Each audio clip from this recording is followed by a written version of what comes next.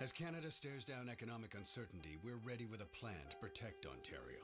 We're fighting to defend every job, building new nuclear facilities, speeding up approvals, diversifying our trade, bringing opportunity and good jobs home. Because this province doesn't just sit back, we build. That's how we protect Ontario. Learn more at ontario.ca/protectontario. Paid for by the Government of Ontario.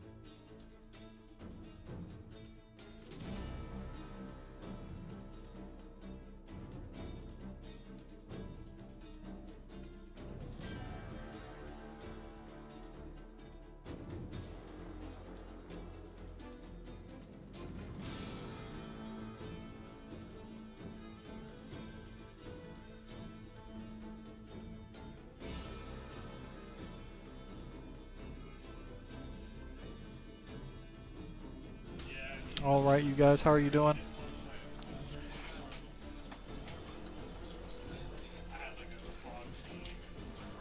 Let's see. Sound check 1 2 1 2. Can everybody hear me? If anybody's in the chat, just let me know. But it looks like my sounds are good from here. So today we're looking at about 10 people, it looks like. We've got all kinds of stuff here. Yeah, I can turn the music down, I suppose. There we go.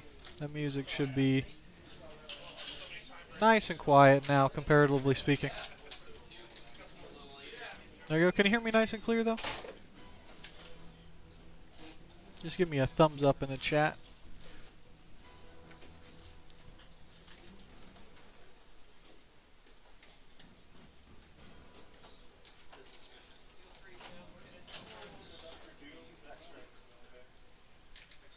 Nice, nice, nice. So our first match looks like it's going to be a Crimson Dynamo-based soldier team with Blue Marvel rocking X97 Captain America. And they're going to be going against the classic Morlun Bloodstorm team up. And we're rocking a really cool inclusion of the old school blade from War of the Realms in there, which should be really, really cool. So they're just getting set up now. I guess I'll go ahead and switch over to the game live. There we go. And we've got a mic here on the players this time.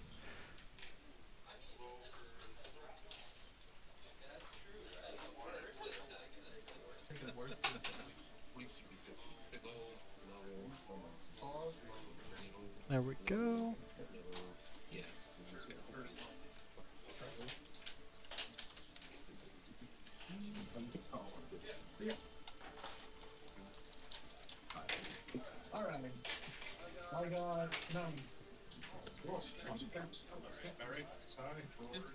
There we go. You should be able to hear those players just fine here. And they're just getting set up right now. So let me fix their player names here.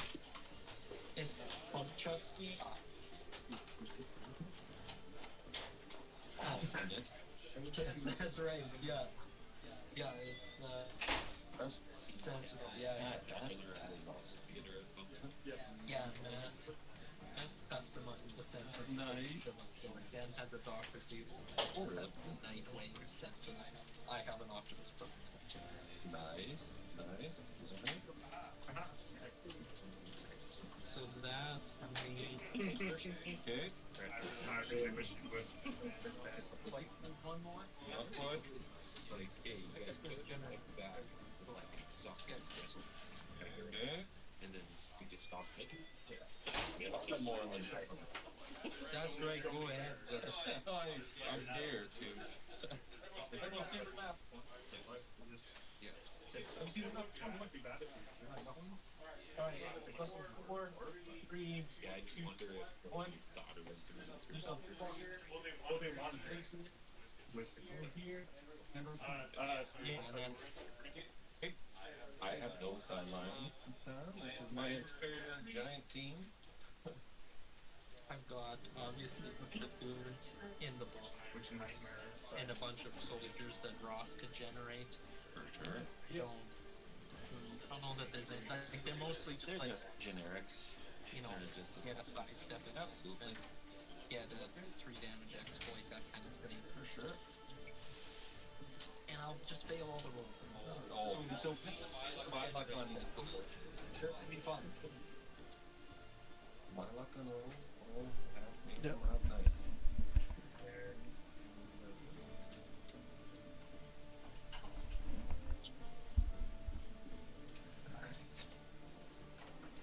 There we go. We should have all the teams on the stream on screen now. Let me just confirm they're the right players here. Nightwatch should have the Crimson Dynamo. Yep. There we go. Here we go. So this team's going to be fairly interesting here. Let's see if we can go to a web page view. Alright, so start firing at 40 points. Until it was 65 points. 60 points. 40 and every points that there's low die with the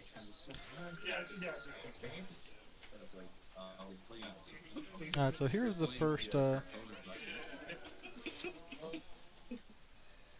this is going to be the first team that we're looking at here, so we know what to expect. We're of course looking at Morlun with the bystander generation. my favorite. We've got Bloodstorm, of course, with his bystander generation.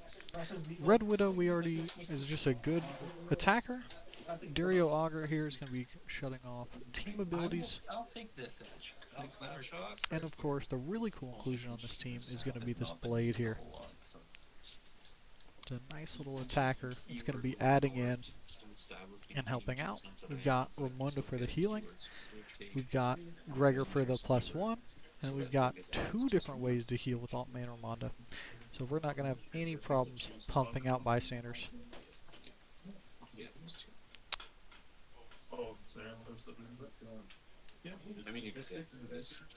And if we take a look at this awesome Crimson Dynamo team,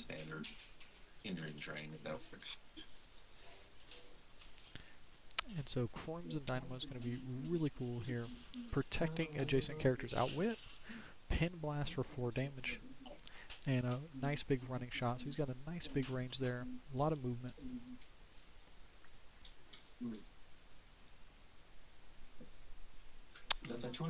And then we're going down into Sergeant Rock and the rest of the soldier keyword here. General Ross for the generation, of course, plus a nice little TK and leadership. And then a really cool inclusion here of this Nick Fury LMD. This is a nice little way to cheat the expendable goons in here. Yeah, and I have 2 of the bonds. Yeah.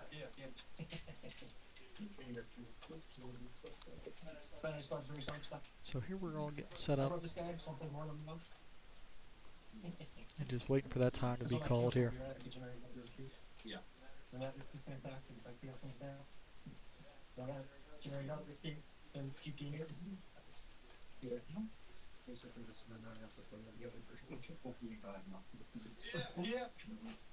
I got 8. It's right on my click. Yep. Terrain.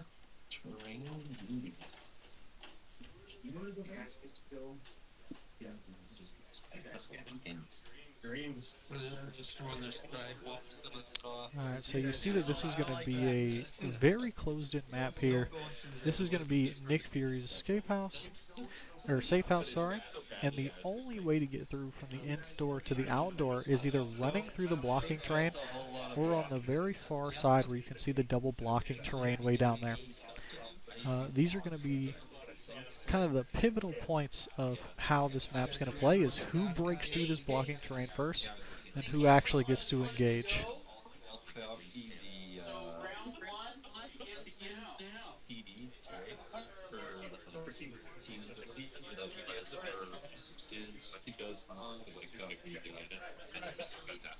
Oh, and I'll pick Mystics for my Avengers. Okay, so Avengers is choosing Mystics, which is going to be a vast majority of this team here. I saw 2, and I was like, well, that's more than 1. Yep, no, We'll try it. bystanders get a whole bunch.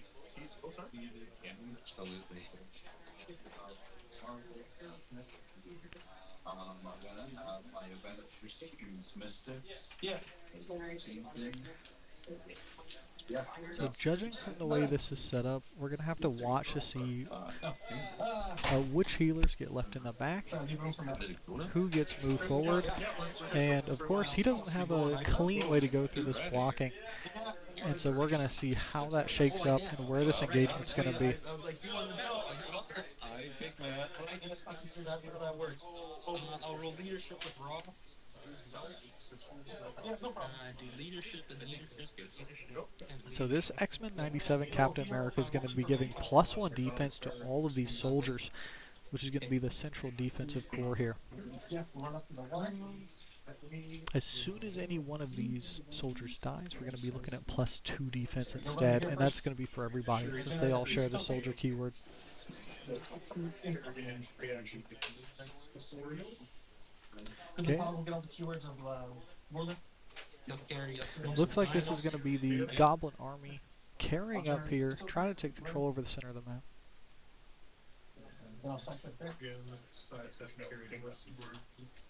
Jack Russell. So Blue Marvel's going to be the main offensive piece getting moved up into here, into the center of the map just after. And this Blue Marvel's most known for this outwit and pulse wave that he's going to be coming up in. So the closer he's going to be to the action, the more impactful this knockback pulse wave is. And on this map, there's so much blocking terrain. We're going to have to see how this engagement happens. He'll move and sidestep to get up to him. Yeah. 3, 4, 5, 6, 7. Whoops. That's one. So it looks like that's 3 full actions. We got a couple carries happening. We've got 2 left. I'll sidestep carrying Iceman. So Iceman is given that global +1 attack if you don't have special powers. So keeping him in the back and keeping him safe is very important. There for me. I think that's all she wrote. Go ahead. Okay, the battle lines have been drawn. Was that? Correct me. Go ahead and kill me. I'm going to heal Moreland to get the one guy out. I'm going to do Verna. Okay, so we're healing Morlun, which allows him to create a bystander. Yeah. No. Get down. Yeah. Hey, coding. Levitating. Yes. So let's see how he decides to approach this massive wall of the map. Putting the symbiote up front. As soon as the symbiote gets KO'd, we're going to have pick of powers to be able to put on anyone on the team. I believe it's Shape Change, Super Senses, and Steel Energy. He's just going to move here. Softback if it's doubles with, well, sidestep. Sure, he's going to create a vibranium, and she's going to get start save her 4. So we're being very careful with how far we move up here. Because even though there's this big wall in front of you, you have to assume that your opponent knows how to get through it if they chose the map. And so he's got to anticipate what his opponent's going to try to break through and make sure that when that happens, he doesn't get pulse wave for his whole life from Blue Marvel. Okay, we're doubling down on the walls, using barrier to just reinforce it, make it that much harder to come through. I'm going to do a free one right there for her free blocking. Wherever she is, right there. When Team Master uses call, you may use 3 of the bears.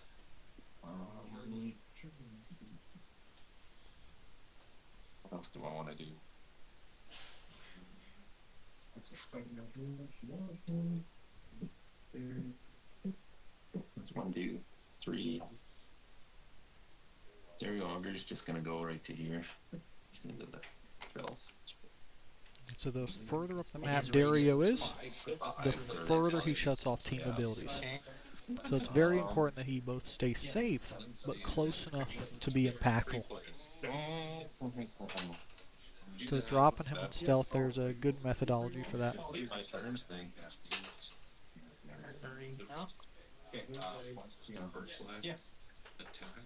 Okay, yeah, my go? Yep. Okay.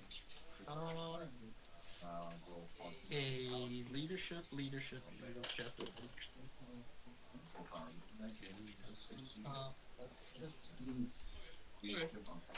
I'll just use the powered Stardust. Powered Okay, so here we go. 7 of them. I want to get them all. Get them all. So General Ross is using this successful leadership to create these Nick Fury LMDs.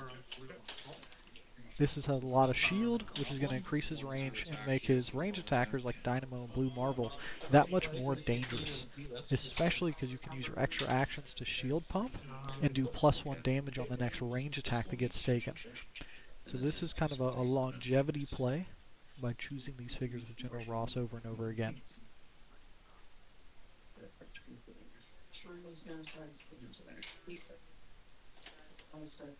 Generally, we'll sidestep Clix infants and luncheon barrier. Alright.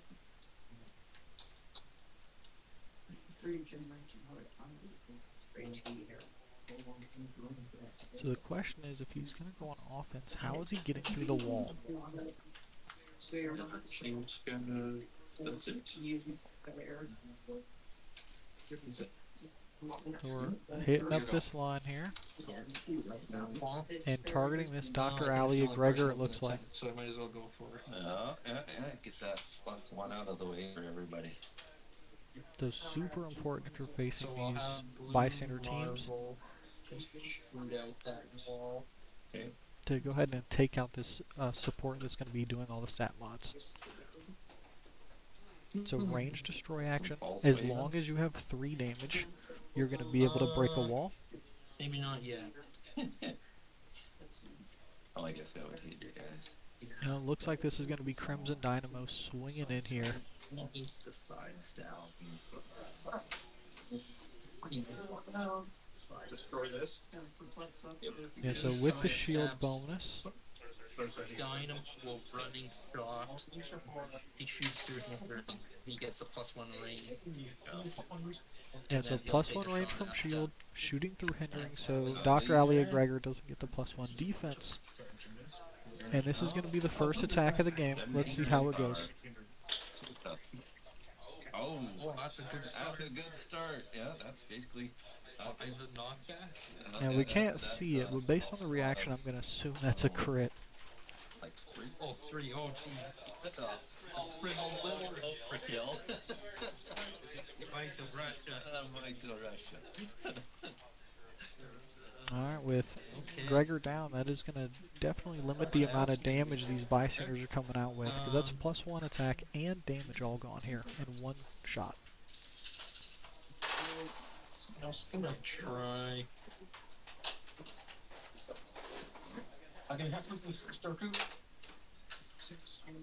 There we go. So by moving up this unit, he's really plugging up the hole and making sure that if someone tries to come through, they're going to immediately have to stop because of those characters. Now, granted, a flyer can still get past, which might be all the opening he needs with this Green Lantern.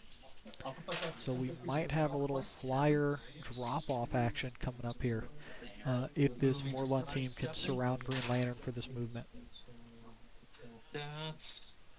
That's 5 actions from leader. So I think I'll slide steps there.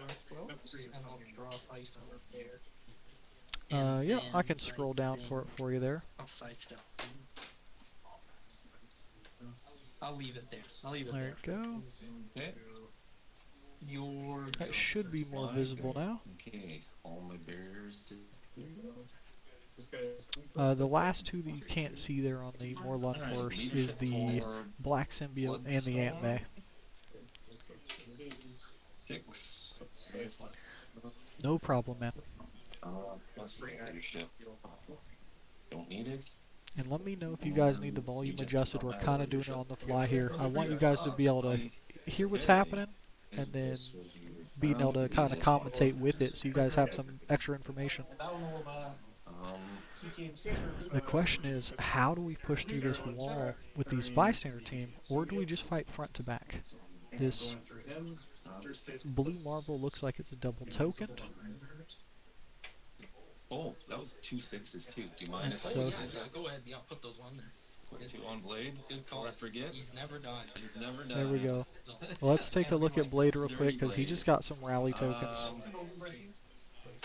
Okay, I'm just gonna go Black Symbiote right there. Battle of the Somebody else can get in there. Okay. Let's see, can we do this? Yeah, perfect. Do this. So this is the Blade here we're talking about that just got the rally tokens from the crit hit to open up the game. I gotta go to you can play Yeah, that. Blade. I'm gonna go to here. Attack this wall. So we're breaking up our own wall here, making our own path to get in. Everyone's saying the one in front of him. Or This one here. There we go. When a wall gets broken, like I said, you can do it with charge because it's just a capital close is free at the end of charge, so it's a close destroy action. Blade has the 3 damage, and it'll create hindering on either side of the wall that gets broken, which could be useful for this Dario Augur who has stealth that also wants to be in the middle of the fight to shut off all those team abilities. So let's see how he approaches. He has this Red Widow. Thank you, McConnell. I really appreciate it, man. But the characters we need to watch out for this turn is Morlun, who's going to be able to get in. This Red Widow's coming in hot right now. Yeah, that sucks. And so he's got Red Widow up in the face of Blue Marvel. If that Red Widow can survive a turn, we might be able to get some really dangerous attacks here. I wasn't sure how. I'm about to die. Unfortunately, there was no TK in place to really maneuver this Red Widow, but for now, that is a thorn in your side. You don't want to be sitting right in front of your main attacker. If you ignore this Red Widow, it's going to start tearing through people. How to do this? 1, 2, 3, 4. So no matter where Morlun ends up, he's going to be able to create these bystanders thanks to these 2 support pieces that are going to be able to heal up the bystander that got made on the first turn. 12, I guess it's place 19. Because of this positioning, there's not going to be any space to generate this bystander in an effective place unless he gets this KO here. Probs are not in play, or I do my free bring out the guy that he just should have done that. Oh yeah. Okay, here we go. He's got something. For free this time. Here we go. Now he's out. Now he's out. But it's after full face, so you can Here. Yeah, so that first attack missed, which meant no steel energy. It will be interesting because Gore is going to fill a very similar place as Primus, I think, where he's going to be really good into certain teams, but the question is there a team that can field him that's going to consistently win? Because if you have a silver bullet, but your silver bullet doesn't win games, it's just not going to matter. And until we get actual play testing, we're not going to know for sure. And so Bloodstorm generated the prob bystander in the back and then moved up himself here. Yeah. This looks like a charge. And Nick Fury is the one that generated stuff, isn't it? Or no? They both are goons, so they both have a 50-50 shot of just becoming Oh, they're both doing this. So utilizing these soldier goons is going to allow this Captain America to give the whole team +2 defense super easily. It's going to happen so fast. Not the big ones. And especially with only 1 prob on this bystander team, and the offensive bystanders not getting made, in very impactful positions, and Dr. Gregor going down, No, he moved last. these defense numbers are going to be a tougher and tougher hill to climb as this game goes through. We're going to have to really choose our targets well to start chewing through this without dying to this pulse wave once Blue Marvel clears. 1, 2, 3, 4, 5. So that is all. So Morlun and Bloodstone keyed in good places for next round. If this black symbiote ends up dying, we're going to be able to supercharge any of the 3 main attackers on this team, which will be fantastic. And of all the attackers in the middle of this red room here, Red Widow is the only one primed to go next turn. So we're going to get some really big willpowers here to see if we can maneuver around this Widow before it becomes too late.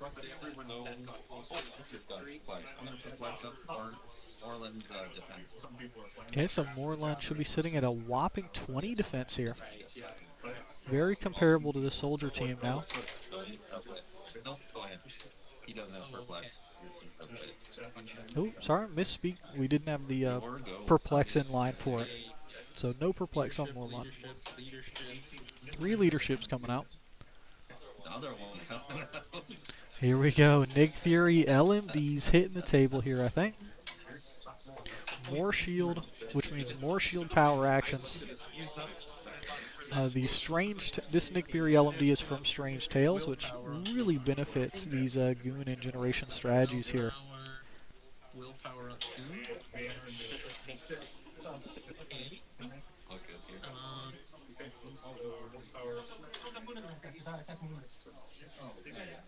So this right here is what's being generated, I believe. Before I forget, let's have him do it. Yep. This guy. There we go. Symbiote's one step closer to dead. One more attack on him will drop him. Yeah, this math is real. Is that the scout from that makes the bear bystander? Is that the same one? You can drop me a set number. I can look it up while we're streaming here. Inside step to their carry. Okay, here comes Zarathos and Iceman. The mark of really, really effective HeroClix players, and if you're a new player that's trying to get better, this maneuver here of getting your support characters into the action is a great first step. And then he's gonna take a shot at Red Widow. So you'll have +1 attack and damage from Iceman. Okay, he's trying to get Red Widow out of his face. And rolled a 12 and then an 11.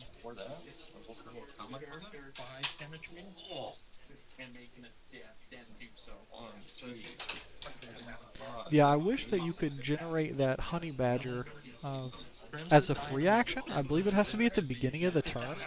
But that bystander is mean. Just takes a little bit of effort getting it set up. Like with a drop ship, makes it really, really easy.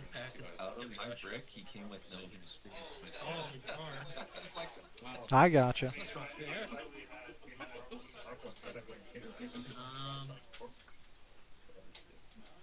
What else are we gonna do? So Red Widow, shot, dead, one less main attacker on this team, and that was a very important attack, because if you don't kill Red Widow, she might be able to solo Blue Marvel by herself, which will dramatically change the impact of this game. Okay, so here's the Sergeant Ross generation. Sergeant Ross is going to get one of these tokens every time a soldier gets KO'd, which is going to keep him being effective throughout the entire game. The shape change on Bloodstorm. This guy's got a sidestep. They'll go for a psychic blast on him. Alright. Does he get 12 attack from Iceman? It's 12. That hits a 20. That hits a 20 For big 1 damage. 1 penalty. One is 1. And that's another dice on that. I completely forgot about the other dice roll. Oh yeah, if you want to take one from Crimson Dynamo too, If you don't mind. He's frickin' There we go, we're calking up these rally dice. Blade's going to come in hot once it's time for him to get in the action. I haven't used any on and made it. And that'll KO him from the mist. All right. Which will It's a really good way to utilize his opponent's mystics to be able to KO his own soldier to then generate the rock tokens here. 2, 3 actions.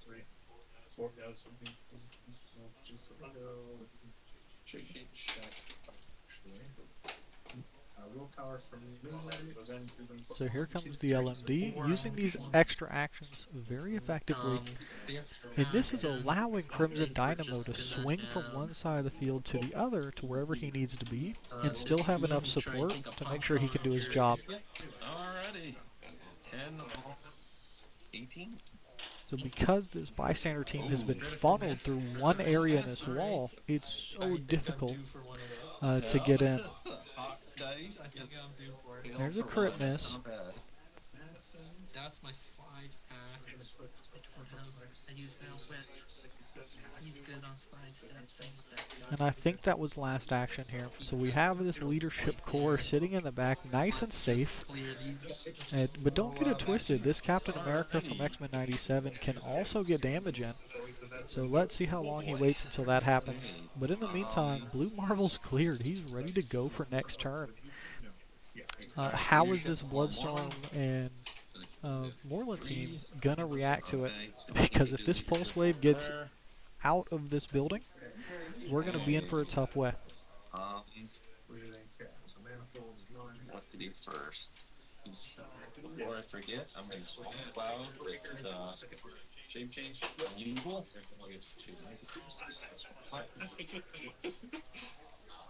Nope, that's Smoke here. That's Smoke. Yeah. Oh, I guess that. TK. Alright.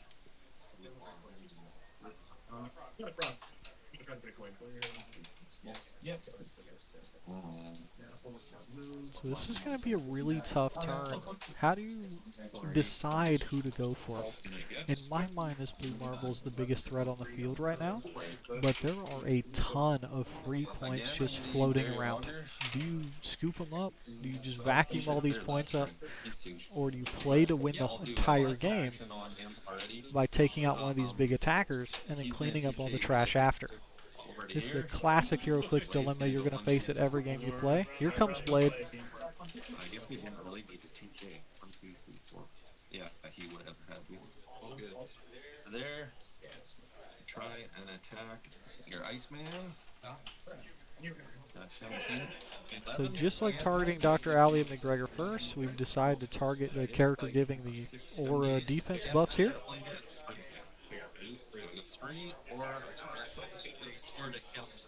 And this is the only non-soldier on the team, I believe, so I don't think Iceman is getting the defense bonus here. And Iceman survives the blades thanks to a low roll here. No one can stop Blade. I just have to kill everyone before. That's true. Alright, I'm going to So where do we go next? Here we go. Flurry Pog, it looks like. Here's the warning from the opponent. Says don't forget about the +2 defense. There's no prob on this. Let's see. 18. And unfortunately, without Dr. Ali and McGregor doing the stat modification, hitting the soldier team is tough work, especially now they've got a soldier in the KO area. So really good combination with this Sergeant Rock and like self-KOing on a Mystics team to guarantee you've got a soldier in that KO area without losing anything important. It took zero effort for this team to self-KO, which is really kind of a nice thing to be able to have if you're relying on that +2 defense. Set it up yourself, don't wait for your opponent to do it for you, and that way you can use your actions to get more damage in. Here we go, Teen Lantern's coming in. We do have a free barrier with Teen Lantern, let's see if we use it. I believe Teen Lantern can even prob through the barrier. And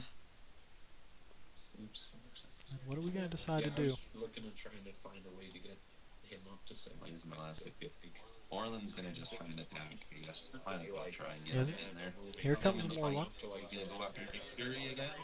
If he gets a KO here, he'll open up the square. That way he can generate a bystander. No problem, right there. Critical hit. There we go, crit hit. We've gotten a kill on the board. We're getting victory points here. I'm just gonna use one of my clear tokens on Orland. Tokens. And he's gonna clear, and I'm gonna bring in. Here's the bystander. I'll bring in Solus. And he's deciding to generate in the background, so let's see where he's going to go next turn. We'll have to keep an eye on it. I can only generate one per turn. And here we're looking at what the support figures are going to do, if they need to do anything. Because Ramonda does have free support that can be used at any time. But with only one bystander generation per turn, Key heal, or, the position sorry, of clear. where Morlun is going to dictate where the new bystander comes out. Alright. So him being choked up at the entrance is really slowing down his offense here. Let's do leadership. I'm just like, there's a couple of guys that have that leadership with like. So succeeding these leaderships next to Sergeant Ross means that he's going to be able to generate more soldiers turn after turn after turn, because that's a power action.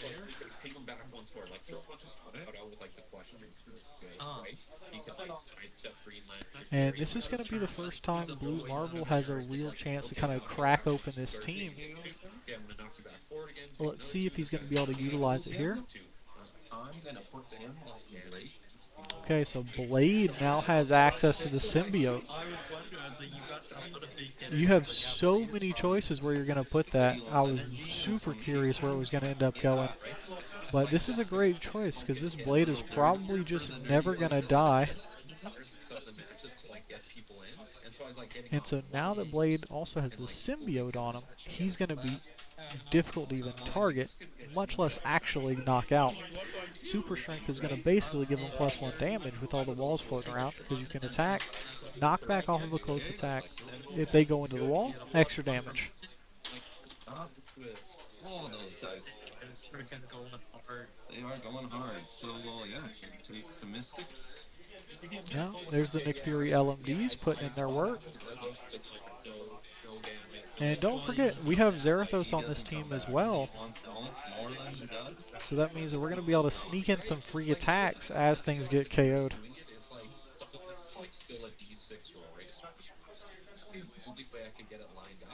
It's that Screaming for Vengeance trade up there that's going to matter quite a bit. This way we're going to really be able to push our total number of actions in a way that you wouldn't normally expect if you haven't seen this team run yet.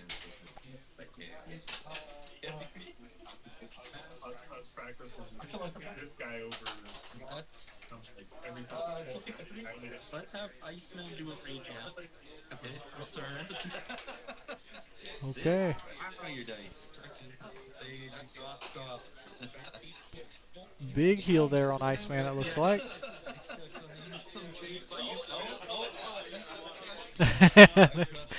Offering to check the dice here because we're rolling so hot. No, I was playing it with them. So I just like throw him adjacent to it and just like. Okay, so just slowly positioning our way around.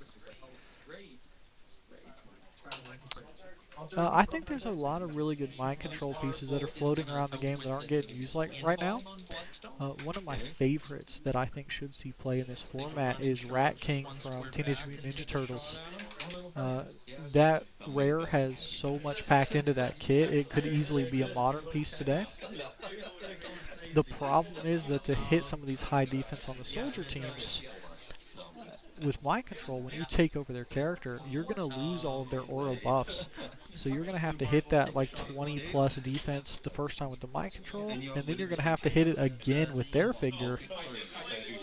So that's always been the inherent drawback of mind control. But if you're able to use these auras on your own and just steal the enemy's figures, there might be a real solution there. Especially if you can pair it with some of these strong defensive pieces to keep you alive. And that's Bloodstone down. So Blue Marvel's putting in a lot of work here. We've got two major threats off the board.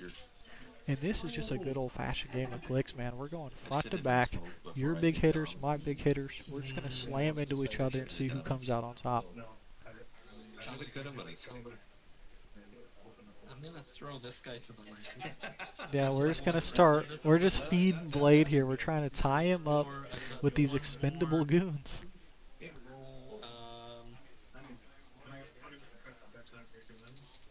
I will step away from Fury. Here we go. And he'll go for a punch on me. He'll be 12 and 3 with Iceman bonuses. Boy, how those might have been like a beer. Forgot to. Oh, frick, yeah, that would have been a good. It would have been. Here we go. Stuff I forget. And that might actually be a hit. We might be punching Teen Lantern for 3. 1, 2, 3, 4. The amount. And that's a KO'd Green Lantern. She has nothing but barriers. Oh, I must have been. yeah. I got prob actually. I got prob. Here we go. We remember in the prob. If your prob character is going to be KO'd, there's no reason not to prob it. You might save yourself. But in this case, Slick's dice are just taking over this game here. Not to take away from his incredible piloting, because this is a lot of going on this team. But it's really cool to see these soldier pieces kind of multiply together to create some really cool effects. So looks like Aunt May finally got her first rally token. I'll have this guy side. I'll have Dynamo in clear. There we go. So Morlund still survived. He's going to be top Clix. Blade's got the symbiote on him, and the Lord knows how many rally dice on him now, so he's not going down anytime soon. The question is, can he fight this uphill battle and start getting important KOs? Because if Morlund dies here, it's going to be the death of a dream. So the question is, what can he do before that happens? Here's the free heal. We're going to make a bystander. We're going to put it on our side of the wall. And try and hit the goon. Yeah.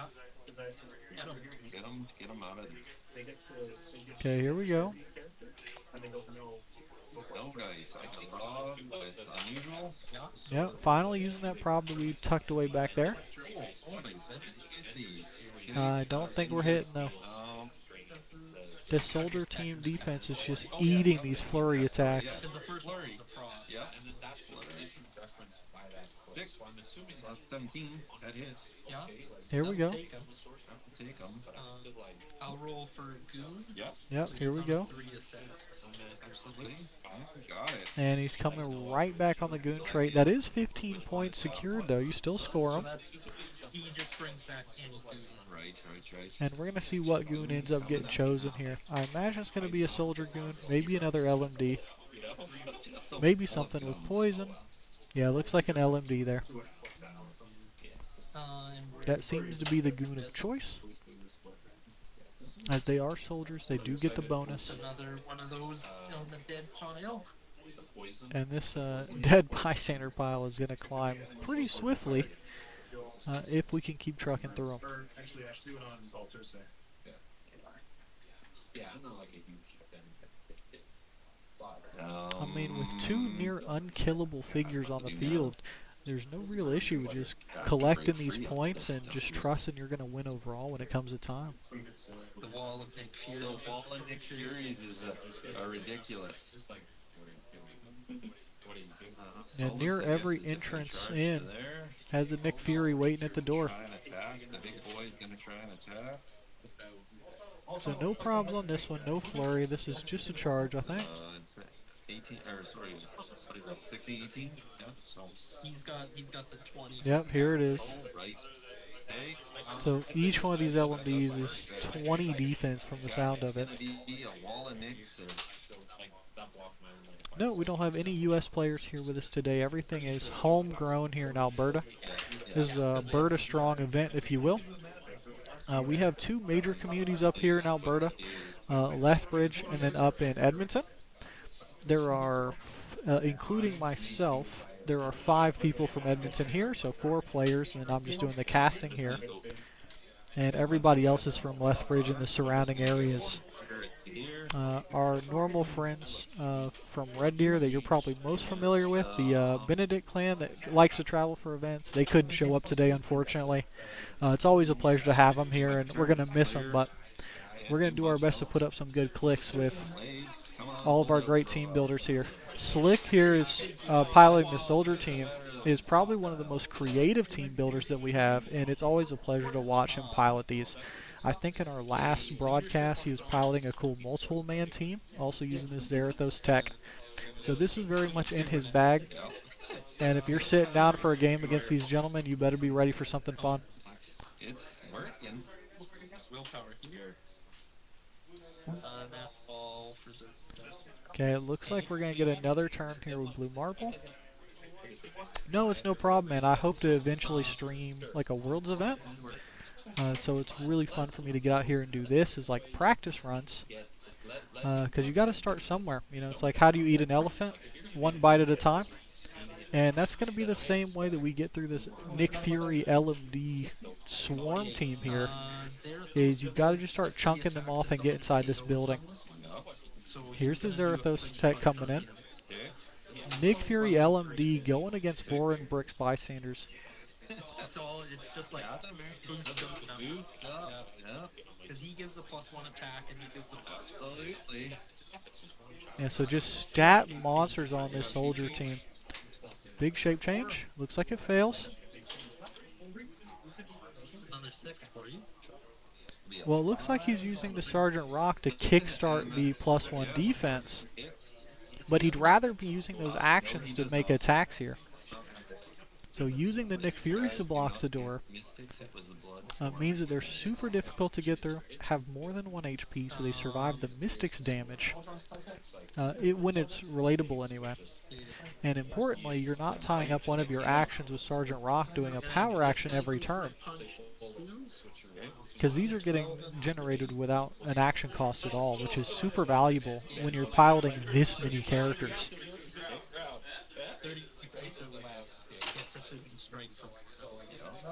Yep, so here's Norman Osborn. He's been pretty much a sleeper pick this whole game, but it's finally come up. Any character on a Norman Osborn team that's 30 points or less or shares Sinister Syndicate is going to get Precision Strike. So that's going to allow him to get through these reducers with all the LMDs, and of course get through Super Senses. It's a well-built team. I'd like to think so. Yeah, a little bit of compliments going back and forth. I love to see it. Every team just roll nothing below 9, right? Hot dice. Yeah, the most important part of my team building is always making sure that my dice roll hot and open up the game with a crit, and then rely on the good team build to carry me the rest of the way. The dice are just not working, and the +2 to everything works. Yeah. I mean, this team's definitely not done, though. It's going to be hard to get through this Moreland and this Blade. But Dynamo hitting a running shot, ignoring hindering.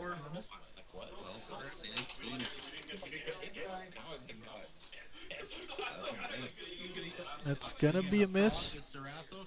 We got the pro. 18 still, not enough. And we're going to miss by 1 here. I think that's the first one I meant first. There you go. It can happen. That should be Crimson Dynamo here with... Looks like he's got 1 token on him right now. This Nick Fury step, and then he has to stop. Dirty. And yeah, he's just clogging the hole here with these Nick Furies. Just strangling his opponent, very much like a python grip, just squeezing the life out of this team, not giving any ways to get in. And with a 3, it looks like he's officially missing the prob. This prob bystander made by Bloodstorm before he was KO'd is the only source of prob left on this team now that Team Lantern's done. So if that goes down, it's going to make these 20 defenses near impossible to surmount. That's not in my favor today. Yeah, definitely. I love this game for that. So as difficult as it's going to be to kill Blade and Morlun, those two are facing the same difficulty in trying to KO any of these figures. Even though these LMDs only have 2 clicks, the Sergeant Rocks only have 1. If you can't touch them, it doesn't matter. It may as well be an infinite amount if you can't actually land a hit. And we're just clearing everywhere else.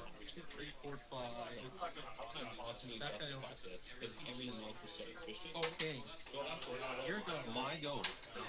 Yeah, so we've got both attackers ready to go for this soldier team for next turn. We definitely have the generation inside the door. So that's anywhere adjacent. Right there. Here it is. Board bricks, I'm hoping. Generate them right there. And this is going to be a good shot at Crimson Dynamo. So look, has left this opening. What to start off with first? I'm going to go after the Goblin first with Blade. Just I'm assuming this was a free heal with Ramonda to generate it, that the character's just short-handed to make it a smoother experience. That looks like a crit. No, no.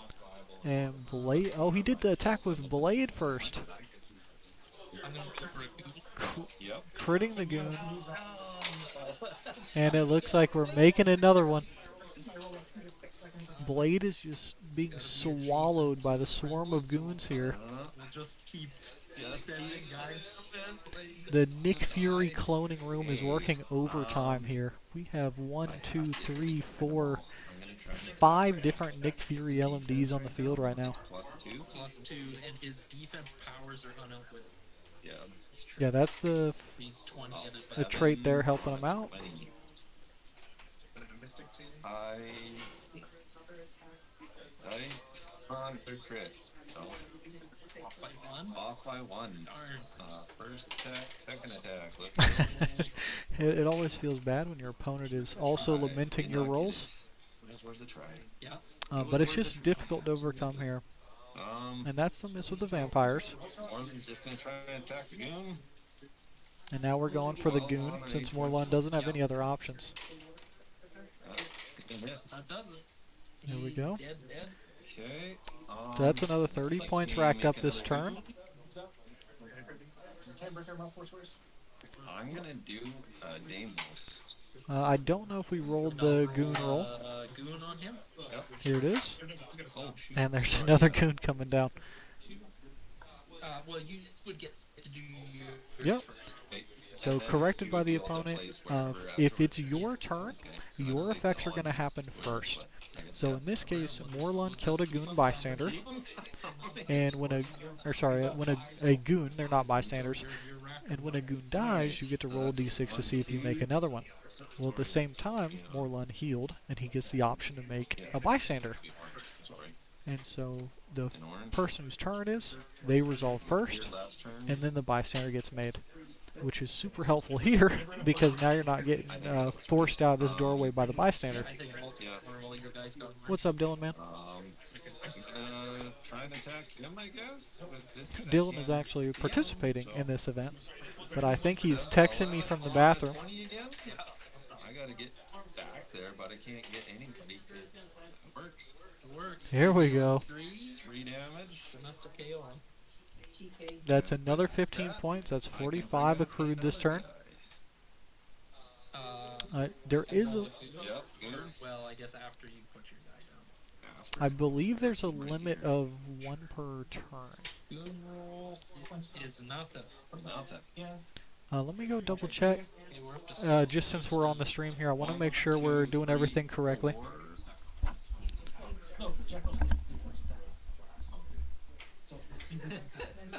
Like hack a goon? Oh, I'll also hack a goon. They're just so beautiful. Yeah. Stick to this time. Yeah, I guess I'll attack that goon. The easy company in the middle. Now, Easy Company doesn't score you points. Easy oh, But yeah. There we go. He's very easy to hit. Yeah, I'll get him out of the way for right now.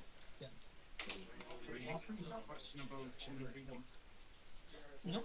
No, I don't think so. Is it all good? Oh, once per turn, so I can't generate 2 guys. Am I doing it? Yeah, so once you I am doing it all. generate an inheritor, you can still heal Sparling. There we go. So that's corrected. We didn't get too far out of the woods here. I've been playing them wrong the entire game. My bad. Don't worry about it. No worries. I knew guys on the street. Yeah, no, for sure. Green, right? Absolutely. The guy that doesn't play a whole lot, I apologize. No, you're all here. You guys. Yeah, everything's been on the up and up. I think this is the first time it happened here. But we're all squared away. No, absolutely. Yeah. That was good. Then, yeah, I can't really go I mean, But I can't burn. no, that would that get rid of Daniels too then? Well, you already played that one. I don't know. You can put it back if you want. You just leave it. Just leave it? Yeah, Okay. I don't even know. Good of You ever Aerial clears, and it is your go. I'm gonna generate Amanda at the start of the turn. Oh, yeah, that's per turn. Yeah. There we go. So Amanda Waller now hitting the map here, Now, because you kill, which is going to be Absolutely. super She's one of dangerous my to these favorites teams ringing in stuff. because and now she's got all that these bomb guys collar blow trait. up when they die. Yeah. So if a So- standard character gets KO'd, they're going to start pinging 1 damage everywhere. I've read her a couple of times. Yeah, they're all rigged to blow now. A leadership. So that's going to be leadership. that card right there with that bomb collar trait you see up at the very top. So she can come off the sideline. No problem. If you need something clarified or something isn't immediately obvious to you, just let me know. And I'll do my best to make sure it makes sense in a way that's really digestible. Clix is a really fun game to get into, but the learning curve is a little bit steep if you haven't played a game like this. But if you are coming from something like Magic or like another competitive card game, maybe you're coming from D&D, something like that, it's not too bad. Like once you get the general hang of it, everything else just kind of flows after that.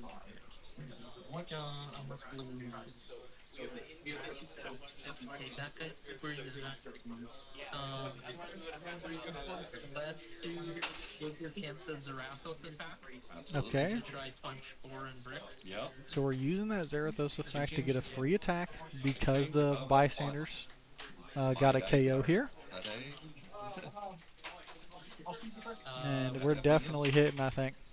Definitely hits. Now these more Lund bystanders, these vampires he's making here, these little red tokens he's using, they're not limited to once per game. They don't give any points for being KO'd. Yeah, don't worry. We're going to try to get as many different games on stream as possible. Since we're in the round robin here, we're not going to worry about what top table looks like. We're just going to worry about whose team has or hasn't been on stream. That way we can show as much of Silver Pulp as possible and really give you guys some ideas for building your own teams and allow people to get creative here. Because this is the very first set of major events for Silver Pulp. Like, we're not actually seeing the best teams yet. The things getting played are only good right now. As soon as people just like really delve into the format, figure out what's working, what's not, the metagame's going to evolve. The counter pieces are going to come to the top, and even if no changes are made at all by WizKids, which would surprise me, we're going to see a totally different metagame here in a couple months when people start seeing what's getting played.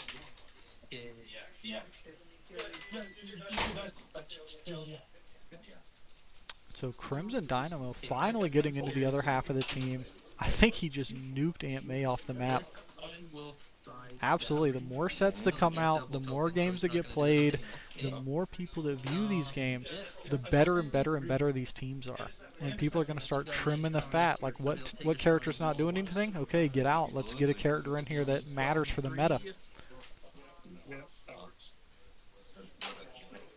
So these Nick Fury LMDs are doing just as much on offense as they are on defense. Oh yeah. Curtis is the brown. Yeah, he's got the gray. Here we go. It's a 19. That definitely does it. There we go. LMD taking down vampires. Meanwhile, Blade is wading through the LMDs. Yes, get in there. Gotta plug the hole. There's only 2 entrances in this entire building, and they're where these green hindering terrain markers on. If he can keep these holes plugged up, keep more Lund tied down, the threat of this Vampire Lord is severely diminished. That white and black bystander you see that's still there, that little flat disc, that's going to be the prod bystander, and that is going to be super, super valuable while he's still alive. Marvel hasn't had to do anything this game. I mean, you took out Bloodstorm. That was the big one. That was important. That was a big one. And I got too aggressive with them. I got the punishment. So let's see where he takes these new figures. Sidestepping. He's just trying to get more bodies in the way it looks like. The only thing that our soldier team has to worry about is how many points are being given up here. But if he clears the enemy team, it's not going to matter.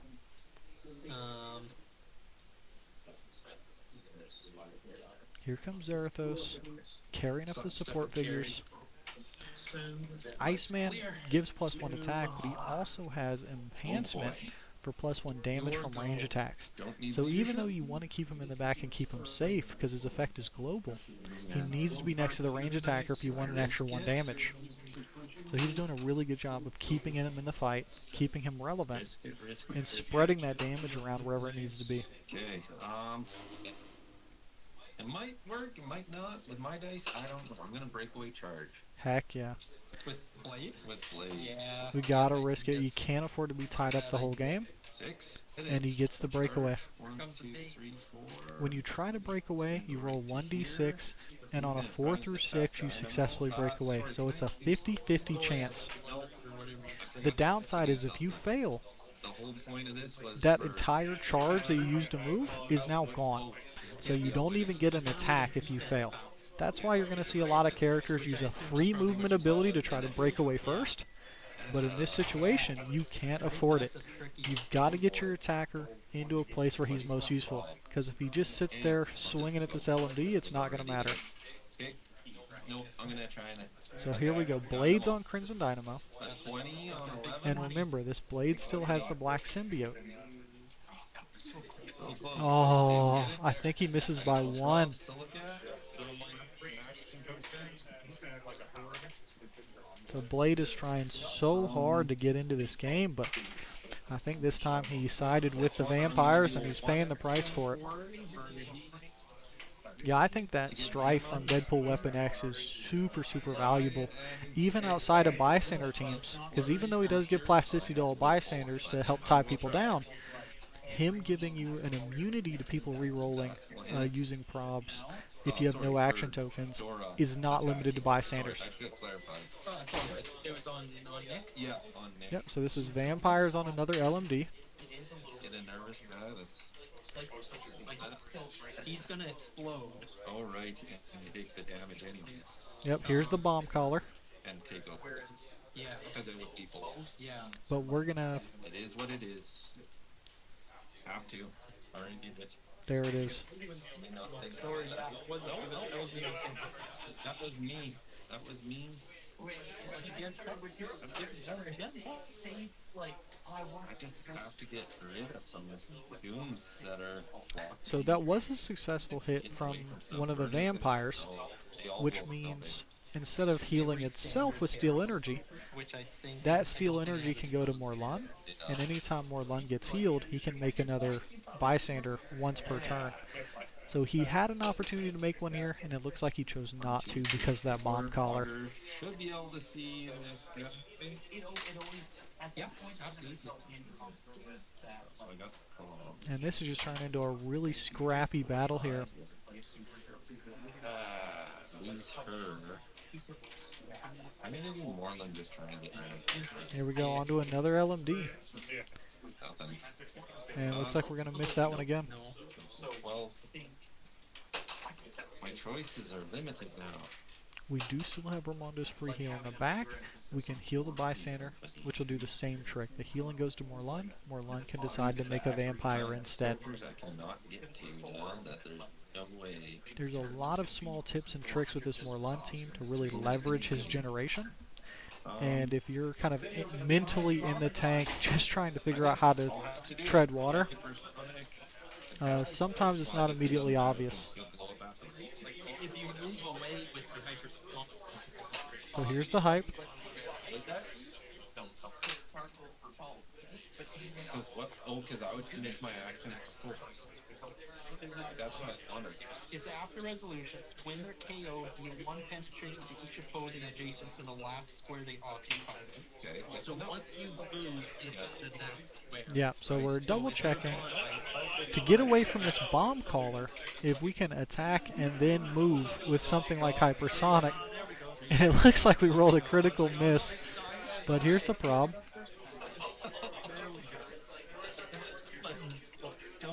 Got him KO'd, and then we need to move away with this hypersonic. There we go. And then I'm gonna just come back here on green. Yeah, as long as he's just 1 score away from where he was, he successfully evades it. resolve tokens to these guys. So Yep, that's and then we're using these white tokens to represent the resolve tokens, which don't do very much here without the rest of that package from Masters of Time. actually. But I'll put the Sergeant Rock up on the field anyway. Here, right now, and outwit Dynamo. Depends high if he breaks away. You can see he generates these Might tokens, as well try. but doesn't really have a good way to spend them outside of the power action he's already taking. So realistically for this game, it doesn't change much. For the run shot.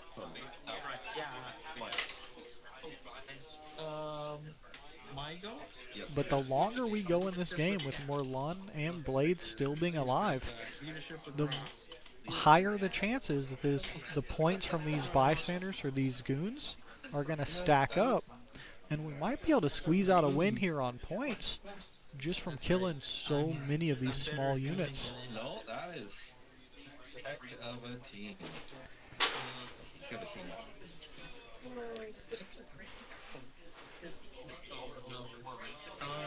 Okay, but there is still no way for me to win. So we're gonna try sidestep with this guy. Here we go. Fail the sidestep. So that's the free move to try to get away I talked about before. That way you don't have to sacrifice like a charger running shot. And this is last in the round. Game, sir. No, Very good game there. I was worried it was going to be mirroring a whole lot of my team because it's a lot of Holy these guys crap, that alive, was good. But no, this is I love seeing just a different flavor. This isn't bystander generation. This is just goons. And as Slick said, he's claiming to be the best gooner on the stream. I don't know if he's got a lot of competition here or if I can even say that on stream. I love this game But for I'm that. not, It's always- you know, you I'm can not one to grind judge. as much as you can, but the luck of the dice is what the end of the game is. Yeah. let's go to the coverage desk here. And let's go ahead and kill that so you guys are just hearing me. And so that was game one. That was an absolutely insane game. We're going to figure out who wins here once they count it up. But I'm hoping that's what you guys are liking to see. Again, let me know in the chat if the audio is too high, too low, if you just want something tweaked a little bit. Because we can modulate it in the game. If there's an intense turn, we can turn up that mic and just get just these players. And then in the meantime, we can keep them a little bit lower. So that way I can narrate without really kind of talking over it. I think he got over 100 points in Goons alone. That's insane. That's so many points. Man, so we've got quite a few rounds of Swiss coming up. With only, I think, 10 players officially in the event, we're going to have quite a bit of Swiss. And then when we do our cut, I think we're cutting to top 4. And so each of these games of Swiss matters so much for prizing. We've got all kinds of prizing here on the line that I'll get to show you guys here in a sec. But while they're counting up, I'm going to go ahead and use the restroom and then come right back. If I see any questions in the chat when I come back, we'll go ahead and answer it. Let me put you back.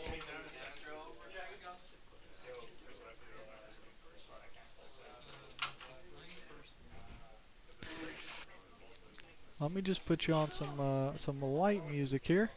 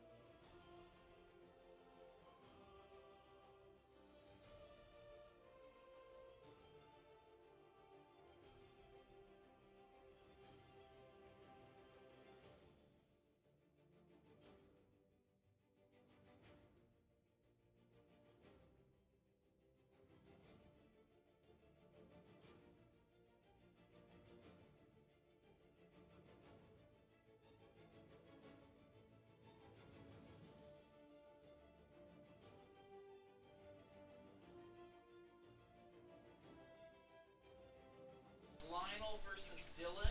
That was a crazy match, and it looks like slicking it up, taking it overall. Is Keegan versus John.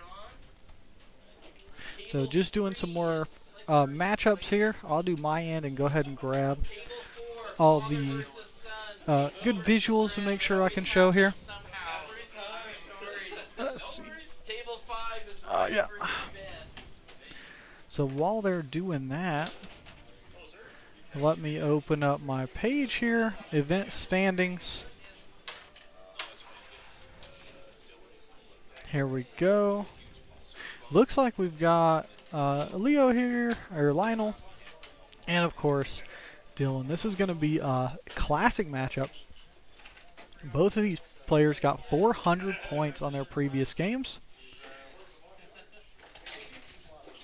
And so this is going to be good old Moon Knight versus Morlun. We're going to see that bystander generation one more time here.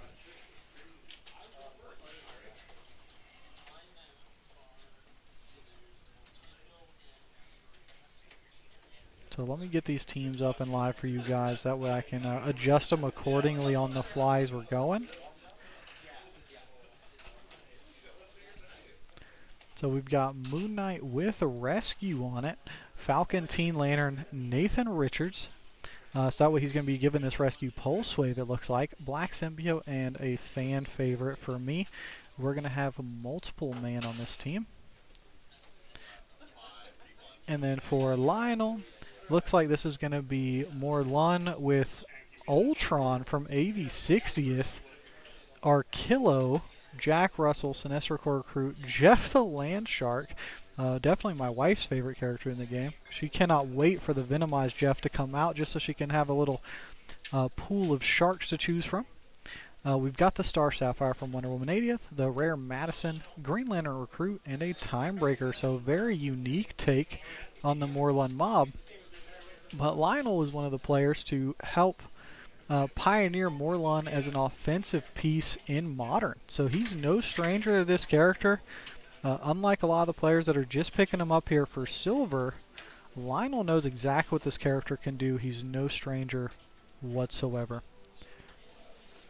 So let's see if we can get the correct name showing up. So let's see here.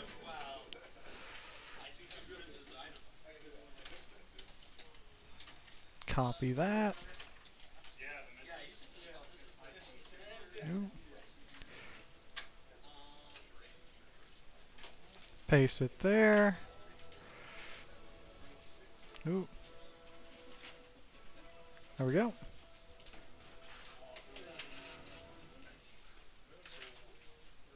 And this one we're going for Moon Knight. And let's grab our player's name. Looks like he's got almost his whole government there, so let's just use his first name, I think.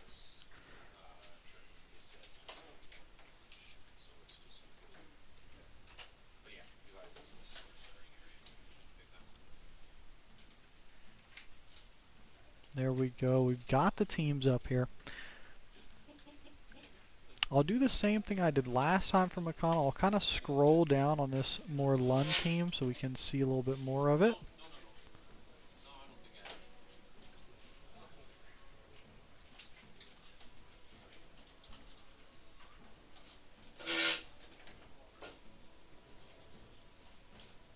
And maybe I'll get a happy medium because that's going to irritate me just a little bit.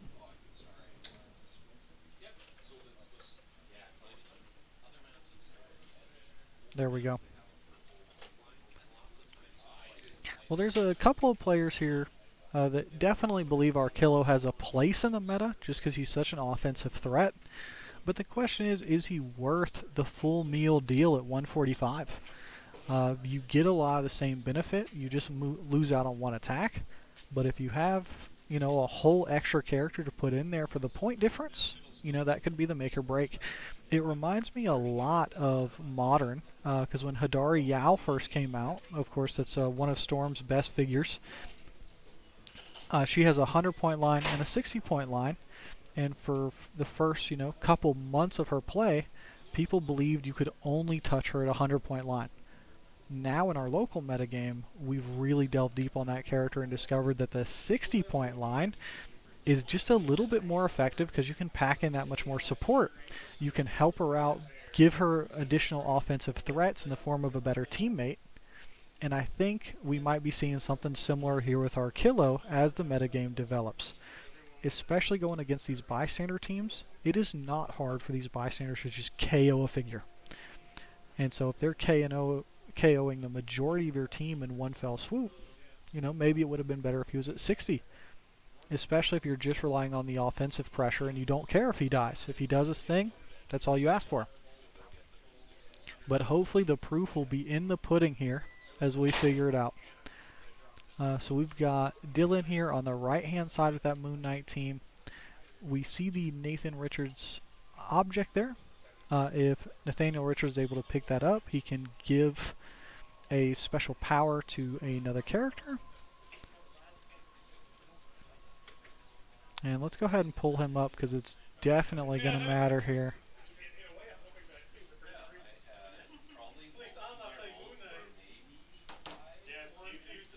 So there's the Nathaniel Richards.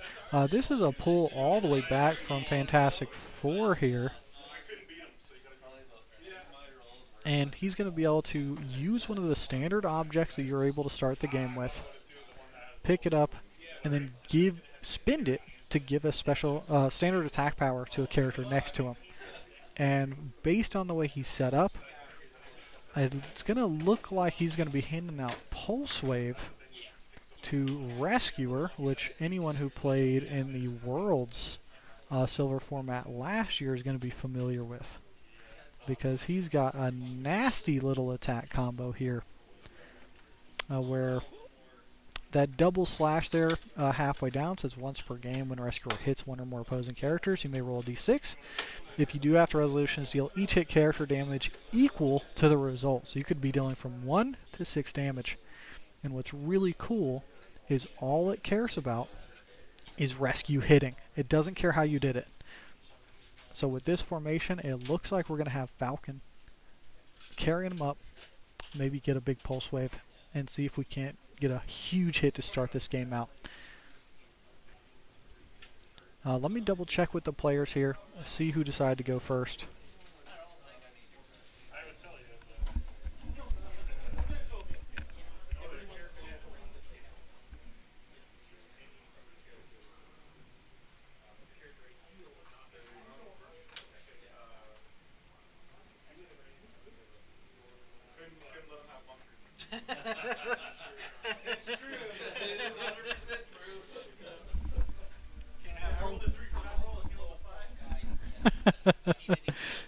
No, I'm all good, boss. Thank you.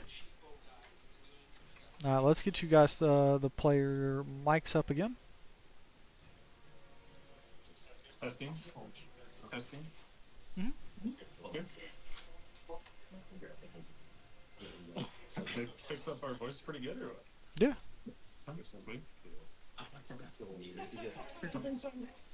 I'm often burning half.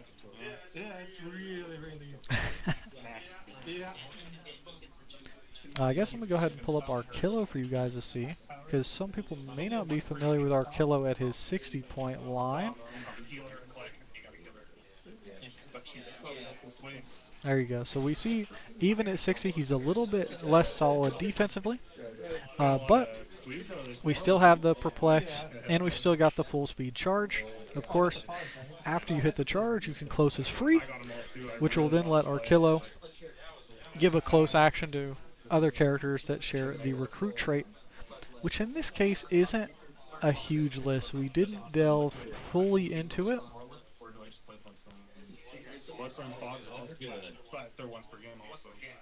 Because in terms of recruits, we've just got the Sinestro Corps recruit and the Green Lantern recruit.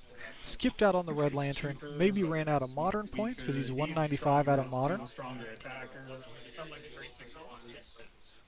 Over here. Yeah, we're good. All right. Round 2's now. Alright, here we go. Probably missed. Yeah, we got So this is going to be round 2. This is the top table.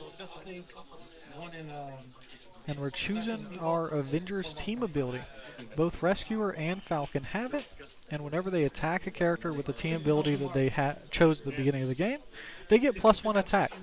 So it's going to be very important for this Rescuer combo to help guarantee he hits. That way he gets the D6 roll that we already talked about.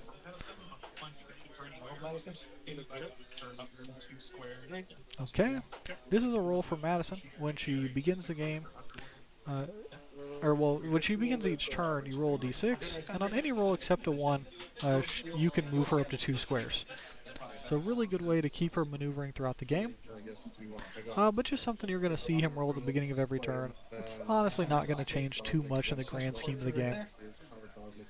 There we go, we made a time breaker. Time breakers are a super useful piece if you're not familiar, and they really help mobilize the team. For every time breaker that's next to a character, you can teleport that character that many squares in any direction you want.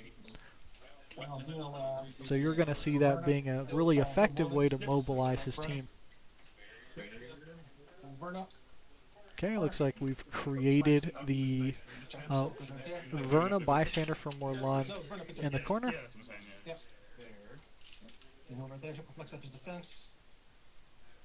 It's a nice little setup turn here from the turn 1 team here.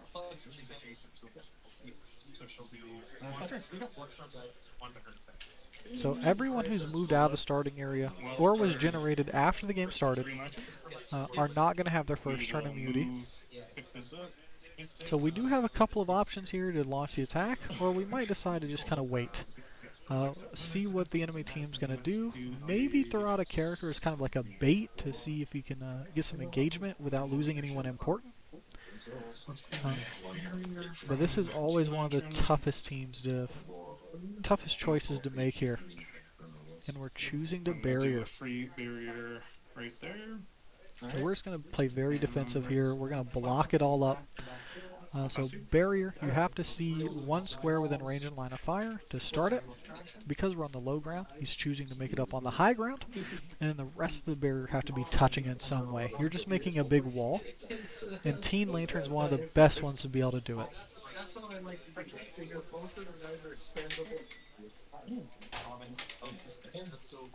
Okay, so I think we're already passing the turn back.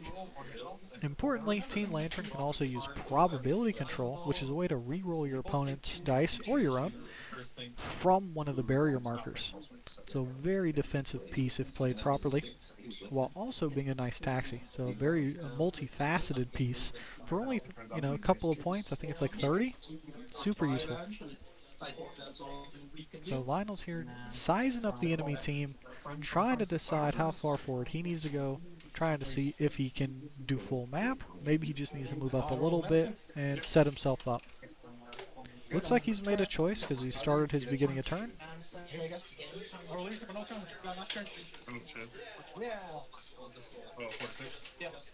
Is her PC barrier? I'm assuming that's the free one. That'd be the one on the low ground. She can see right over the small symbiote, I believe.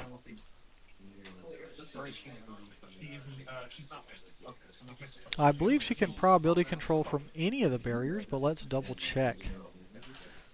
Let's see.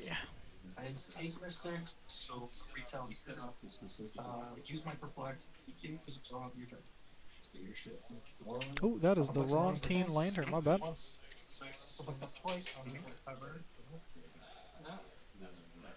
Yeah, so she gets to choose when she goes to do the probability control which one she's rolling from. Super helpful piece. At only 30 points, this is my piece of choice for sneaking a Teen Lantern, Green Lantern team ability onto any of those swarm teams that we saw before last game.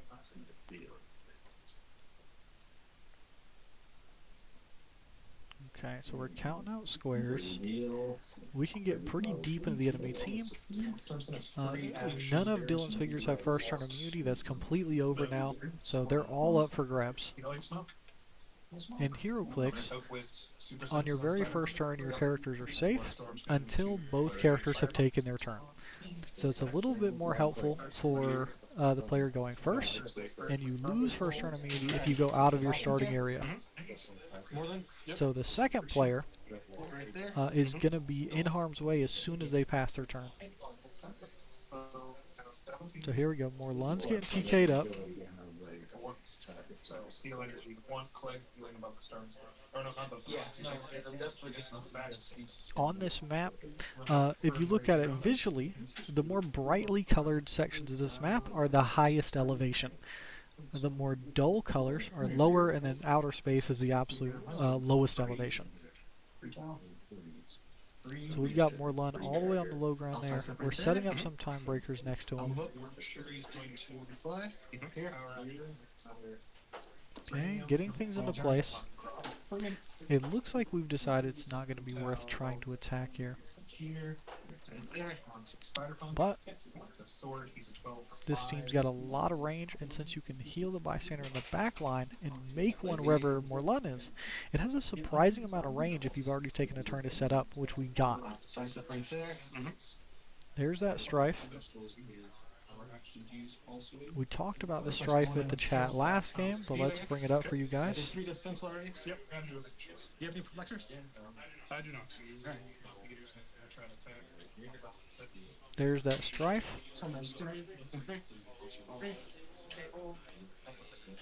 And there we go. We've used that mobilization we talked about to mobilize Morlun here. Sorry, Ultra? Yeah. Oh, sorry, that's not Strife, that's Ultron.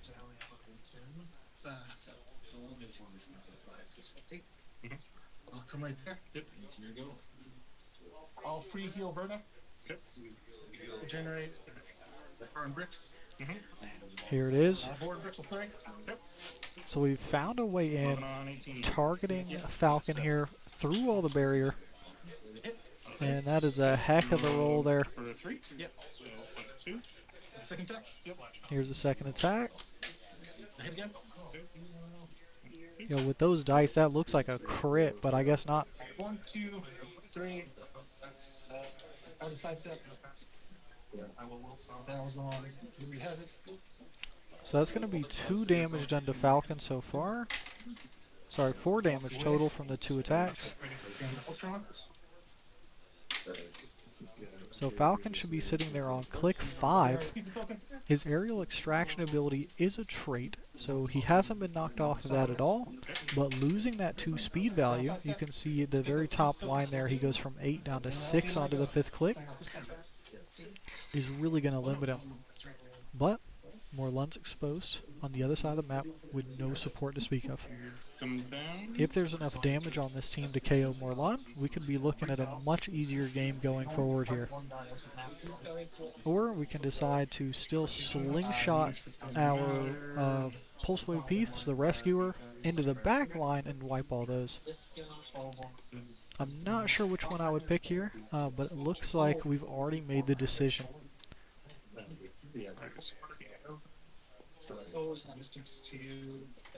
So we're counting out the squares for how far we can get our main attacker here.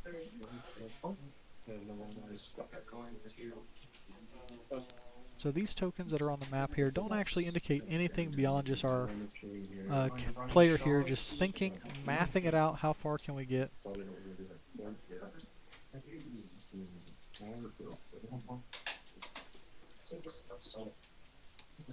That's a range for 2 not penetrating me. And we can get pretty deep into that team. Going back up to pick her up. Oh, it's rescue. Okay. Thank you. Okay. So we're mathing everything out before we actually do anything. And if you're a newer player to HeroClix, I strongly suggest you do this before you actually start your turn. Because if you can work backwards from, you know, what attack do I want to make? How do I make that attack happen? And how can I get my characters there? Your whole turn will line up a lot easier. Oh, it's any power. Choose any attack power. There you go. Powers. What's he doing here?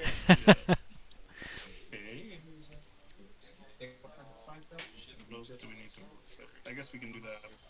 We want to get somebody. So here we go. Falcon's going to be using that aerial extraction trait. Two. Drop him there. Oh, he's Green Lantern? Green Lantern, yeah. Okay. Yeah. So it looks like we team playered with multiple man to allow him to carry 8 characters that are around him to help mobilize the team. At just 10 points with +1 damage to nearby characters and team player, the multiple man is a very, very cost-effective character. A very simple character, but a very dangerous one. And it looks like, yeah, it looks like we're trying to figure out how do we get. Looks like we're trying to figure out how much support we can line up on this attack, and more importantly, what is everybody else going to do? Because you can't really keep this vampire lord in your back seat and just completely ignore him. Top 4, get that order up. It's like the reverse of what he actually wants. So here we go. Yeah, the Oracle's also good. It's also good. I want the order. Yeah. The model looks fantastic. Yeah, we're really trying to figure out where does Teen Lantern need to be. Because that's your only prob, and your whole turn is going to dedicate to this one Pulse Wave.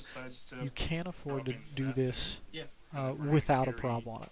Going 1, 2, 3, 4, 5, 6, 7. So there. Yeah. Dropping the symbiote. Ah. Yeah. And importantly, he wants the symbiote to be hit by the Pulse Wave to KO his own symbiote. Very, very clever. Perplex speed. Do the aerial extract. Yeah.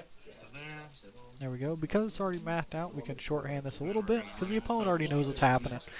It's super important in these kind of games to communicate. No, that's all you got. That gets everyone but your healer, right? Yeah. And the shark. It doesn't look. That's true. Doesn't look like he's got. Yeah, he needs to be up on the elevated to be able to hit the symbiote. And because he's on the edge of the elevated, he's going to be able to see down into that deep valley of space there. Yeah. Well, you can't see that. He's in there. He's tiny, right? He's not tiny. Oh no, sorry. Yeah. I guess we could just put it here. And that's still you still can't see that here. Yeah, so She's got 6 range, so. there we go. Getting that one free barrier into place for that prop. It's very difficult to remember that these symbiotes aren't actually tiny. Because they look like they should be, but they are normal sized. Holy crap! No, he opened the game with a crit Pulse Wave. Wiped out that entire back line. That's 2 damage to everything. Pulse Wave, importantly, it means that enemy attack abilities and traits can't be used, so there's no defense against this. Because it's doubles, there's going to be an extra knockback damage. This is a 3 damage Pulse Wave before we roll the Rescuer die. In fact, he may even choose not to roll the die here, but I think he wants to kill the Jack Russell. Here it is. So this is once per game. Oh my god, is that another 6? Oh, that's true. Yep. And that was a massive opening here from Rescuer. This is the interaction that got Rescuer into that massive top placement into Worlds. And you can see, even in Silver Pulp, it's doable. And with dice like that, with the casinos as well, with that nice bright blue color to them, that's how you air out the back of a team. But let's look what's still alive. Arkillo is still here. Morlun is full health in the back line. It looks like Ultron is still here. Like, we may have lost quite a bit, but it wasn't everything. Big hitters are still alive, and we still need to clean up this game. Yeah, it was actually. I want some points to me. Sorry. I usually he would go on Moon Knight, but I messed that up. So. No, because you critted, so yeah, you can do. No, because his trace not protected pulse wave. All right. Yeah. Oh, it's because he critted. Oh, right. No, it's just because it turns off the power. Yeah. All right, at least I got some points. There we go. So yeah, if a power is not protected Pulse Wave like those goons we saw before, you don't actually get to roll it when they get KO'd. I guess we'll just shoot So you. normally, this pulse wave is looking to do 1 damage, and then you roll the d6 afterwards. Carry this And guy. since that d6 is after resolutions, people get their powers back, which would typically allow him to kill the symbiote on his own terms, and give Moon Knight the powers and abilities from the symbiote. So here comes Moon Knight trying to clean up these bystanders. First attack misses. Here's the shape change. Yeah. Oh, that's 6? And it looks like he succeeded the shape change. Yeah, I like these spicy dice. So Moon Knight went in for it. Very nice. And if you've got to choose a character to tie up Morlan, We'll do the Moon Knight is a dang good choice for it. Because it's going to be so hard to KO him. I'm not sure which square this Ultron is supposed to be on, but I imagine they're going to fix it here in a sec.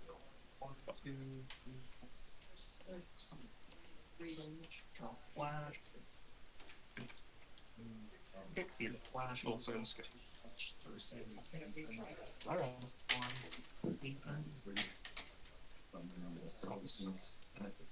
What's your defensive power? Invuln, ESD, and defense. Yeah. No, leadership. Moreland. Sorry, not Moreland. Ultron. He fails. Leadership. Moreland. Fails.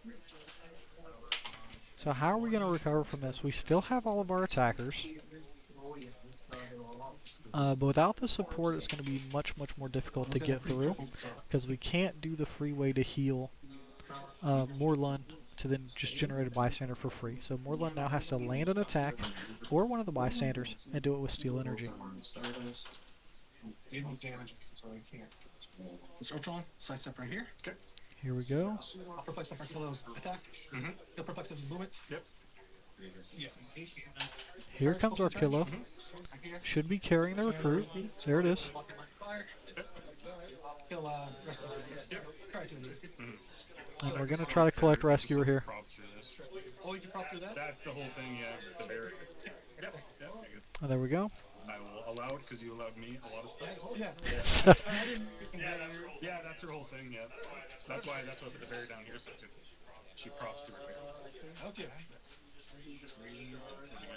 Well, he does 6. So just some good sportsmanship being shown between both players. HeroClix is a really complex game, and it's on both players to make sure that we're in a good game state. So anytime you get to kind of show that mutual love back and forth, we really appreciate it. It looks like a successful hit here. This Jeff here is going to generate quite a bit of healing over time, assuming characters have the time to actually stop and eat it.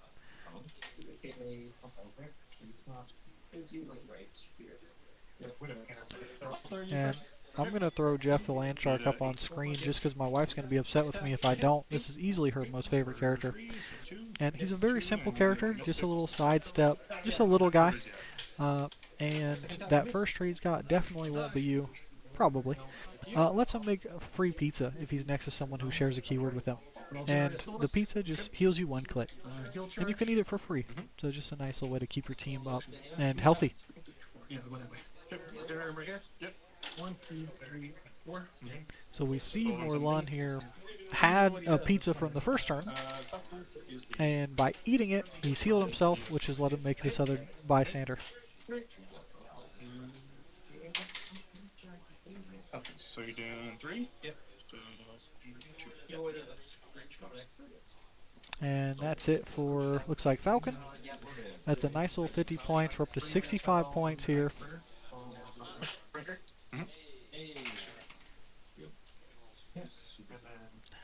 And let's see what else we can do. Let's go look Armundi. Okay. So Moon Knight now has the opportunity to free retaliate all the way across the map towards our Kilo.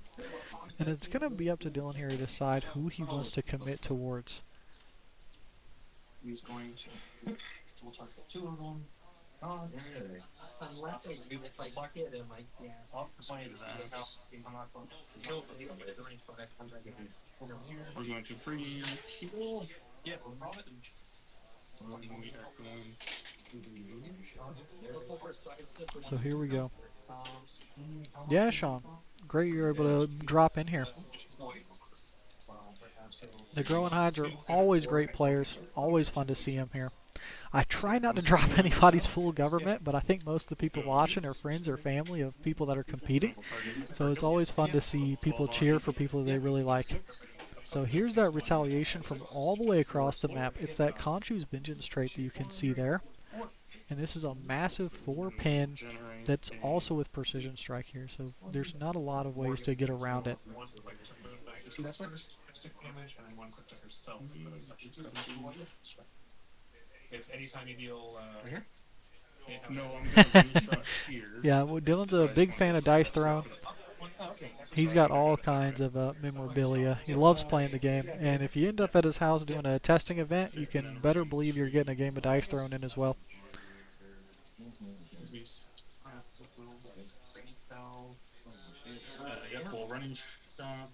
So here we go.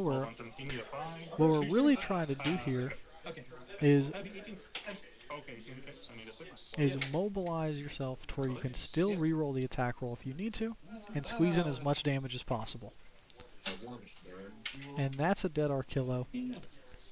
That leaves just more Lun as the main attacker left on this team, and potentially Ultron, but Ultron isn't really known to be as heavy of a hitter as you would expect.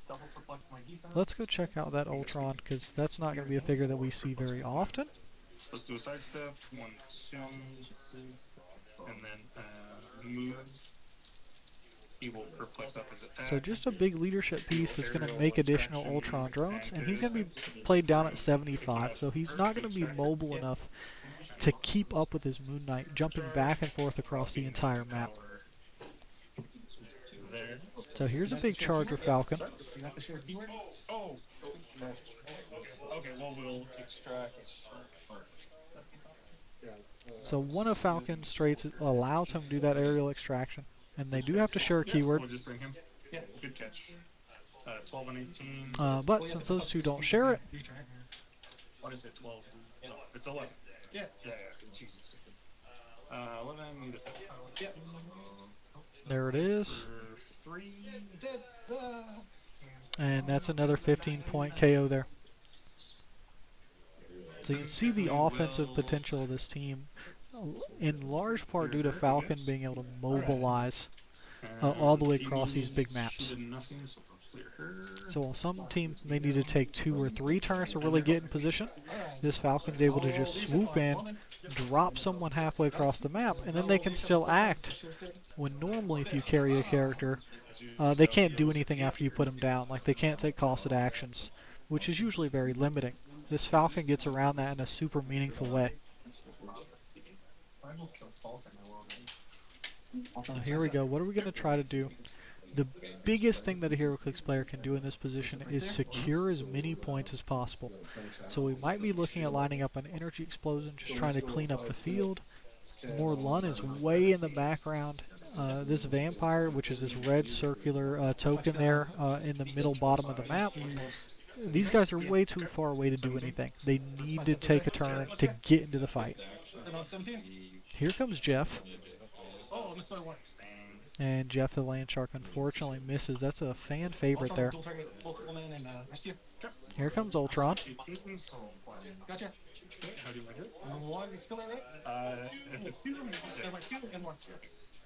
And there we go. Anytime you're targeting multiple characters with bolts on the dial, which is usually the only way to get multi-targeting, you split the damage. Like let's say you only have 3 damage that you can assign. You choose, 2 and 1, or all 3 to 1, or however you want to do it.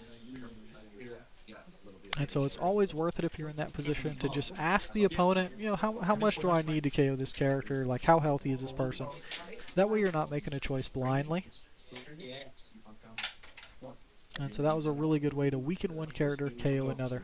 1, 2, 3, 4, 5, 6, 7, 8. There we go.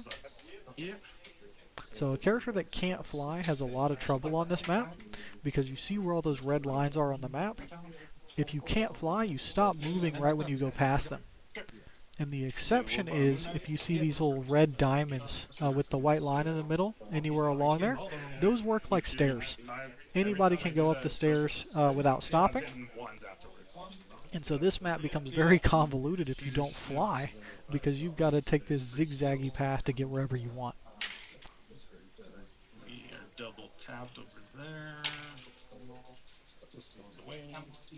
So even though we've got a great start to this game, Rescuer's been KO'd.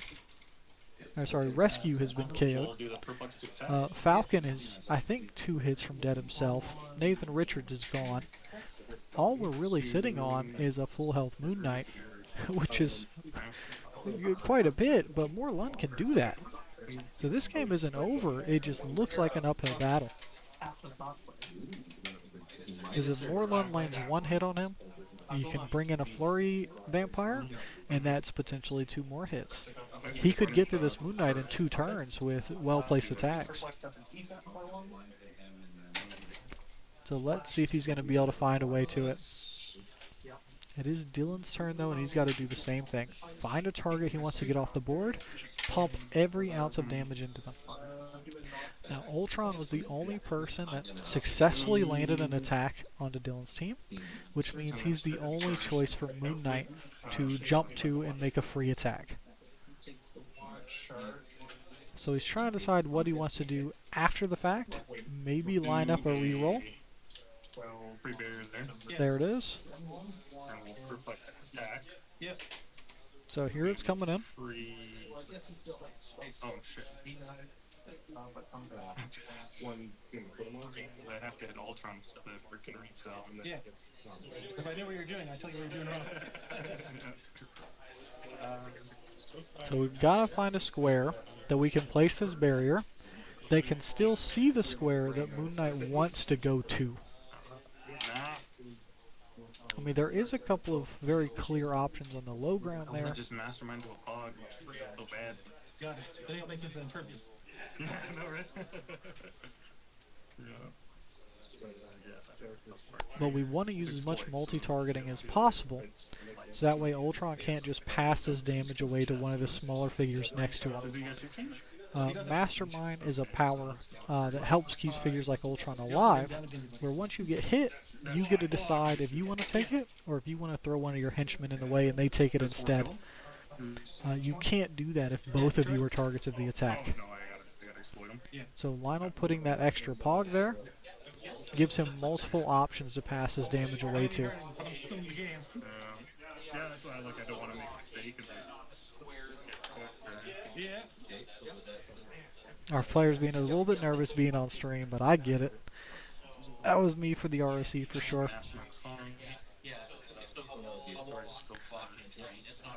So this may look like a very obvious turn. I mean, we only have 1 character to free retail to, but because we also have an actual attack with Moon Knight first, there is a bit of choice here. Do we split these 2 attacks? Do we double up on 1 character? Is it worth it to just leave your characters to die to this Morlun next turn?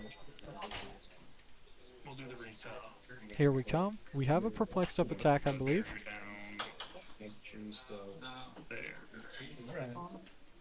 There we go. 13 on 17. So he's not going to be able to use his double bolts, but we successfully hit. Yep. Yeah, I love the closing. And then we've got our running shot that we can still make. Normally, when you begin a movement next to another character, you have to break away. The enemy's not going to let you just walk away from them. And so that's that 1d6 roll. But Moon Knight ignores characters for movement, so he can dance around the map all he wants. Sorry?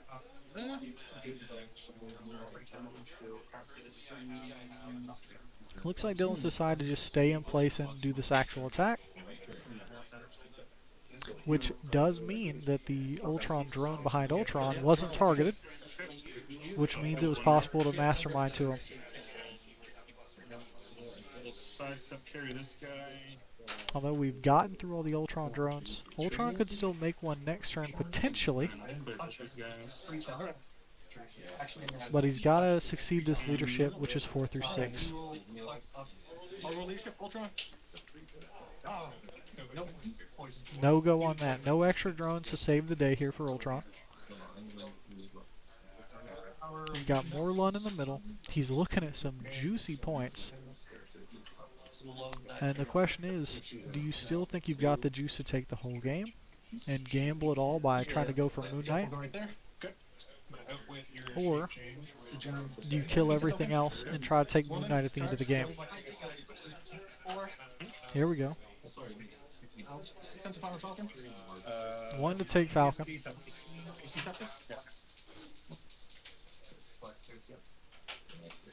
Yeah, I'll go right here. Yep. I'll punch Falcon. 12 on your 17. Yep. So only needing a 5. There we go. 17. Should be the 2 clicks needed to finish him. We use steel energy on the attack, and instead of healing, we get to create a bystander. Which one does he choose matters quite a bit here. I'll generate Solus. So he's not choosing the flurry option, because he wants to have that option available later. Never mind. He's choosing the flurry option. He wants the KO. This is a bit risky, because that means until this bystander dies, he's not going to have a chance to spawn this bystander right next to Moon Knight. 17. Okay, second attack. Second attack. I miss. Okay. Multiple man withstands the assault here. Both attacks missing. Yep. Got it. So by perplexing down Moon Knight's attack, and there we go. The breakaway is 50-50. So instead of waiting to see what the opponent does, like whether they land an attack or not, we decide to re-roll it, because if we succeed the 50-50, it cuts down on a lot of the threat. Now we did a costed move, and we were able to succeed it so we can get away from this Moon Knight.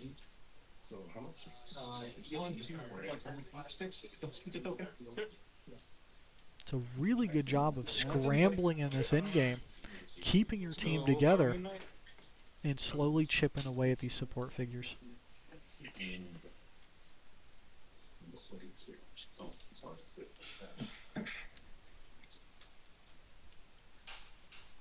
So Moon Knight's double token. Looks like he failed the willpower. We're making the barrier.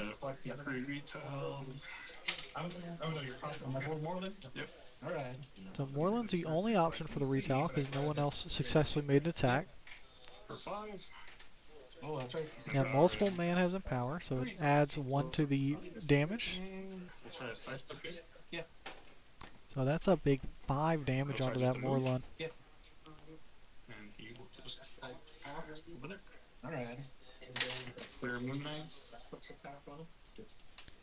So there you go. That Morlun should be looking at about click 4 right now.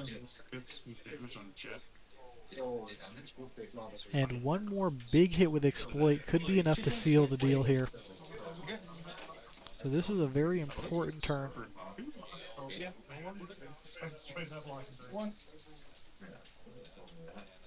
Jeff the Land Shark survives the shot from Team Lantern. I roll leadership on Ultron. Heck yeah. Yeah. That's actually at the 4, right? Like, yeah. There we go. Barely muted my mic in time to sneeze. Got it. Go. Jeff will slice up right here. Generate a pizza token. There we go. Jeff and this pizza keeping these vampires alive. Double bump my attack. Jeff is a menace. Oh yeah. So 14 on 10, or 14 on 20. I'll move right here. We got frog. I think you got the pizza object. Yep. Hits with a -1. 4. So really clever use of the Jeff the Land Shark. Healing on the bystander lets you swap that healing over to Morlun. In this case, we're putting Morlun back to click 3, which is going to give him access to that special attack power again.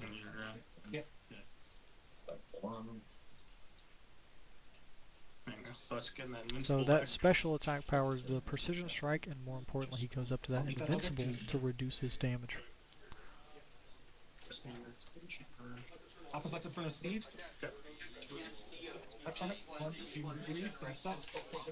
Sticks. Come right here. Hypersonic on multiple man. And on 17. Gotcha. 2. And I'll heal 1 because it's steal energy. Actually, I guess we just leave it on this screen here. Then I'll eat that pizza object for another one. Injury. No, Berners. Oh. Yeah, cheesy.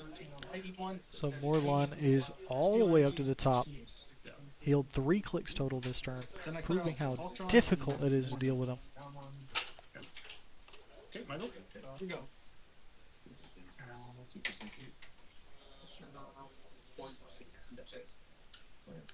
So it's down to just Teen Lantern and Moon Knight versus a full health Morlun and Ultron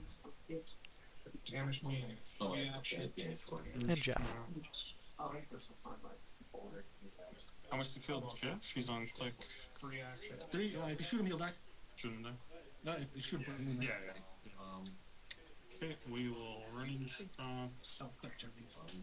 Again, Moon Knight ignores characters, so he doesn't have to worry about breaking away. He just goes right through them. over there. Yep. And double targets here and here. Shift change on Jeff. It's good. Okay. Successful shape change on Jeff keeps him alive even in the face of Moon Knight. Following up. He's hitting up to 20 defense here, which is no problem at all. And pumping that damage into Ultron here. He's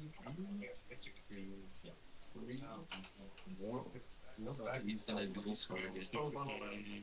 Oh boy. Or Dude, a free barrier there. Yeah. So Ultron should be all the way down to click 5. One big exploit is going to be enough to finish him off here. But we don't have a free retaliate to deal with it. Alright. We've identified Jeff as the biggest threat on this board here, and we got to remove him. Shift change. Good. And Jeff cannot be touched. When you would be hit by an attack and you have the shape change power, you can roll 1d6, and on a 5 or 6 you avoid being targeted entirely. So Jeff succeeding both of those rolls has kept him alive. Wasn't even hit by the attack. They couldn't even make the attack. So super clutch rolls from the character that's providing all this healing. he's gonna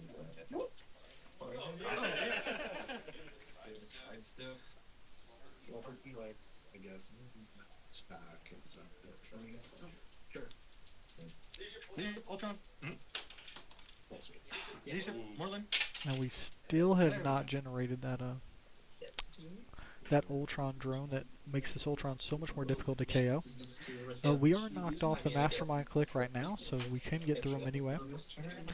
But having the extra attack or having the extra body matters a heck of a lot in this kind of situation. Hypersonic. Wait, 1, 2, yeah. Right there. Defense. Just gotta stop. Isn't that right? Yeah, yeah. So let's see which of these vampires are getting in and who decides to I will come follow. right here. Jeff, the side step. Yep. 1, 2. Oh, he already has a pizza type. Never mind. So trying to position Jeff to the point that he can give out as much pizza as possible, because everybody knows vampires love pizza, especially Morlun. 17. Yes.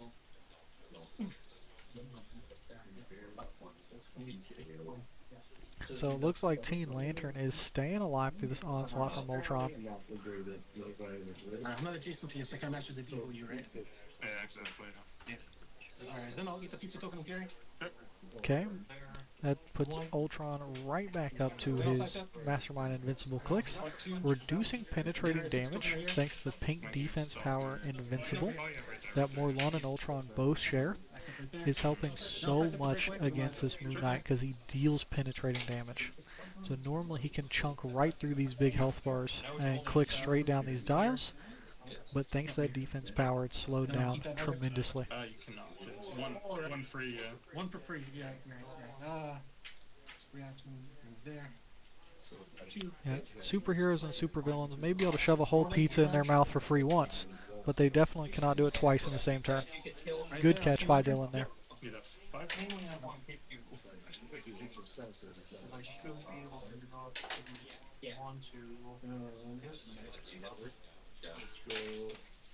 Jeff will move back here. Stop the pizza token right there. Yep. And more than run up. 3 there. To charge you. Yep. The Pizza Fiend. 12 on your. 17, need 5. No, probably. Yep. Okay, this is a big prob here, Yep. and that should be enough to KO Teen Lantern. It is just Moon Knight in a dream. I guess let's start. Carry Fox. Indeed. 5. Yeah. Charge you down. Wait. Check out now. 1, 2, 3, 4. Yeah, that'll be 5th. So for 1. so we're not gonna try to both nobody is Power.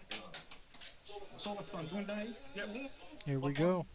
The only one left. Yeah, man. Yep. We are. No. That was different.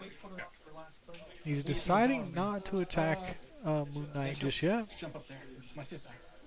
Largely because if you attack Moon Knight, you're going to take the Mystics damage, and the vampires are going to KO themselves. He wants to put as much damage in as Moon Knight in one turn. Because Moon Knight has a free option to heal himself every turn, and clicks along the dial that no matter how much damage you take, he has to stop at each one along the way. And so, if you hit him to the stop click here, he's just going to heal himself off of it, which means it's going to be effective again on the next turn. I didn't use my Well, at first he told me he wanted to like step in. So let's see how he decides to get in here with this Moon Knight. He's actually pretty good, right? Yeah. He's got the Colossal Retaliation onto Morlun here if he wants it. And he still has his standard running shot. So we've got 2 attacks to slip in here, 2 bolts for each of them, so potentially hitting up to 4 characters. And thanks to Precision Strike, it's going to be a minimum of 1 damage of someone no matter what. No running shot. So here's the running shot. Good change. I'm good. And Jeff the Land Shark survives again. Yo, Jeff the Land Shark, secret MVP.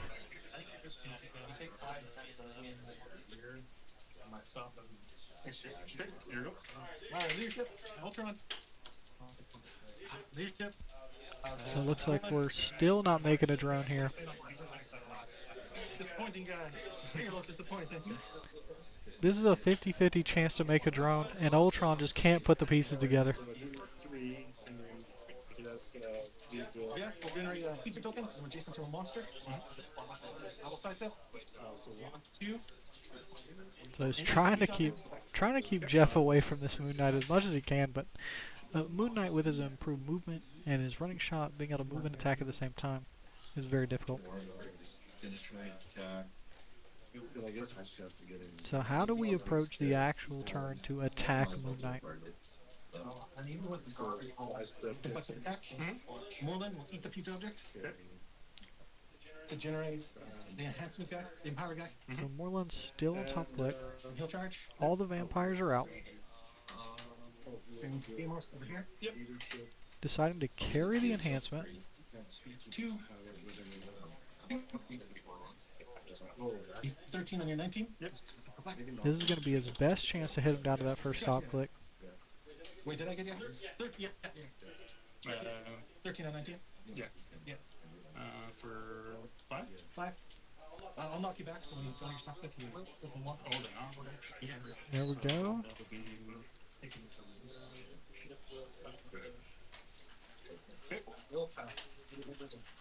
Oh, you'll fall down right here. Oh, yeah. So he got hit straight to the stop click, and then took 1 more damage from being thrown off the top of that elevated. Never survives, but that's the whole point. Oh, no, I can still do it. I'll side step. 1, 2. Right there. So that's. And so Moon Knight is sitting on click 5 right now. 3 more damage and he's going to get hit down to the next stop click. Gotcha for 4. Here's the census. and succeeds. So Moon Knight is safe for through this attack anyway. But do we have more? So eat that. I'll get everyone already to heal myself. I'll clear for everybody else. Okay, and deciding that that's enough, Yep. because Moon Knight's on click 5, when he heals one for the turn, he's only going to go up to the stop click, which is much less effective. That knockback was massive in keeping your opportunities to win the game alive here. Sorry to do it to you. Time to run away. You monster. So Moon Knight needs to just slowly trickle up his own healing, so that way he doesn't lose out on, you know, the 200 points that is Moon Knight. So Moon Knight should be on click 4 now, on the stop click. Morlun should be 1 click down off of his top, and the rest of the game is going to be, can the vampires run him down? Alicia first. Ultron. Finally. We got a drone on the map. Max must have to put something to. Yeah, I think we have to punch over first.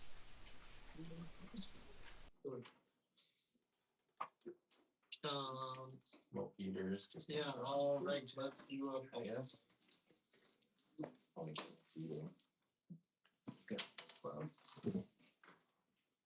it's 17. So we're really trying to figure out what the best way is to approach this kind of strategy. Demo side steps. 1, 2. Down 6. 1, 2, 3. Yeah, and I want 6.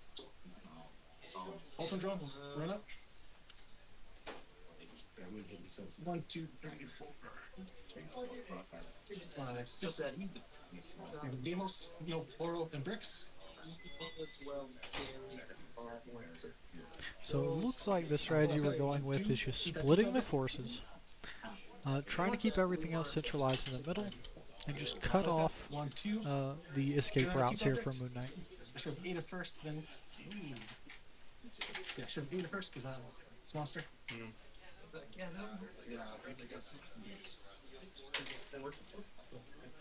I'm here. Q. Yeah, I'll take it. I'll take it. And I click. Win the game, but There we go. We're centralizing the forces on the map, giving ourselves the largest possible area to swing by attacks. Clutch. Clutch. You can get more speed. So choosing when and where to heal on Moon Knight is so important because the Clix can change what powers you have so much here. Like for example, now he has Perplex. You got me there. But next But if he heals up one, he'll lose it. So he has to choose if he wants to heal before making an attack, if he wants to heal at all. In this case, I think he's going to just slowly trickle heal his health up. And as long as we don't get swarmed with Ultron drones, I think we're going to be okay.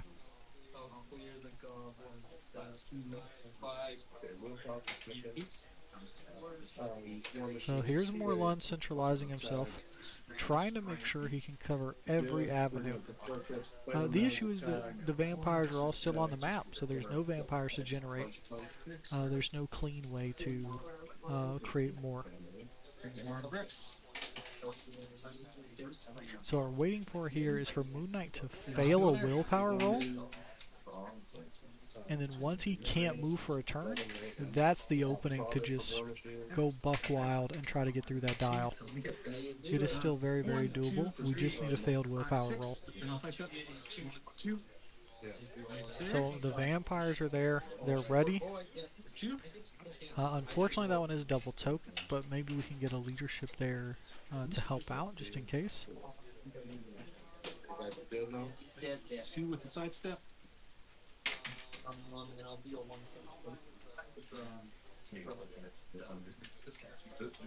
There. And also go. Okay, here it is. This is a big willpower here.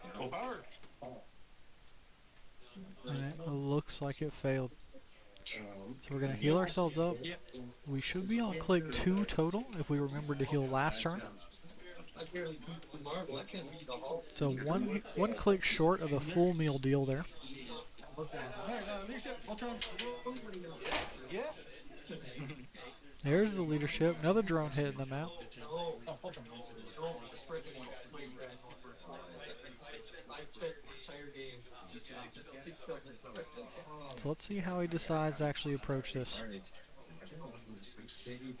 really want to get Crimson Dynamo, but I don't want to sense it again. Let's see what You can really feel the tension in the room piling. You can feel the times a little bit late in the round. You don't know how many more turns you're going to get, so you've got to secure what you can, and of course, prevent yourself from losing more than you have to. 2, 6. Ultron. Oh, I can't carry Ultron. He's the pizza token. Yeah, so good catch here by Lionel. If you're carrying an item, you yourself cannot be carried. So he's got to move first to drop the pizza on the ground. Ultron. Which Jeff slaved so hard over the stove to make this pizza, and we're just leaving it there. Here we go. We're trying to cut off the escape routes here. Is there a pizza token? And we're just going to make some stockpile pizza back there. 18 because the flex. Yep. You 7. Yep. Here's a 7. 4, 5. He's going straight to the stop click, click 4. Next attack. And this is last declared. Came all the way down to the end. You would not have assumed that that game started with a crit pulse wave to kill like 100 points of figures.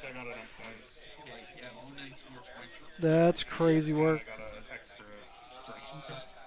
Holy crap, man.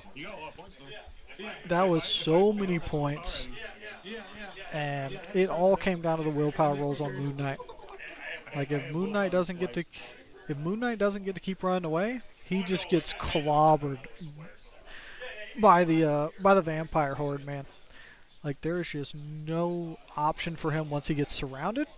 And you can see why people are preferring Morlun over Moon Knight, because he's half the points and he's got so many extra attacks. Mostly because when he attacks, he makes the flurry bystander. You got 2 more attacks there.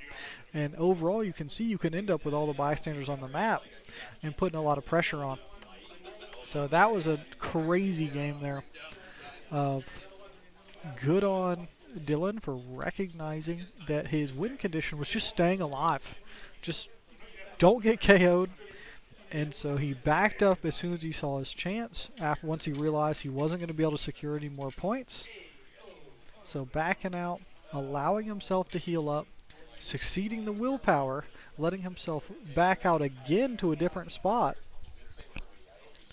And Lionel did a great job of running him down, saying, I don't care where you go, my vampires are going to be there, Ultron drones are going to be there, and I'm going to run you down, and eventually I'm going to crack into you. And you can see if this game went on for 1 or 2 more turns, it could still go either way. So really good game there.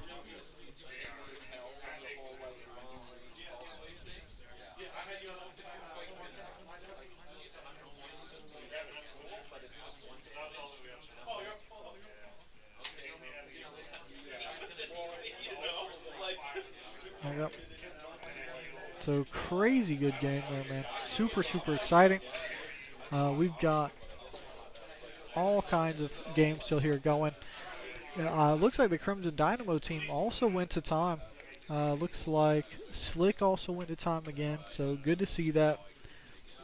I don't even know what's happening to these other tables. I see a couple of long maps getting brought out. Anything's possible here still. Let me take a look at the standings. Maybe I can update you guys with it. So let's take a look here. I don't know if all of the games are fully recorded yet. But let's see. Now hopefully we can do some really cool teams. There's a couple things on here like an Ironheart mob. There's a Nightmare roster I see with the team name down here. Some soldiers, some more lines, some more soldiers. So you can really see the teams that are standing out, the teams people think are strong, And yeah, it's getting pretty crazy out here. Yep. There you go. Let me give you back to the game chat because it looks like they're talking about I it. was grounded here. Yeah, then you ran out of willpower. Got here. Got a willpower ran here. Then I had it cornered there. That was the great escape of Moon Knight, man. Because I killed all the support first turn. And then Jeff just kept doing pizzas. I hit a freaking crit hit and then a 6 from Yep. for the I really think that Jeff was the shining support piece on that team. For 25 points, Jeff keep that team alive. Best support, Marvel Rivals confirmed.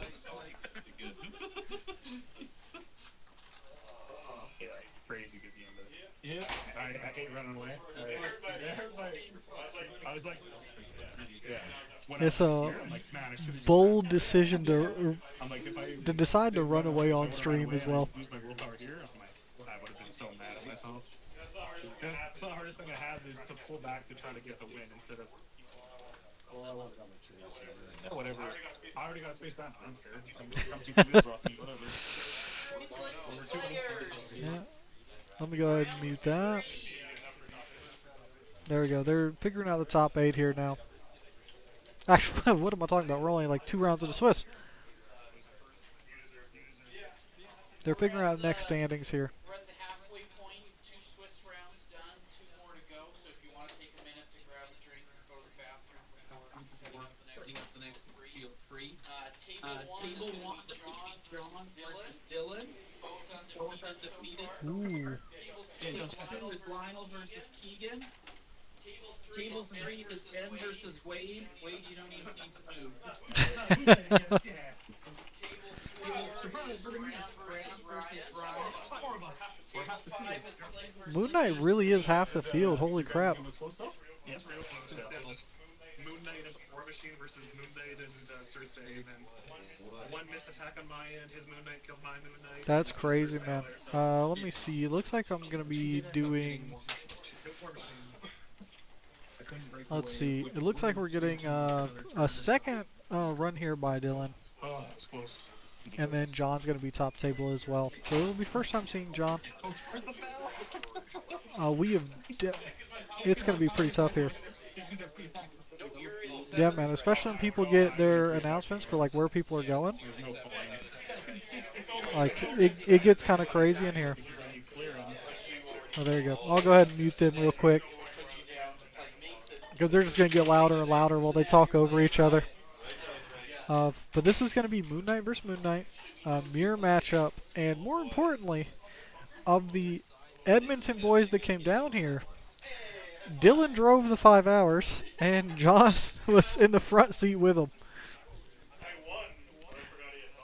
So it looks like John's taking him to the bunker, which Dylan is not a fan of. That's probably his least favorite map overall.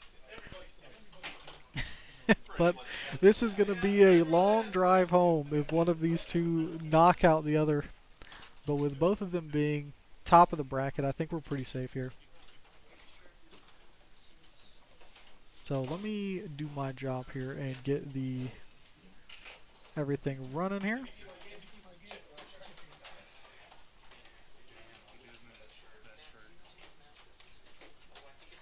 Yeah.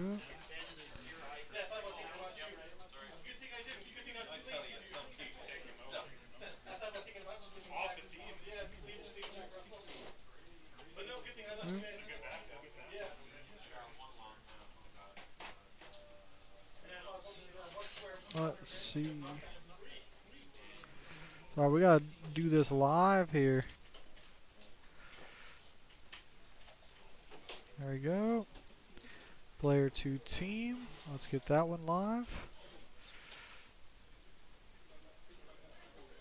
And there we go. Oh, no, that is the same team. Hold up.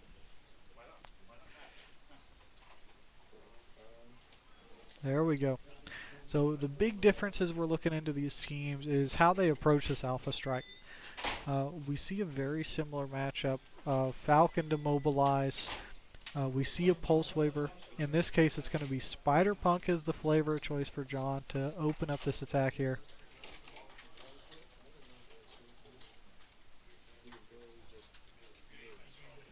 There we go. And then we've got the extra inclusion of the Flash Thompson here for John, which is going to be a 25-point figure that shuts off shape change within 4 squares. And if it's KO'd, it will be able to turn into like a flurry piece. So we're going to find out how this team handles the Moon Knight Mirror matchup. We're going to see really how impactful the opening salvo is from either of these teams. The Brock's Bunker map that we're seeing is pretty tough to deal with if you're unfamiliar with it. And the War Machine from John here is going to allow him to use this Prob or Perplex map wide. It's... Say again? I did, yeah. It's very clear. Yeah, you got some love for having a dice throne tray. Oh, the dice roll? Yeah.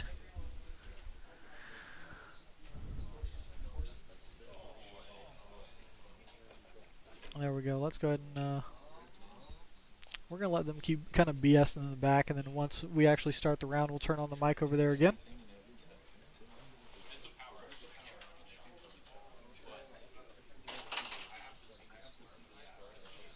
There we go. So it's really going to come into play. I've already kind of showed you guys Rescuer and what they do, but let me go ahead and show you this Spider Punk. Yeah, that's kind of crazy that we have this many people watching. Although I think that's awesome. The more people that can enjoy HeroClix, the better. With such a strong IP for the game, and the gameplay itself actually feels great, it's probably in the best place it's been gameplay-wise, maybe ever, just in terms of what's viable and what's playable. I'm really excited to share this with as many people as possible. Yo, Dylan out here farming likes for me. But I'll put Spider-Punk on the map here. If you guys didn't play this Spider-Punk when he was in Sealed, which is where he really shined before, this is a nice little leadership piece for Soldier. He's going to be able to use his Friends Across the Spider-Verse trait to yoink another Spider-Verse character across the map. And then, of course, we have his massive 2 damage Pulse Wave ability, which is actually on the other side of the card.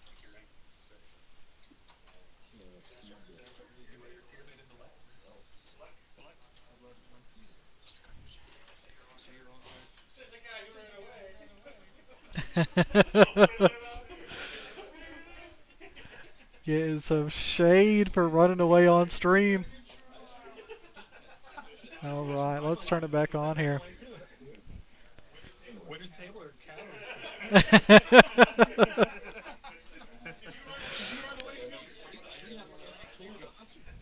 Man, there is no shame at top table. All I'm hearing is, yeah, I ran away. But that's totally fine. In an event like this, with prizing on the line, it's more important to win the game than it is to stand on business and just fight to the death. When you're playing a tournament, Sometimes you need to retreat. gotta do it to you. That was the first time in a competitive game I've ever ran away. I've never done it before. I can't see what chat says. I can't see it. I can see what chat says. No, let the shark eat him. The shark. Yo, that shape change, man. I knew he was gonna make it. So I'm gonna run here, make the shot, and he's gonna make shape change. It's always when you're desperate, you're like, he's gonna make it, I'm gonna be screwed. Yeah, yeah. But just like, yeah, like to make the willpower, right? It's like, oh man. Yeah, that was his only shot too, because next turn Jeff generated pizza target and healed up. Yeah, yeah, and then I can't shoot past him now. Yeah, then you can't shoot past him. Oh, yeah. Yeah, no, it was a good battle. Hey, at least we both didn't double KO each other's team, and then I think I won, and then you think you won. You know? Yeah. That was so brutal. Yeah, here roll the crit pulse wave. I guess I'll sticks for his additional damage. I rolled it. I got 1x hit all of his support except for Jeff. And Jeff made me pay. He took vengeance for his support brothers. It was crazy. It's just how much pizza you can do, and you can do it for free even if you're double tap. Really? Mismatch and everything. It's Eating Jeff alone. Jeff's not a problem. Jeff's like target number 1. barely an inconvenience. Support Jack Russell's Jeff. Things all that. Clearly, you have a vengeance. Hey, I got another Gatorade in the car if you need one. Same down for while we walk around. Yep. Oh, okay. So they grip pulse wave. Pretty gross. Blue marble can't be. Yeah, I did still struggle. I think you were Because of Jeff. Actually, sad that you didn't change your team. I know. Good. You guys are Well, this guy's useless. You guys get to go. Yeah, Good to go. he's at lower points. Yeah, lower points. Lower points. Full points. Strange. Yeah, that's it. The only low point up. Well, he even injured myself too. So that was like sick. Now. All right, we will wild card. Vendors will choose. Alright, here we go. uh, Pulse Wave versus Pulse Wave. You'll have the one Mystic, right? Mystic. So you can see how spread out Johnson is there on the far left, We will move, grab that. because he's going to be very aware of how much damage this is going to be. My vendors choose. For anybody who's not familiar with this map, And you say the highest elevation is actually the square of red immediately in front of the camera here. And then from there it all goes down. And these hard black lines on the map act like walls. This is a very indoor, closed off map. we will barrier. You can see some of the faint brown squares for other walls as well, which makes this map very difficult to play on. Because even if you fly, you're not going to be able to change elevation on this map easily, because most of the elevation also has walls. So you need to be able to ignore elevation and ignore blocking terrain in order to fully navigate this map the way you're going to want. Just gonna Move action. So this is Dylan's first turn here. He's making sure that everything is lined up the way he wants, and then he's going to be able to mobilize this rescuer. If you look at where the blocking terrain is on the map, though, his main avenues to these good attackers are blocked off by these squares of blocking terrain. These white squares with this brown border that are on top of the map here. So the only route he has, without breaking open a wall by hand, is to go down further away from the camera into the lower part of the map. But there's no good targets down there. So he's going to have to figure out a way to fight through this map. And importantly, make sure he doesn't get in his own head, because I know he hates playing on this map.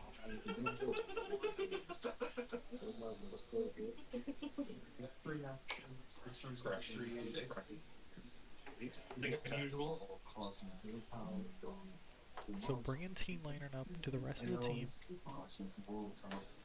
It's hard to see, but the square in between those kind of red wings of Falcon and that Team Lantern he just moved is a square blocking terrain.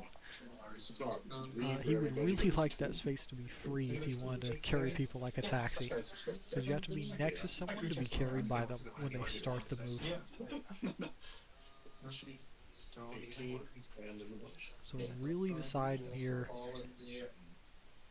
like, how safe am I? Is it possible for the other character to get in here and do what they want?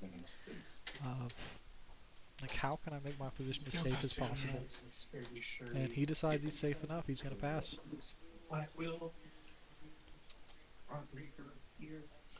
Fury's gonna flex up movement defense to a 20. Yeah. Cersei's gonna Madison's gonna flex Cersei's defense twice up to a 20. Okay, we're counting out squares here to see how far we can go. Looks like we're doing a move action. These players are very familiar with each other, so they might be shorthanding some of the communication, but I'll do my best to keep it up.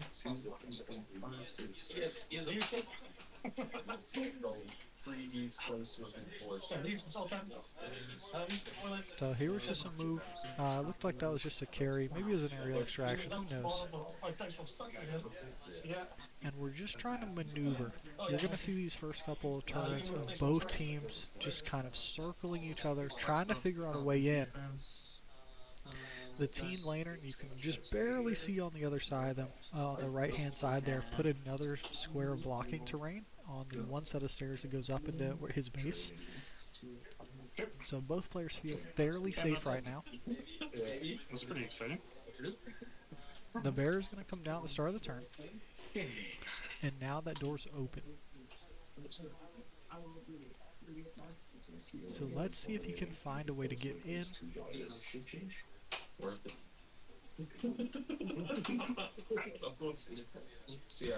Because you only get one shot at turning that first object by Nathaniel Richards into a pulse wave. So if he decides to use it but doesn't actually have the attack lined up, it's going to be burned for the rest of the game. He gets one shot and he needs to make sure it works. It looks like we're contemplating breaking open a wall here. And maybe just opening up the most direct path.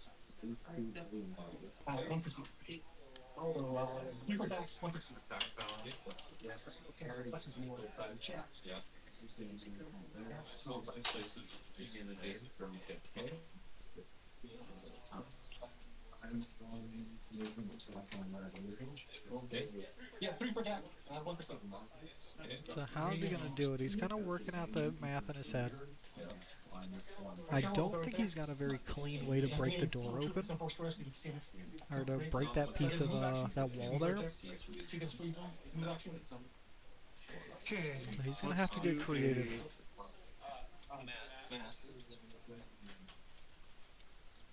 There. Range destroy. Here it is. Yeah, do you have any destructive fit? Looks like we're doing a running shot range destroy from Moon Knight to break open the wall.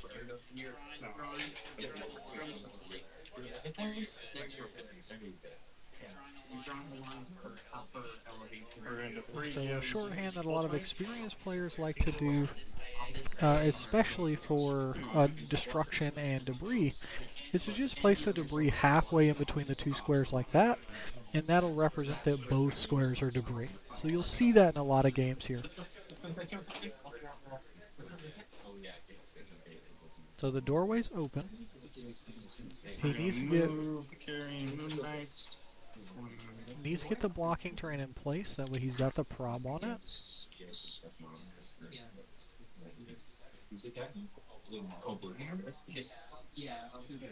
And he needs to be able to get the symbiote in place. I'm gonna put a.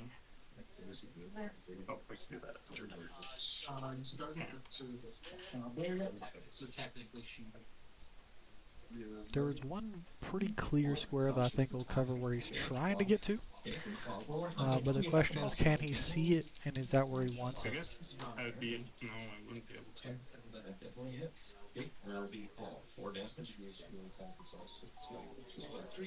As far as I can, I'm like, pulse rate in mine.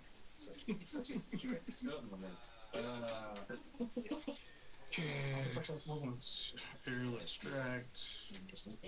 Well, I guess So we we're could go gonna behind it.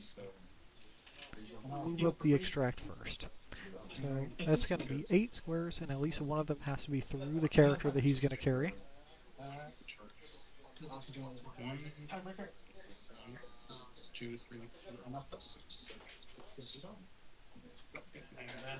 So here we are, mathing it out, using the action tokens to make sure that he's got enough speed, got enough distance for where he's trying to go. Does his trade protect the pulse?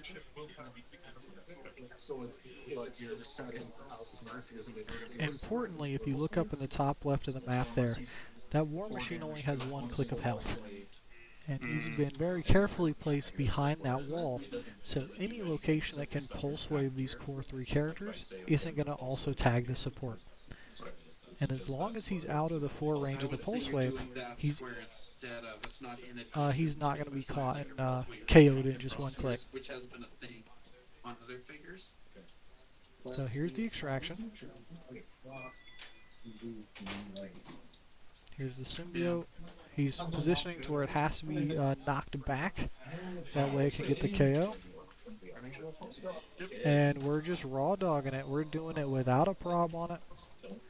Just doing the business.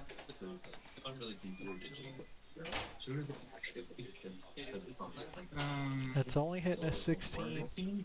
Nobody. Hit your symbiote. No, we're up high. Yeah, we're up high. There's an open. Now the fun part. Might need a judge call on that.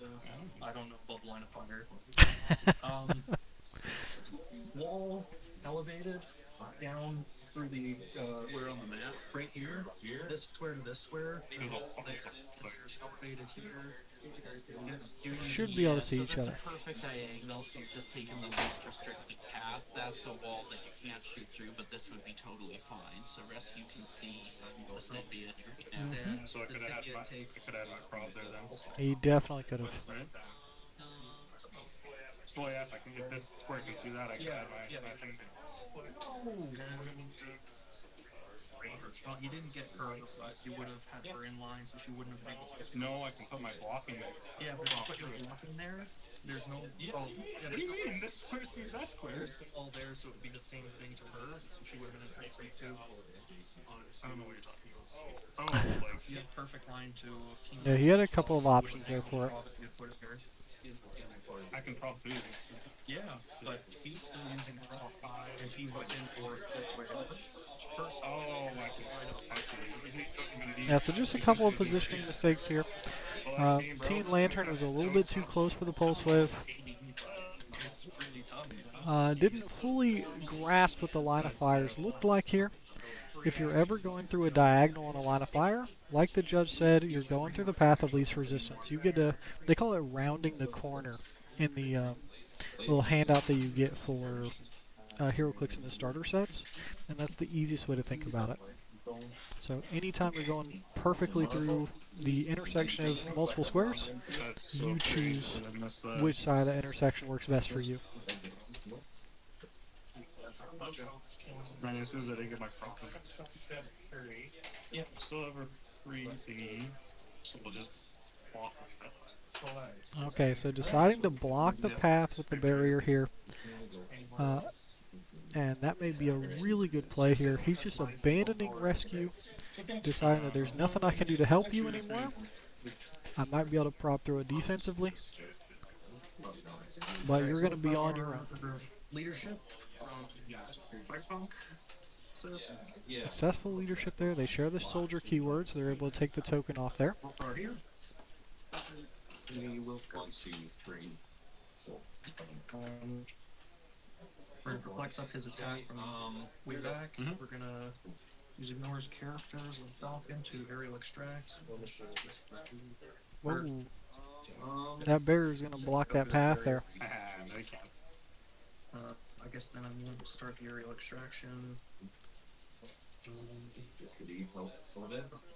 Sidestep to here. We're gonna move him. Woo! Thank you, PJ. Really appreciate it. I am probably the worst social media person on my team, largely because I just don't have the mental capacity for it, but everybody else makes a great support network here. So, really cool methodology here. Just moved his friendly characters out of the path Hell yeah. and made the exact same mistake here. So the prob character is safe from the damage of Pulse Wave, but they're still within 4, which means all powers are shut off, even though they aren't going to be hit or take damage. So we're basically just doing a full reset here. No harm, no foul.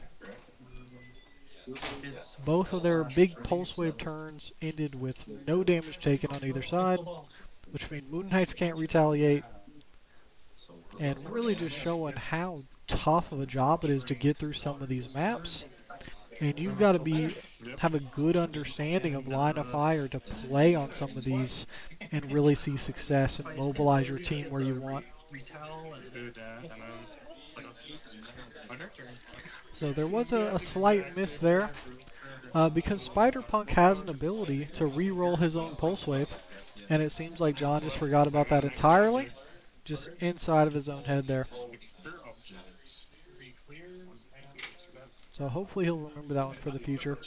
And we've got to decide how to get this object down to Rescuer to try again. Unfortunately, Rescuer's on the low ground. There's no position for him to be able to get adjacent to him. We would have to aerial extract to get Rescuer in a position for Nathan Richards to be able to give him another Pulse Wave. And then do the running shot after that once he's in a better place.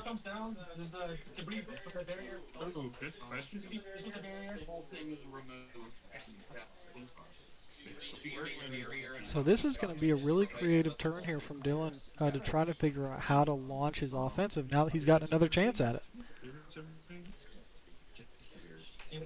In the current position, the only person that's going to be hit is Spider Punk because everybody else is around the corner on the low ground. And so if he wants a big juicy pulse wave, he's really going to have to figure out where the best square is going to be and how to get him there. The barrier down first. Okay, maybe.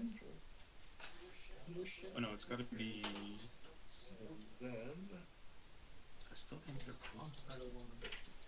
Yeah, so we're going to have to give him a few seconds on this turn while he masks it out because this is not an obvious play here. Yeah, we can do that. Okay. So let's do an aerial extract. 1, 2, and we're doing a charge. Charge the charge. You can't charge an aerial extract. One's a move, one's a power. Yep, so anytime you see a capital on a card, you can generally assume that that is a cost. And so if you have two different costs that you have to pay, you're not able to do... Sorry? If you have two different costs you need to pay, like one's a power action and the other's a move, you've got to choose one. You can't pay them both at the same time. So we can't. This map sucks, dude. Okay, we're gonna go 1, 2. There's the Falcon there for you. So where do we gotta go? So yeah, you can see on the aerial extraction trait all the way up at the top, you see that capital move. That means that has to be the type of action. And then we're going to. We're just about at number. Aerial extract. So we're going. And hit here, I think. 1, 2. Okay, aerial extract there. Free give him the thingy. So because he decided to run two objects on this team instead of one object like he was originally going to do when we were prepping, he now gets a second time at this. And it's another crit hit! He crits a second time going into one of these big teams. Holy crap, this rescue is blessed.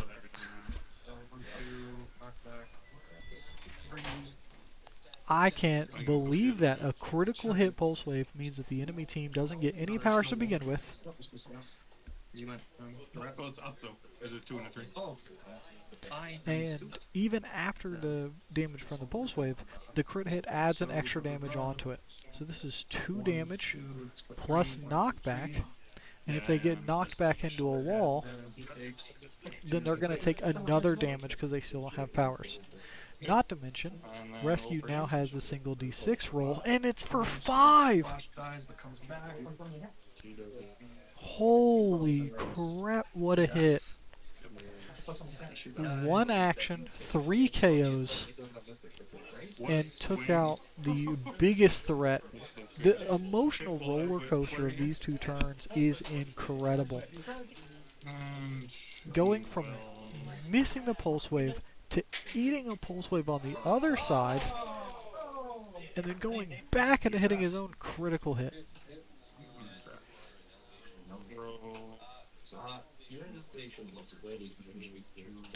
Now though, Rescue has successfully landed an attack, which means John's Moon Knight will be able to retail if he wants it. I was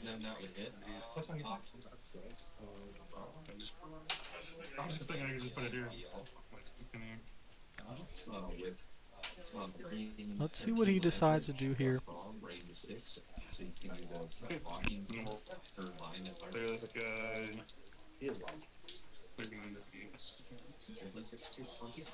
There we go. Looks like we're just doing a defensive turn here to clean up. We're double token on Falcon. Should be double tokened on Nathan, but I can't see it. Successful willpower, which is huge. She's how many clicks? Who? Miss Rescue? 4. So we're going to be targeting Rescue here if we can. No, she has the. Okay, the Venom one. So we're going to retail. Here comes a retaliation. Yep. 6. Well, we've got a proper War Machine, which is much needed here. And doesn't hit the retail. This is a brutal story being told by the dice here. Just, yeah, I want to get. I mean, I've got the blades of 3. Whopping 5 there. Rescue should be alive on last click. Last click in a dream. 11 gone. I guess the Maybe Henry's 15.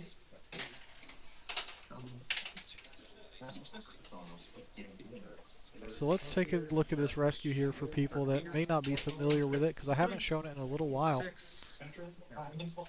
That's going to be enough to actually get the KO there. So a very unassuming dial for rescue. But you can see how impactful that is, especially if your casino dice are working for the house and giving you those crit hit pulse waves.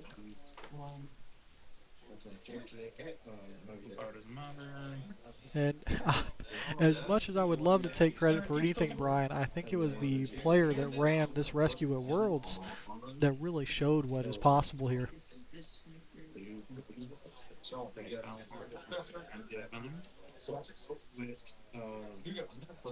So even though we got the KO on Rescue, it really doesn't feel great because Rescue already got off its once per game effect and already got off the pulse wave. But it is a free 70 points you can just come and collect. And if you are playing for the long game, like you're trying to win the entire event, you have to pick up all the free points that your opponent's willing to give you. And if they're not willing to give it to you, you got to be able to take them by force. And that's exactly what just happened there. And we're just trying to block in this Moon Knight. Ooh, only a 1. That would have been a huge shape change here. Looks like we missed, but we've got the prob. Still not hitting the 6. And then we'll do a regular punch. Here we go, shape change. For a 6, he's alive. Shape change is eating Dylan's lunch this event. Unless you hit something. Alright, all my attacks. Yeah. I mean, if you can't even target him to do the attack, you really can't do a whole lot about it. You just have to accept it. And so building people into these teams to ignore shape change is one of the most effective ways to do that. Especially if you've got a lot of flurry pieces.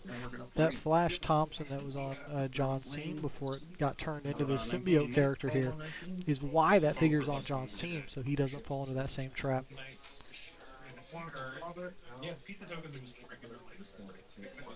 A miss on the first one. Second attack. Looks like that might hit. Here's a prob from Green Lantern. Or Teen Lantern. And it looks like that'll hit again. With a massive Blades of 5, that's putting him straight down to a stop click. And I don't know if he has knockback or not. I don't think so because he's got Blades. And this is a big push to try to end this game here. So by attacking a character with Mystics, that character is now dealt damage, which turns on Moon Knight's retaliation. Here's the running shot. So really clever use of the enemy team's Mystics to activate your own colossal retaliation. And then missed both attacks, which is brutal. This Moon Knight could have just chewed through that other Moon Knight's dial. But off of 2 misses, there's nothing you can do. And now Moon Knight is going to be able to heal up off of his stop click. And there it goes, you can see it. And now it's going to be a real scrap to see who can KO who here. We will charge clearing this guy. Order plus down your defense first.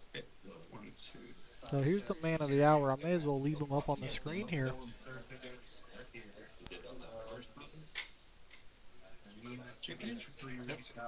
Here's the shape change. This square. 12 and attack. On 16 made a 4. He got the 4. And a successful senses will save him.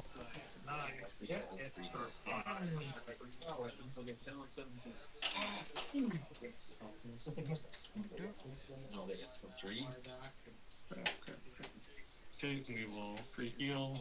Oh, it takes 2. And then we will. Oh, sorry, yeah, sorry, it takes 2. Nope, that's here. Yeah. Oh, okay, sorry.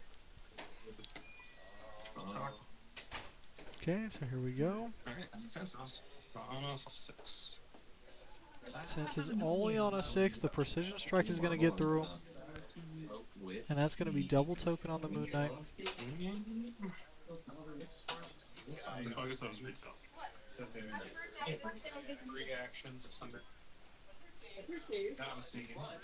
So by using Retowel to get the KO, he still has running shot.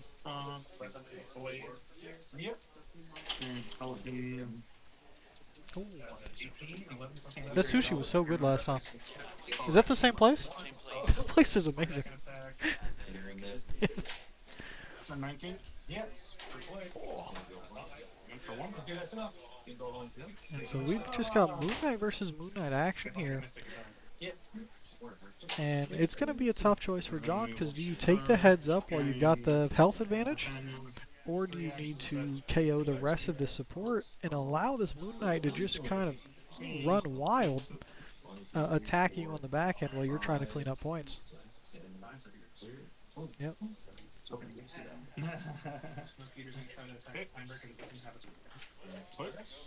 That's going to be enough. That was, I don't think that was actually a legal prob. I don't think it mattered in the end of it. 1, 2, 3. Spend this guy. 1, 2. So everything is KO'd from John's side except for the Moon Knight, who should, if he's not top click, it should be close. No willpower here. I believe he's double tokened.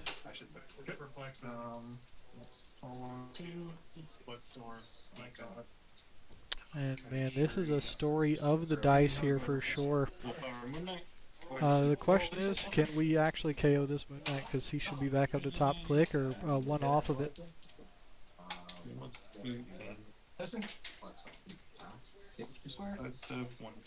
So I'll show off this Moon Knight card again here.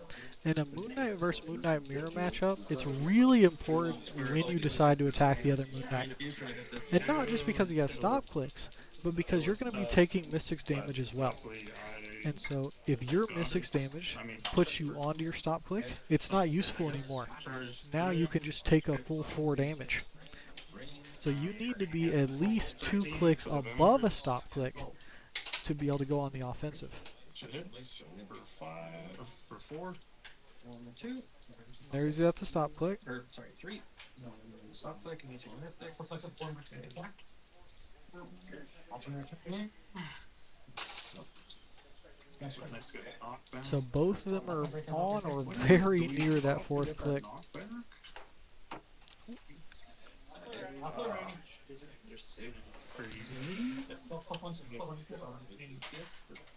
Oh, but yes. I only need a. I need doubles. No, I know, but I need a 6. Right? Oh, Yeah, 13. We'll just keep. We don't want to be greedy like that. 1, 2, 2, 3. Oh, no, that's what we're then you still have some Alternative dual target Madison. Pulp. So I need to. Alright, we've gotten through another round here. Thank you, Matt. I'm going to dual target. Yep. So here we go. We're going to try to clean up as much of these support figures as possible. It seems like we've made our choice here. Here's the prob. And it's going to roll a 3 here. John's Moon Knight really cannot catch a break. He's going to heal off the stop click though. Here comes the retail. On to Falcon, it looks like.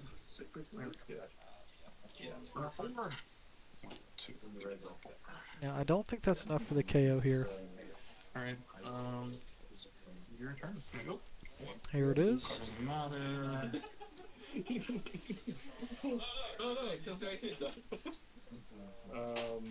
this is both. So So I got a 12. And I think this is pretty cut and dry from here. Yeah, It needs a 4. It's just going to be a full-on swing from one side, and the only real choice you have is Which attacks in which order?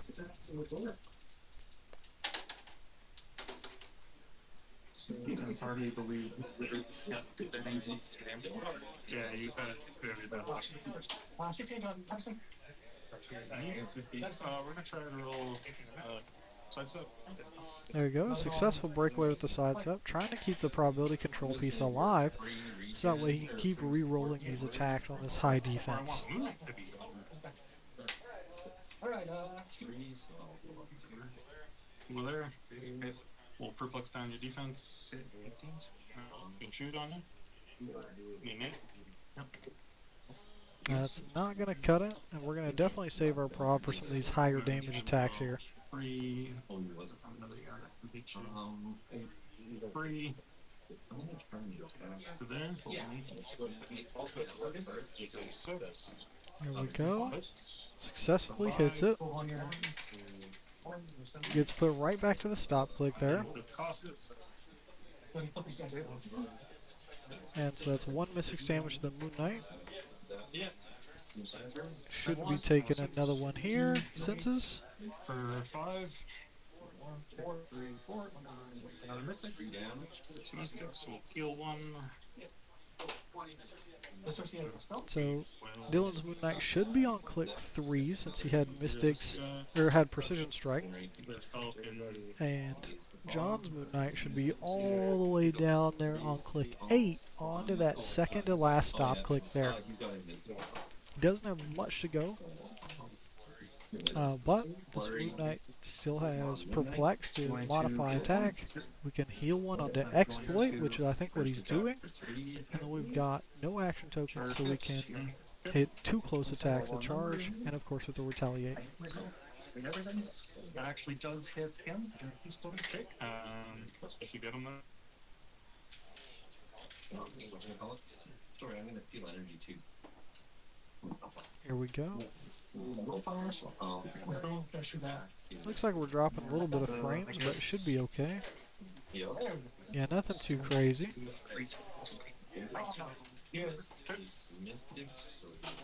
Here comes the Moon Knight here, trying to hit as many targets as possible. And it looks like he rolled a 6 here and missed the free retail, and now he's double tokened. Let's do a... we'll heal 1. You should be on click 2, I believe, with that Moon Knight now. Sidestep this guy. Trying to get his Empower into place.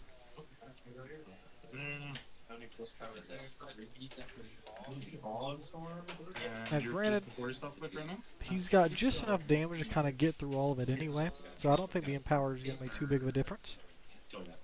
But it's just good practice to make sure all your support powers are in place. The prob is in the background, he's going to be able to see.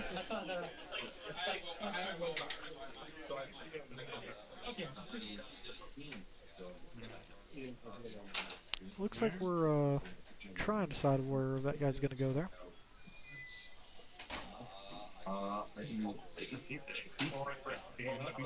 Right, if I'm here, I don't have I guess I can carry this guy. Here's the carry.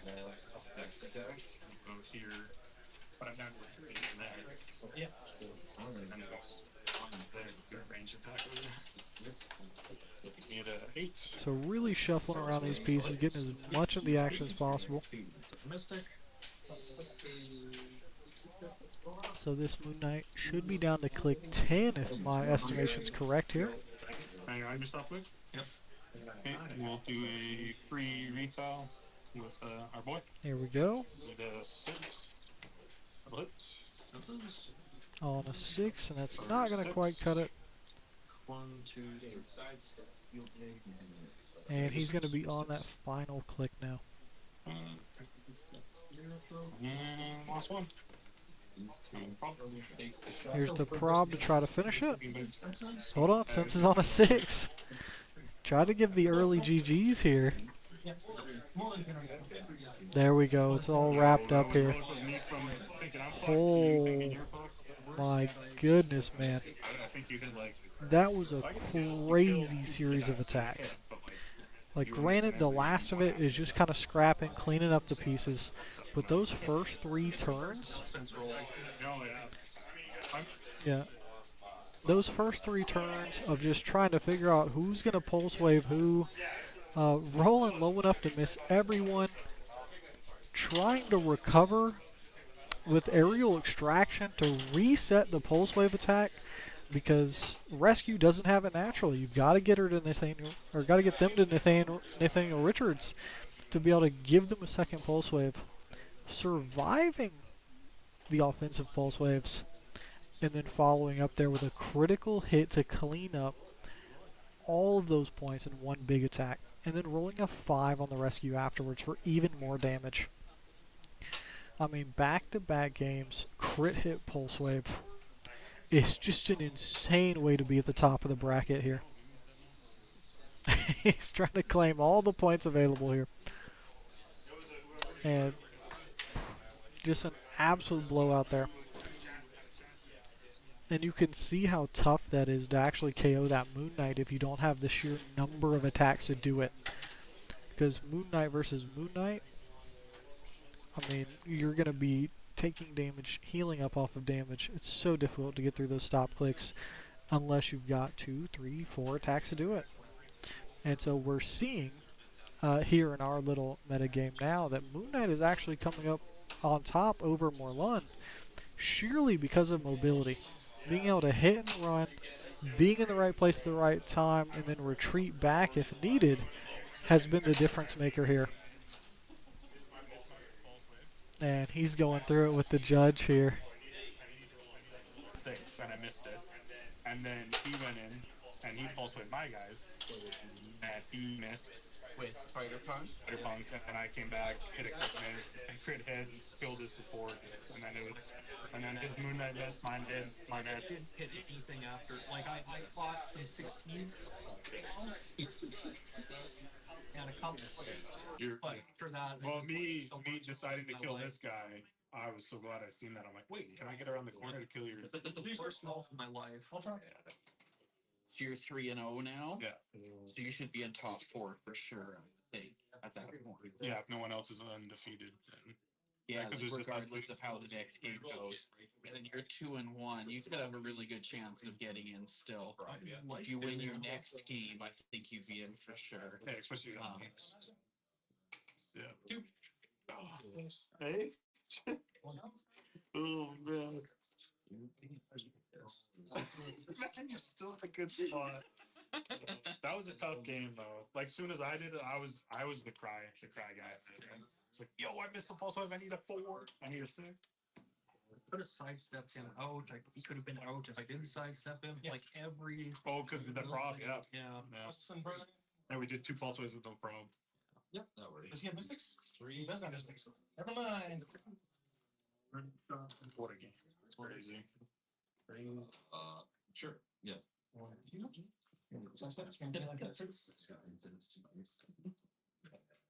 I'll put touchdown on your defense. And she'll shoot you.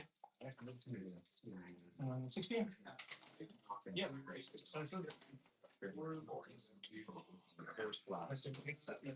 On the hull. I can't deal with that. For process, and not against the hits. You just Tell him Sorry, this is from. Did you see my dice roll? I didn't. Everybody saw it. There's nothing you can do about the bad dice. Nail biter thrower, you first like 2 turns and you're positioning. Yeah. I'm trying to figure out who gets in. I come in, miss, he misses. That was a roller coaster. Amazing. Yeah, I was hoping you were able to figure out if all 3 of these squares can see down here. What, 3 squares? See down. Yeah. Because you decided to kill symbiote. This was the only real square you could have chosen. I can't kill a symbiote. I kill him. I don't get the thing now. Yeah, if you didn't know you were him out. No. What do you mean? Because you take the one. Oh, because it gets knocked. Yeah. You need to HeroClix, it's little miniatures. But then it's not dead. And Yeah. heroes. So literally, I've just played them pretty much every game until So I think every it's game. got blocking here, symbiote here. Superheroes. That way, Well, no, not Simbi because I don't want to kill him. I want to use him as like a tie. Just use the But yeah, I definitely. because if you kill him with the blade, it's after resolution, so it's got Because I don't want the lights. Oh, dice roll, yeah. Yeah, so I do one. So I just knock him back. just Yes. gets knocked back and then Good job. this one it's gonna be blocking frame here. Yeah. Check out of 4 squares. Generate pizza token. I just didn't think I'd see that square. Yeah, it's difficult to visualize for sure. Especially because we're adding I should have asked. Whatever. your positioning to get down there. Definitely good positioning. I wasn't sure if you were going to be able to reload and like find the route to give rest of the pulse wave and be able to actually do the attack. John's positioning was very defensive and hard. Made for a really good nail biter until we saw this stuff. Nasty. I mean, this guy still gave me trouble. Stupid Asian venom. Yeah, I thought that Asian venom was just clean up for a second, especially with where we're getting his senses a little out there. We were killing. No, Never counted. You're not rolling above 5. Where you do it? Can't do anything more. Different staff under base. So like, But really good game. I like seeing you both at the top of the board too. some like Superman. He's kind of bad. He's just I want yes. You're trying to build so look at him. They come in pen with posters only 30 points. right now. Yeah, well, what was the other 2 games? Wait, I was in there like What's the most you ever bought for a time? 300 and 400. There we go. Welcome back to the coverage desk. Let me make sure my mics are popping. So we've still got some time left in the round here. I don't want to say how much because obviously people are still playing their games and they might be able to hear me. But since our game's over, we can just kind of chill and then we can field questions if people has them. I guess I can turn back on a little bit of background music. Why not? There we go. Bum, bum, bum. There we go. Get a little bit of background music kicking, not a lot. Yeah, all my ambient music seems to love fetching from like Assassin's Creed.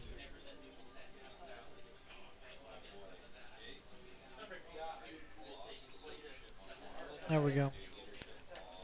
Let's see, how many people in the chat do we actually have? I really appreciate all the support, honestly. Like, I love doing this kind of event. Hey! Heck yeah. Got some love in the chat. Let's see, I can check the standings for you guys and see how people are doing. It's not going to take into account the game that we just saw, because all the games need to be finished for that to happen. But Keegan right now is looking like he is in the top 4 at 1-1 and 560 points. And he's fighting it out now with that more Lund team that we saw. And looks like they're still scrapping it out over there. So we're going to find out how that shakes up the rounds. Let's see here.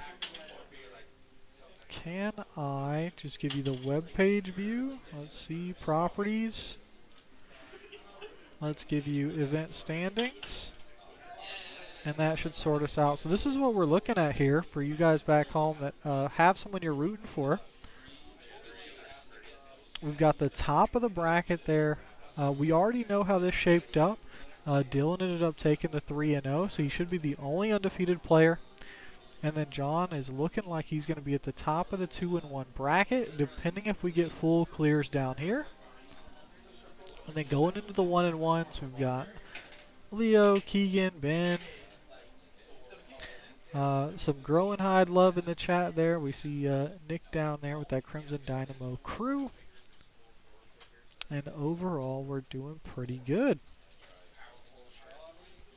So I'm really interested to see Ben's version of this Nightmare roster. I'm not going to fully spoil myself just yet. But we'll take a look here once they actually get into it. So hopefully that's a good sneak peek for you guys of what could be coming next. Because each of these games is 400 points, like if you win your match, like a full sweep, if you go 400 and the enemy team gets 0 points altogether, that really shakes up the bracket because someone from down here is going to shoot up and then everybody else is going to kind of shuffle in the middle. And so on these big Swiss tournaments with 400 silver, unless you're at the top and you're taking, your wins and you're going to stay up there, you could go from 2nd place to 8th place in the blink of an eye. It is super volatile because the people below you could lose a game with 300 points. You could lose a game with 390 points. And if someone is, 2-1, but they haven't fully swept everything and they finally take that first loss, well, if they don't have the number of points to keep them up high in the ranking, they're just going to drop like a stone. So if you want to be safe in these big Swiss rounds in Pulp, you've got to be willing to clear the whole enemy team. You have to take risks, especially if you're not in the winner's bracket. It is worth it to take a wild chance to try to clear opposing team, even if you don't think you've got good odds for it, if that means that the success is worth that risk. And so we're going to see that from some of these players in this very last Swiss round, making plays they wouldn't normally make in an attempt to climb up and make it into the top cut. Because I believe we're just cutting to 4 players. And so with a field of only 10 people, there's going to be a lot of people a little bit salty if they don't make it, but that's understandable.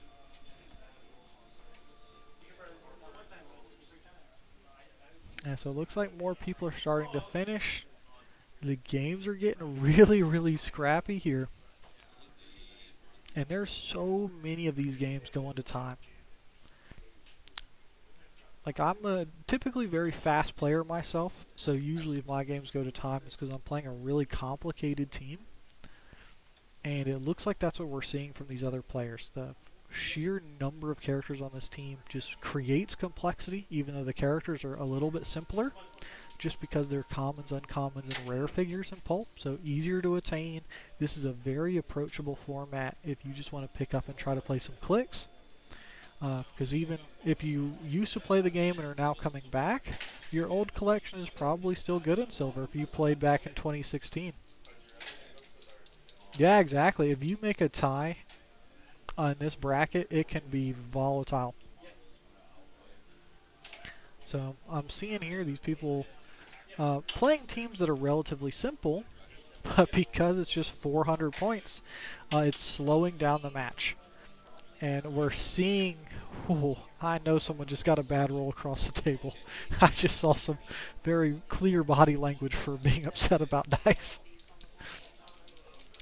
But yeah, you can see these games are just going to progress a little bit slower just because it's 400 points. And you need to really know your team inside and out. If you're planning on sweeping somebody's team, you need to know what that first turn of yours looks like. Because let's say you get to go first, you can pre-rehearse that turn if you're trying to play in a competitive event. Just take out whatever maps you think people are going to put you on, lay them out, and you can kind of just practice by yourself of where each piece is going to go, how far can you reach. And you can definitely tell the difference of the people that have put in that practice time, that know their team that well, versus the HeroClix curse, I'll call it, of changing your team very last minute, or bringing multiple, bringing multiple teams to an event and not deciding to the last second. You've got to be a really good player to do that and still put up fantastic results. And yeah, like the people I drove down here with, Dylan and John being foremost of them, they didn't know what they were playing until literally last night. Like, I think Dylan was texting someone at 11:30 at night trying to figure out, hey, do you have this piece? I might put it on the team. And so it shows how helpful prep time is to be able to, you know, work through adversity with confidence, which is super important.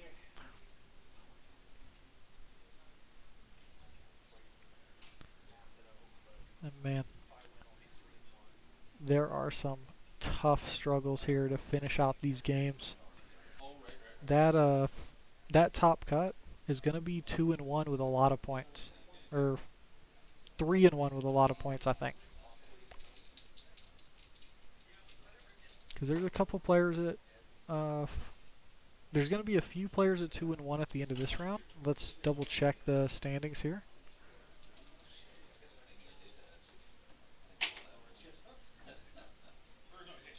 So let's take a look here.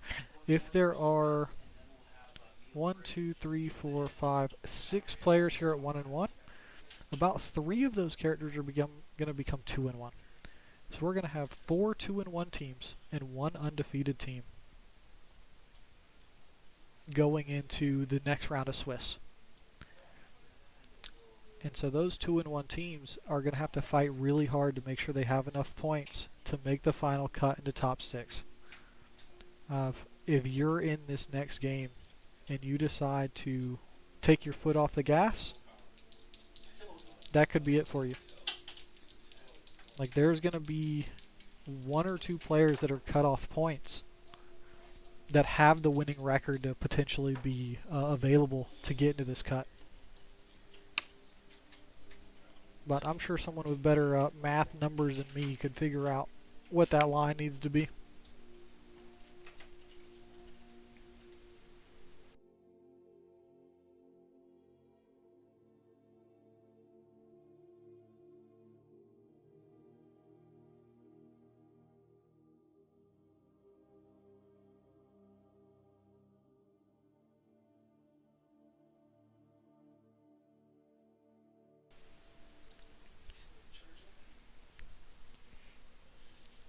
Yeah, I'm sad I'm not watching the Arkillo put in some work over there because I didn't really get to see him truly shine.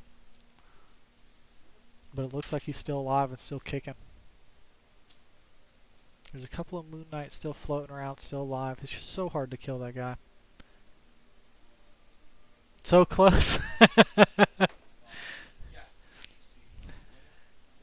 It looks like we're going to be on the wire for some of these games that are finishing up now. Anytime I hear some excitement off of a successful breakaway, I know that game is down just to nail-biting levels here.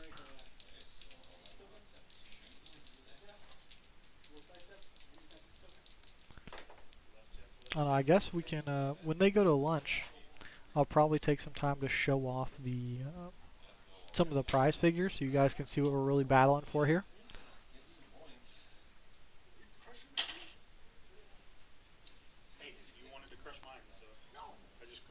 Like, if y'all play each other at top table, you're crushing each other's dreams. There's no winner there.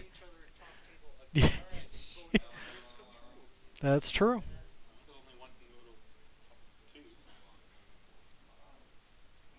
Yeah, y'all could run it back on top 2. Yeah.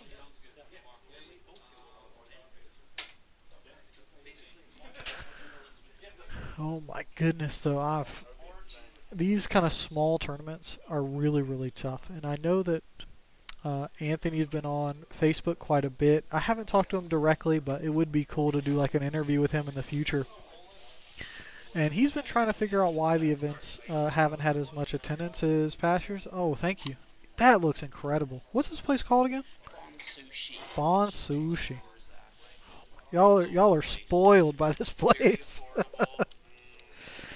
There you go. I'll hit the food for the chat. Bang. Look at that. I love me some sushi, man. So good.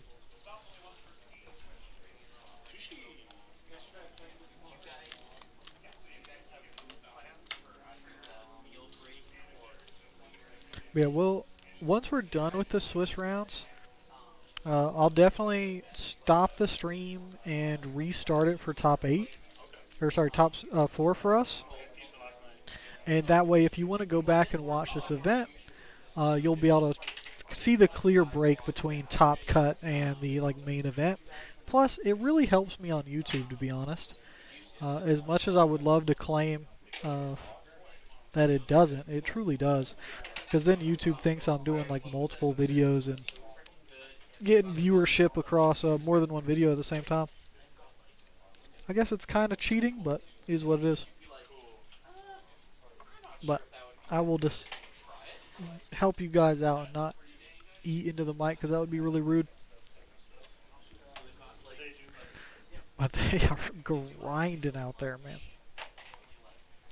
Everybody's bent over the table. I see chins getting scratched. People counting numbers on their fingers real quick.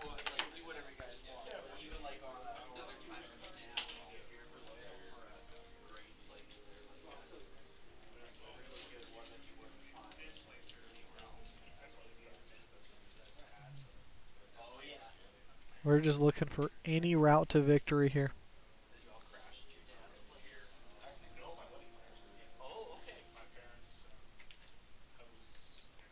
That is a lot of debris terrain on the map down there. I think Dark Hulk is running through some stuff.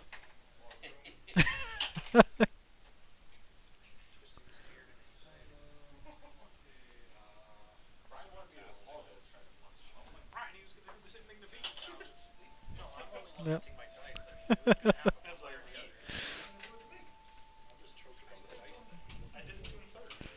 Now, man, the despair of watching your opponent get ready to retaliate and then not having to go through is so tough. Yeah, Dylan hit him with, I guess I lose after he missed. I know. Of course. And then you even offered the good game before he rolled the last super senses, and I was like, ooh, that's a bad GG.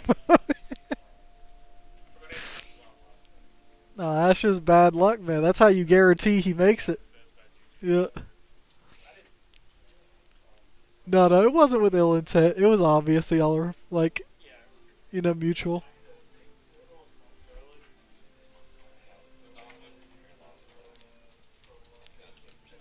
But yeah, there's a lot of Groenhide fans in the chat here. People are rooting for him. Oh yeah.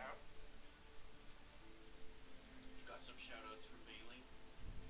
Oh, did I stream? Nice. No.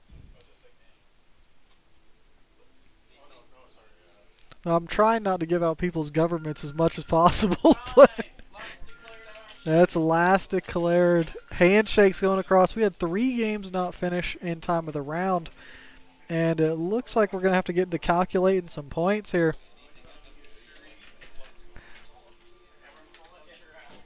Yeah, we got people counting on fingers. I think someone's taking their shoes off to get their toes involved.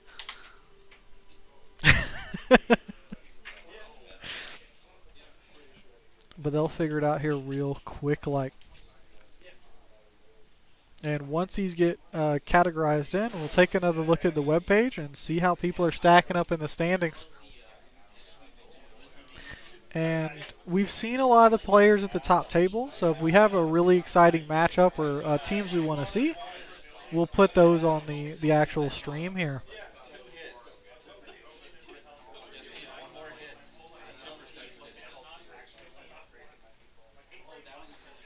So we'll have to see what goes down here.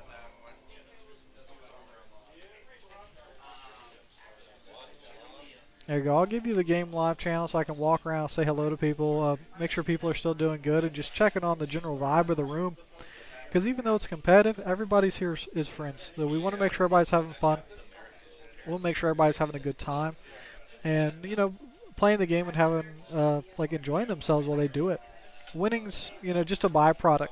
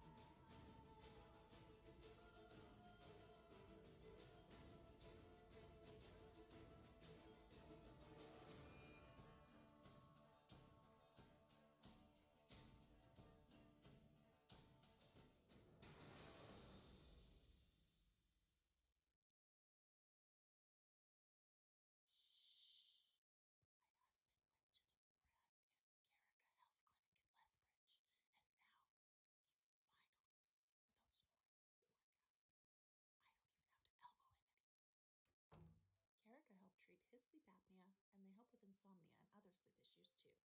These quiet nights have been a dream for both of us. Visit Carica Health Clinic, now open in West Lethbridge. Click the banner to learn more.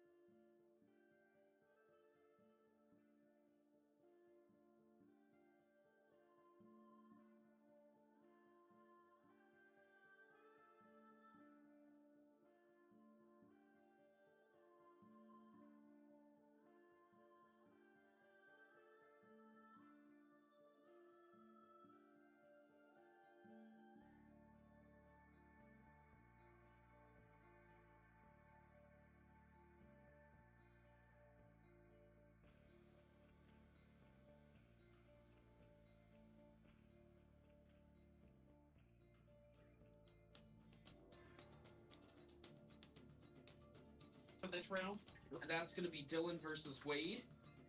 Table 2 is here. Is going to be John versus Slick. Over here on stream, if you're both right with it, is Keegan versus Ben. And then table 4 is Lionel versus Graham. Table 5 will be Ryan and Mason. This is the final round of Swiss. After this, we'll announce who's made it into the top 4. We'll do the fellowship vote. We'll have dinner break, and battle royales can start during the dinner break or after when everyone comes back. Last round of Swiss. He is the MVP.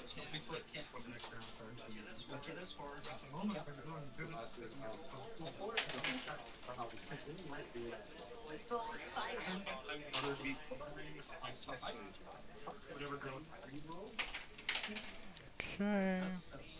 Let me go ahead and get the new teams up there for you to reflect the matchups. I think anyone three and one will be getting into the top four. 2 and 2, maybe. My last team did. We could have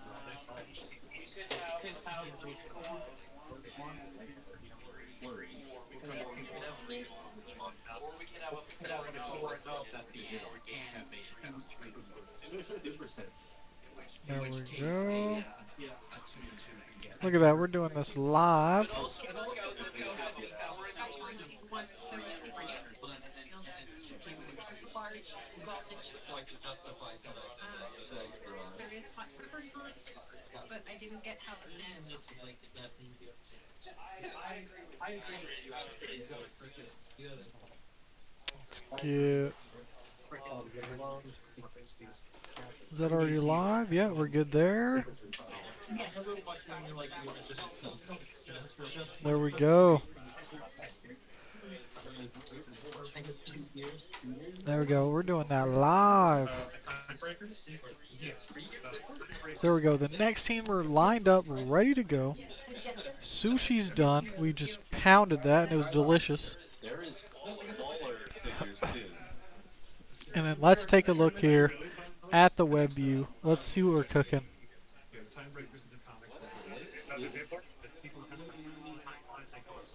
So let's go web page. There we go. So we've got Dylan the big 3-0. We've got John here still holding down number 2 even after the loss to Moon Knight, just on sheer points at 2-1. Wade is sitting at 2-1. Keegan here is at 2-1. Then we've got Nick also at 2-1, dropping down a bit in points here. We're getting into the low 600s. Leo went from the top table and is now running the gauntlet, sitting at 690 now. And then we've got the bottom here dropping down to 500 at Ben, who we're about to watch here on the stream with his really unique Nightmare team. Then we've got Ryan at 1 and 2, Graham at 1 and 2, and Mason rocking that Ironheart. Even though he's 0-3, he's got more points than some of the people around him. So don't let that score line fool you. We're still scrapping, even if you're down there fighting through the bottom here. My original team, but I probably would be saying the opposite. So this matchup should be really, really cool. One of the things that we're going to be looking at this game is, of course, the Fantastic Four Future Foundation Stardust. And so that Stardust is going to be helping out tremendously with some long-range pulse wave action. I'll pick Matt.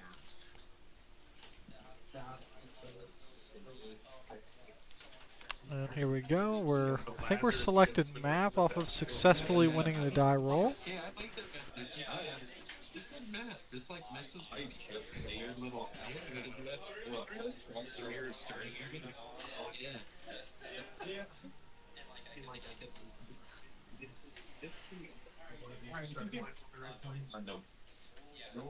So here's going to be the Stardust. This is the most expensive piece it's going to be on one of these two teams here.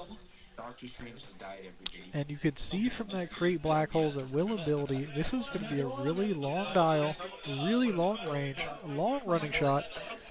And we're going to be able to do a power action to be able to do pulse waves from a distance. Not to mention, we're consistently healing every single turn. And you're going to have to KO this figure 2 times over. This Stardust is going to be tough to get through. And to match with it here, we have Nightmare. Not the new one you might be expecting. Oh yeah, we have to make it perfect. Make it. Yeah, they know. They see me staring at them.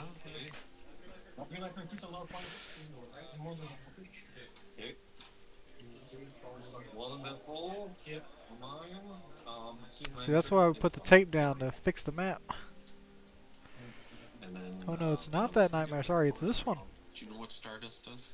Unfortunately. Okay. The last guy was like, I've never seen him before. He was like,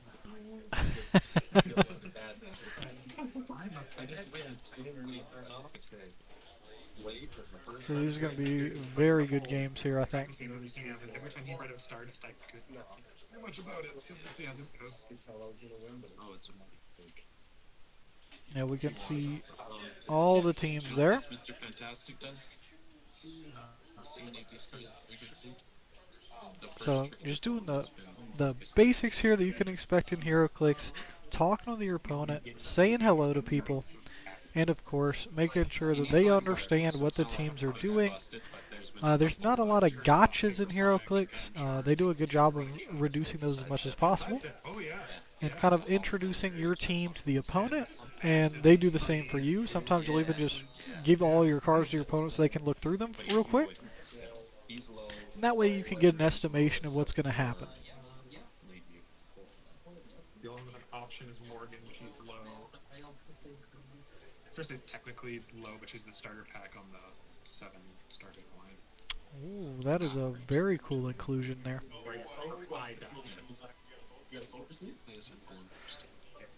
Let's take a look at that Cersei for you guys, because if you haven't taken a look at this Cersei, she might surprise you. This is 40 points from Wonder Woman 80th, with a stop click at the back of the dial, and a massive 8 range mind control, 8 range outwit, and 8 range problem. So really, really solid character there. Yeah, I can do that, or like, I can get Fantastic Force so he gets leadership. So a lot of great interactions here happening on these teams.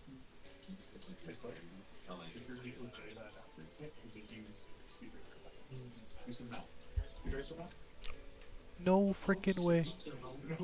That's dope. Scott Porter was in the movies.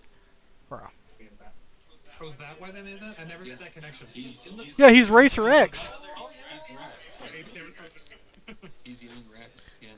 Where I've been trying to hunt down that map. This is an amazing movie. And then like you rewatching it. I remember that like nostalgia. That's the TV show, but I'm like, this is like real Jamie. Yeah. It's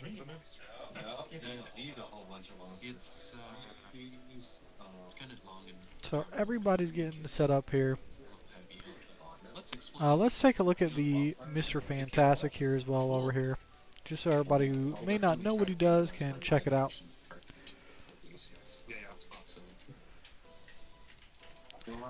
Pro tip, if you just search by the word fantastic, you're going to see all kinds of stuff. Cool. Do you have any terrain pieces? I have enduring. But enduring. Let's see, which one is it? Fantastic 4033.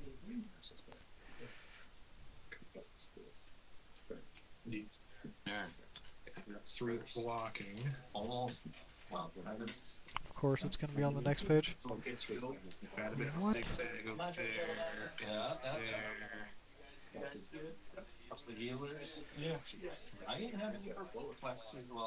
Yo, this is going to send me. Freaking Moon Knight. Because I like playing Ultron. Yeah, I've never. You guys doing? Good. Good against Moon Knight, and then when we play tested last week, I got my every match, but nobody was playing Moon Knight, so I thought, do I go in untested against? There you go. Finally found it. Theoretically, I think it's pretty good, and like the game when we tried it out, I was like, it's pretty good. Yeah, probably would have been a good idea. So really, really cool inclusion here with Mr. Fantastic. You can see that very first trait here. If you're too close to him, then you cannot begin a move unless you're doing a full costed move action. So a free move with sidestep or doing a move and attack action, none of that's possible if you're too close to this guy. I'll just wrap you on up. More importantly, he's giving away leadership as well, and a 10 range outwit that is protected outwit, so that way you can't turn it off by the other team. Really, really cool inclusion here. So let's see how we decide to approach the game. Okay, we're seeing this barrier tech being used here, blocking off, using the very long walls of the map to make it difficult to approach. Carry to she'll perplex up his defense, or yes, he'll perplex up her defense. Let's go there. Let's draft. There you go. It's a very defensive maneuver. Anyone that hasn't moved off the start is still going to be safe with first turn immunity. You can move 2 squares. She's going to carry Bloodstorm. There we go. Madison, even though she can't fly, has the Underworld ability, which will allow her to carry a character that has the same keyword as her. Step to carry Cersei. And this is another just move up. Let's Fury's get gonna free closer. action to get a block of vibranium, and then free action to give the vibranium weapon. So Moon Knight will now have +1 damage for the rest of the game because of that action. Moon Knight's gonna carry Shuri over there. Shuri's gonna perplex up Moon Knight's defense. Madison is not next to a mystical, but she can only perplex once. She'll flex her own defense to an 18. So very spread out approach here, making sure his force can't get caught by anything crazy. He's not mystical, but he has mystical. Or no, otherwise, yeah.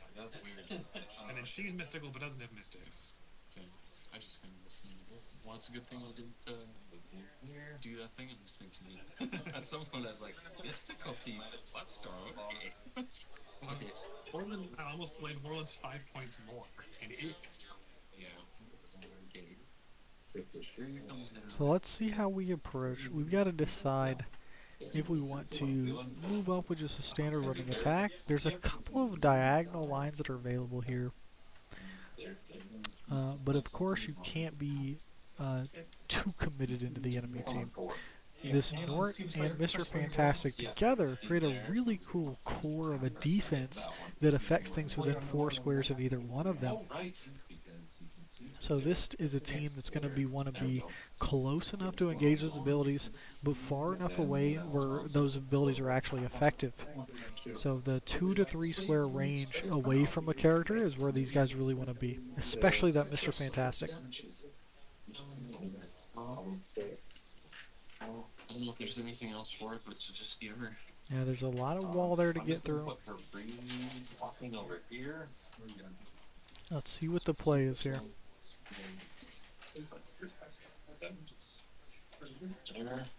Because no matter who you hit, if you have a successful hit, we have a retaliation from Moon Knight. And this Moon Knight with Shuri next to him is going to be hitting like a truck on every attack. Strange. 5 perplex up the Marvel's defense. So let's take a look here. Stardust is in pretty good range here. It looks like we're going for a ranged pulse wave.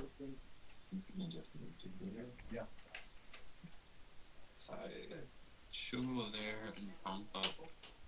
Sidestep, pump up attack. She'll do the pulse wave thing. So power, choose non-occupied squares and range line of fire. And then pulse wave from this. So we'll choose. It's really well explained here.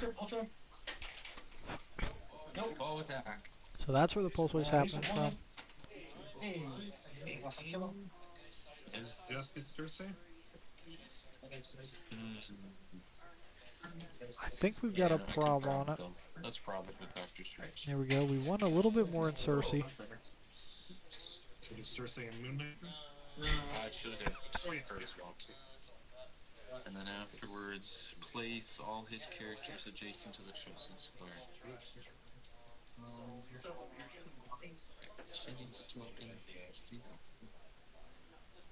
So really big hit there. Just like pull this team towards me. Yeah, that Wait. makes I have no choice actually, so I have to do it. But Here we go. So this is the placement.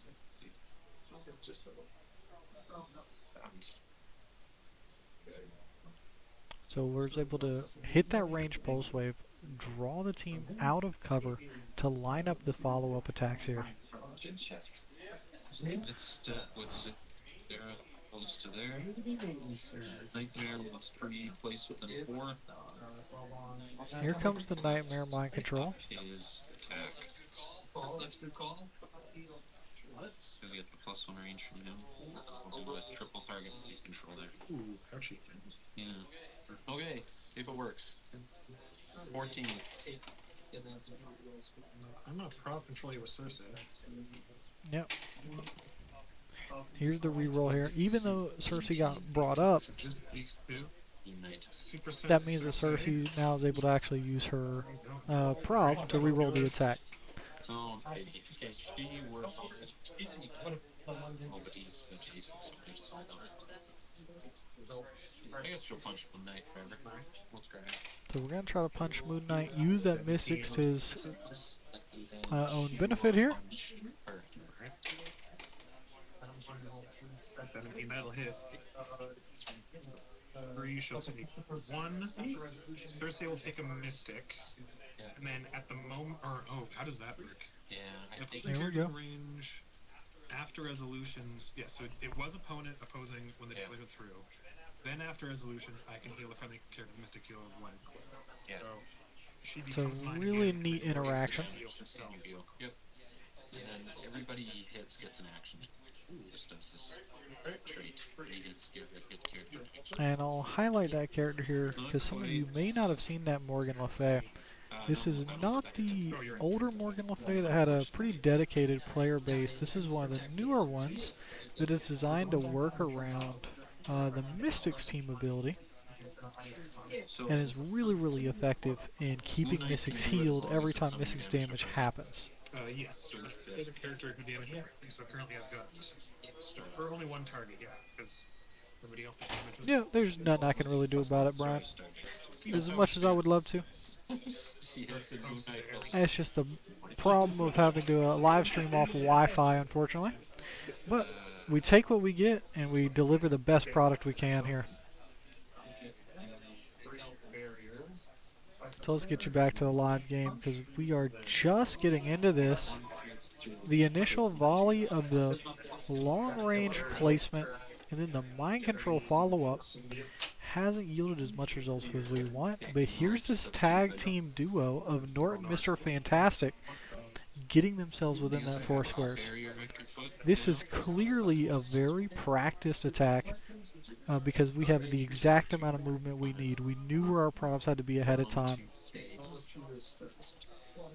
And this is the kind of team I like seeing piloted get in a really creative way. No, we can see that square for the barrier. I think Madison did.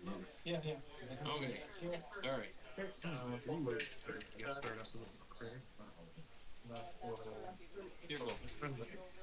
So let's see what's going on here. Madison movement. And because he rolled a 1, his opponents get to choose where she moves. January 1st. Whatever. Willpower on Midnight. Nope, willpower on Morgan. That's a very important willpower. Morgan takes on. The first about 2 or 3 turns of a character's willpower really dictates the kind of timing that they're going to be on for the rest of the game for when they need to clear action tokens and take a turn off.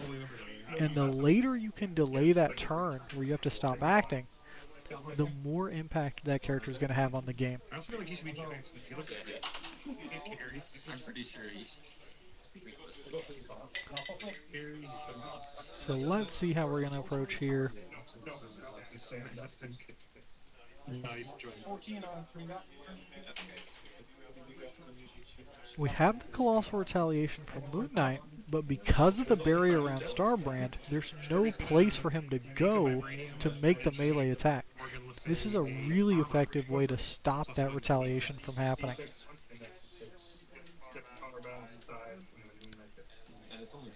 So +1 defense for Morgan Le Fay for the rest of the game. It's still in my place, even though I have squares, but I can't do anything next to Stardust because you're... Since I catch you, not quite. I'll put something in 10th place. So really, really good use of barrier to prevent this retaliation. If you're playing a team that doesn't have another way to deal with a placement like Moon Knight's, this is a way to do it. So Mr. Fantastic is within 4 squares, so if these characters are going to try to do some kind of move, it's got to be a capital move like we talked about. So no sidestep because you're that close. It's got to be a capital Moon move. Knight can shoot him and do 5. So Mr. Fantastic here looks like he's going to be the sacrificial lamb to buy more time for the rest of the team. Blocking that's going to be a right now. So let's take another look at here at this Mr. Fantastic. Or do one of my kids want a shrimp to play? No, Bloodstorm makes a kid. There you go. So you can see the struggle that's happening here. To strand the Griever is the trait here that's causing the kind of hold up and the trouble of how do I navigate this turn. If I can't move, I've either got to kill Mr. Fantastic without moving, which isn't what he wants to do with his turn, or figure out some other way to do it. Here we go. I'm at 11 on 20, but So big close attack here. 11 on 20. Vampire on Mr. Fantastic. First attack is not going to do it. I'm going to save the prob. Okay, we're saving the prob. With a 9 is going to hit exactly.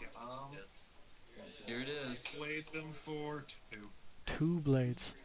So Mr. Fantastic is still up, but he's very much within Moon Knight range now with that big 5 damage. But he's trying so hard to get this Moon Knight somewhere else. But we might be at the point where we just don't get the choice. Here comes Morgan. Cannot sidestep. I can range attack you though. I just don't. But you're not psychic. Oh, I assume I'm psychic last time. Yeah.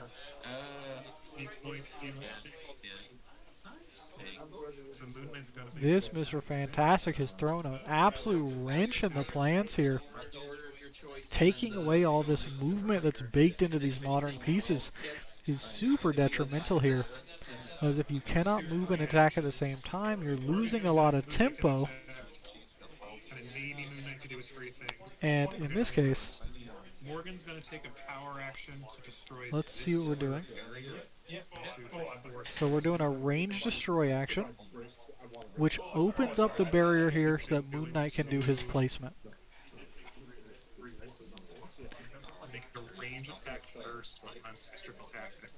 Here we go, trying to kill Mr. Fantastic. This is a range. So 12 on 18, looking for a 6, and oh my goodness, with a 1, a critical miss. This is the first one we've had on stream, and it's going to self-hurt Moon Knight. He's got the free heal. That's tough. Here's the placement.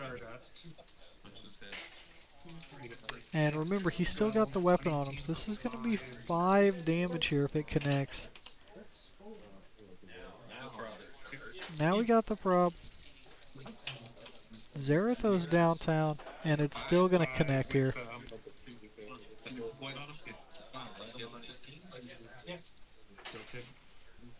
She's got an absolutely massive dial. She's going to take 4 or 5 attacks from Moon Knight here to actually get KO'd off of one of these.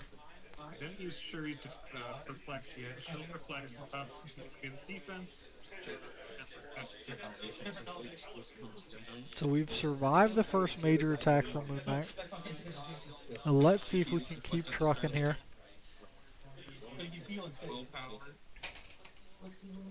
Successful willpower. Stardust is kicking. Here's the Nort trait.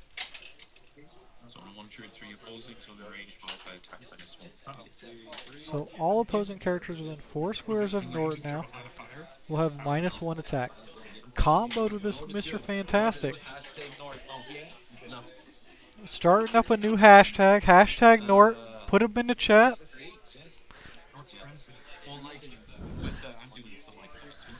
He may look like a teddy bear, but he has every keyword. Belongs on every team apparently. Got it. I think that's all. So Oh, he has a leadership. Let's roll leadership. Here we go.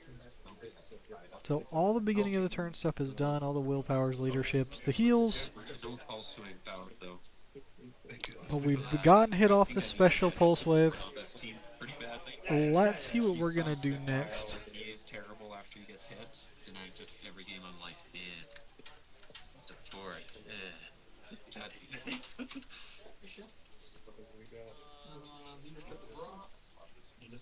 There you go. I'll show you guys Nort if you have not already fallen in love with this character. He might look like a Wookiee, but he is kind of a Swiss Army knife for 40 points.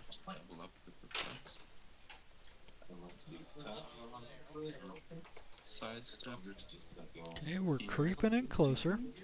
Perplex down defense. Good perplex there. The triple mind control, so if I'm And targeting we are really leaning into this mind control as a way to try to stay in this game and use the enemy attackers against them. Let's do him and her. They've changed with the storm. All yours. 14 Got 'em attack. both. He has a -1. Oh, we'll prop control you first. 3, 4, 5. An 18. Everybody. And he's got them all for this mind control. And now the +1 weapon from Shuri So is going to turn around and be used against him. Yeah.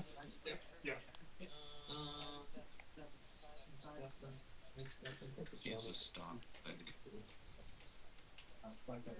Let's see what Ben decides to do with it here. Where are these attacks going to? Monster. It was great. And again, he's moving him back into Mr. Fantastic's range, back into Nort's range, Punch. and try to get as much value as possible. Punch sheet, 2 clicks with turn stopping. Let's shoot just in case. It's gonna be 2 clicks either way to get her down, right? Exploit doesn't matter. It's so taken just 2 then? Well, do I have your equipment while I have you mine? He does indeed. It's just a plus damage. So Yep, so it's going to be 3 clicks total. 5, I'm like 3 after defense. yeah, well we'll do. Well, no, I should hit you for 4 and 1, so you'll take 2 after. I think that works. There you go. Nice little way to split the attacks on the mind control, Is there stop click using after Moon Knights resolutions? against her. Press it when review. The first time this click is revealed after resolution, deal 1 penetrating damage to all opposing characters in 3 squares. So is that after the mind control or after the attack? I think it's well the mind controls. I don't like that. I think it's going to hit the side, but I think it's moving. We've got a great judge question here about timing. We were just like, oh boy. So let's get the card here. Mind control. And something gets triggered that says after resolutions. Is that After the resolutions of the entire mind control. Oh, you did it. I'm gonna do multiple other attacks, moves, and everything and that. Yeah. Because Within 3 squares, eh? like after resolutions, you're still giving everyone their move and their attack, and then you'll accumulate. But if she's dead, she can't really do within 3 because she'll be gone. Yeah, If I kill her, dies before the mind control finishes, then her ability will even go off. What's her ability? would deal 1 damage to people within 3. So if she's not on the map, I can't A really. really niche interaction here After resolutions. of killing Morgane Le Fay through a mind control. Because if she's not alive, she can't do that damage. Same with like Mystics is triggered and waiting to resolve now too. Yeah, totally. Now, the You have to Mystics, do it. even if someone's gone, they're still taking the Mystics. Yes. But in her case, I can heal off. there is no within 3 squares that she isn't on the map. Like, if your Mystics won't happen even if that person's gone. These are the other 2 I got? Yeah. Okay, she's punching him. Here we go. Cersei onto Morgane. It's My turn? And that's going to be the KO. she's out. That's a massive KO because now we don't have the healing off of Mystic's damage. Oh, yeah, Mystics still have But he has And we've got 1 Mystic's waiting to go both on Moon Knight and Cersei. And then what the heck is Bloodstorm doing here? He's got to stop. Hang it. Let's see what he decides to do. Okay, we're gonna. Oh, he just fly. No, right? Just fly, just regular stuff. Okay, let's go. What? Okay, What is he doing here? He's about to take Bloodstorm on a trip. I'll do flurry.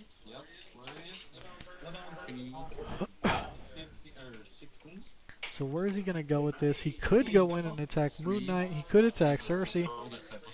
And instead he's deciding... Looks like do a ranged attack here. Onto Moon Knight, yep. And then we've got Mystic's damage onto Moon Knight, Cersei, and Bloodstorm.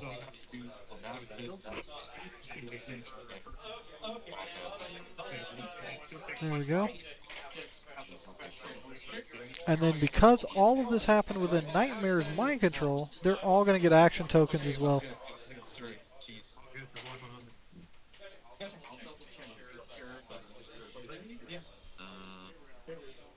It's not on there.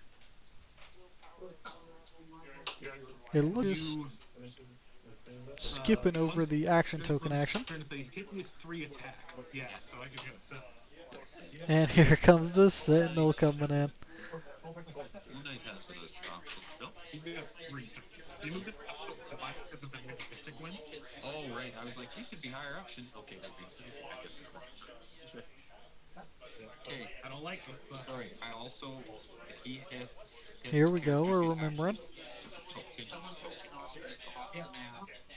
So this Nightmare giving away these action tokens goes a long way into controlling the tempo of the game.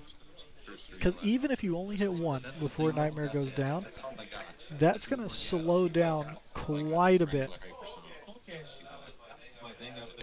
And then we need to get this Stardust into the fight. Even though we don't have Pulse Wave, we still have just a regular attack we can utilize.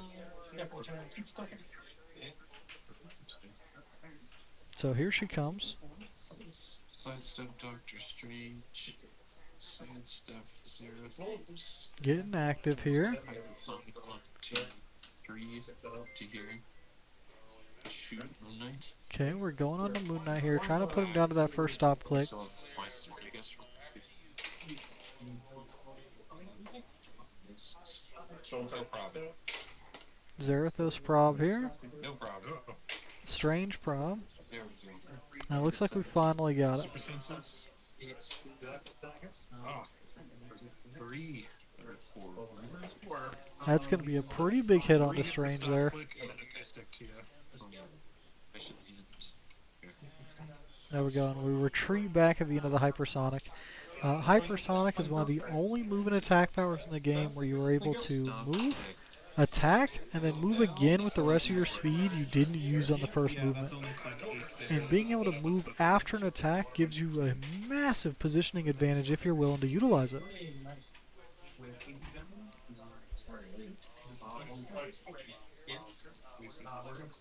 So let's see where we go next. Those are the 2 big actions this team has. Mr. Fantastic is holding down quite a large area, and because all of the other allies are within 4 of Nort, there's no place Moon Knight can go without dodging the -1 attack from Nort. Zarathos getting involved here. And it looks like we got it.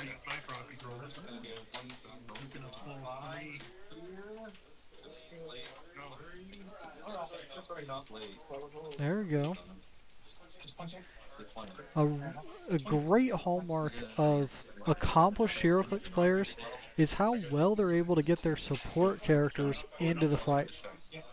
Doctor Strange trying to get in on Moon Knight as well. Let's see it. Here we go. And a fail on the senses. Is that Moon Knight down? Oh my goodness.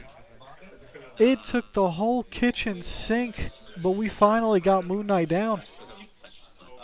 It took minimal damage in the process. That Mystic's damage was split across the entire team. Utilize the enemy team thanks to this mind control. And with a couple of choice super senses rolls to go in his favor, ended up taking it down. 11 on the dog is.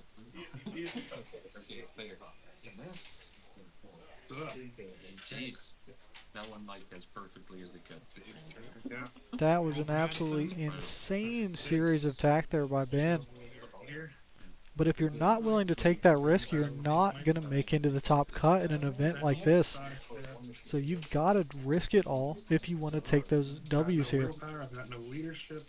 Starting for leadership. But I'm ready to do anything with it. None of my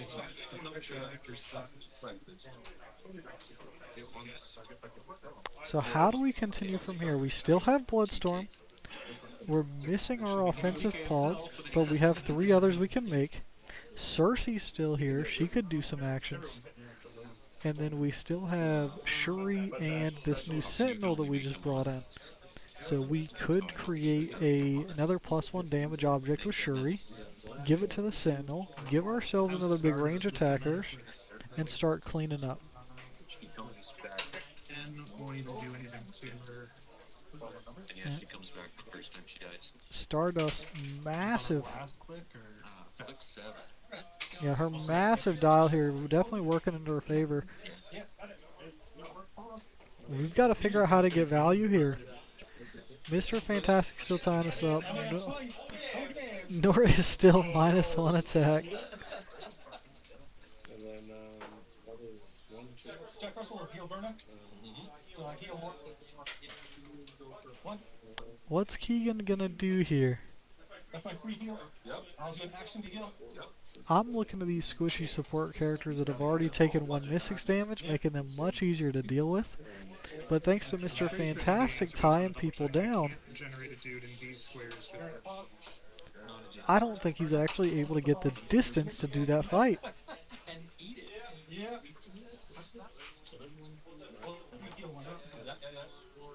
Jeff, generate it. I'm gonna chase them. Yeah. None of them have any. I got a couple of them have range. Yeah, so we're taking a look here at which bystanders are worth making. Dead one is down. Yeah, they can shoot. Sorry. A bunch of blocking in the way. Yeah. Yeah, the last minute barrier to blocking Mr. Fantastic and Nort is exactly the kind of positioning that this Mr. Fantastic little defensive core is looking for. This is such a cool piece to include here.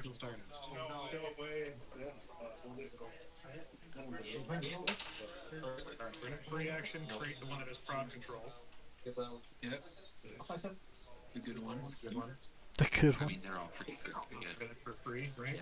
Yeah. Right there. I should mention these guys don't get. So let's see where we go from here. He's really looking for an avenue to jump on Stardust and get these 100 points. I honestly have no idea how we're getting enough damage to do it here. Because he'll get this attack, but what's the follow-up? For 3?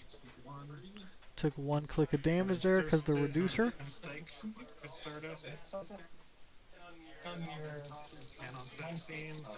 Because they're both on the elevated terrain, they are going to be able to shoot over all that nonsense down below since this is an outdoor map. And here we go. We're burning 2 probs on it. These are all the probs on the team. Into a crit miss. No.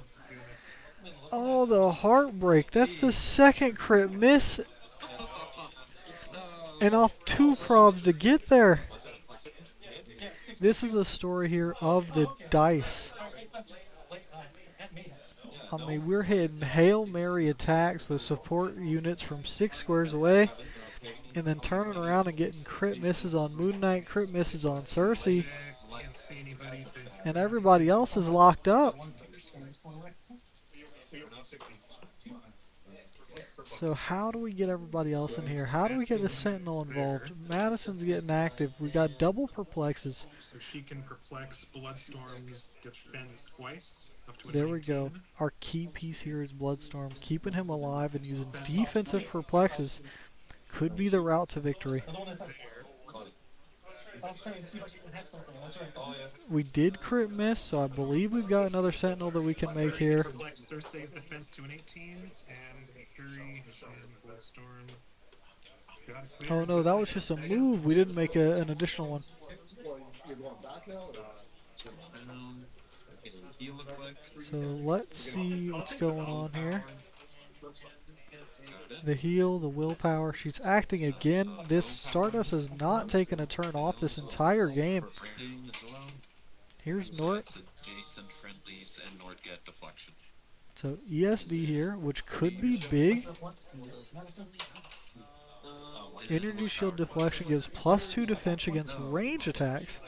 And because Mr. Fantastic makes it so hard to move and attack, that's your predominant way you're going to be hit with this combination.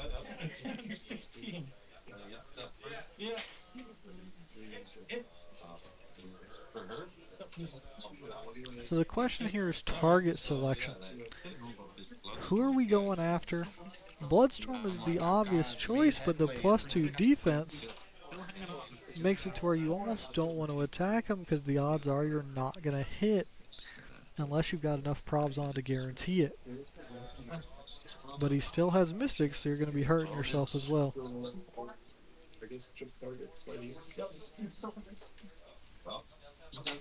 So let's see what he decides. This Sentinel's only about 3 clicks long. Cersei is fairly low. Madison is only about 3 or 4 clicks, but she has a defensive technique as well to keep herself alive the first time she would take damage. Here's the mind control. Even worth prop draw. At least he's gonna prop it. He's hitting. He's out of range. Cersei's the only option. You're 14 attack. The problem is if you don't use the probability control here, the minute the mind control takes it, they can use your probability control against you. He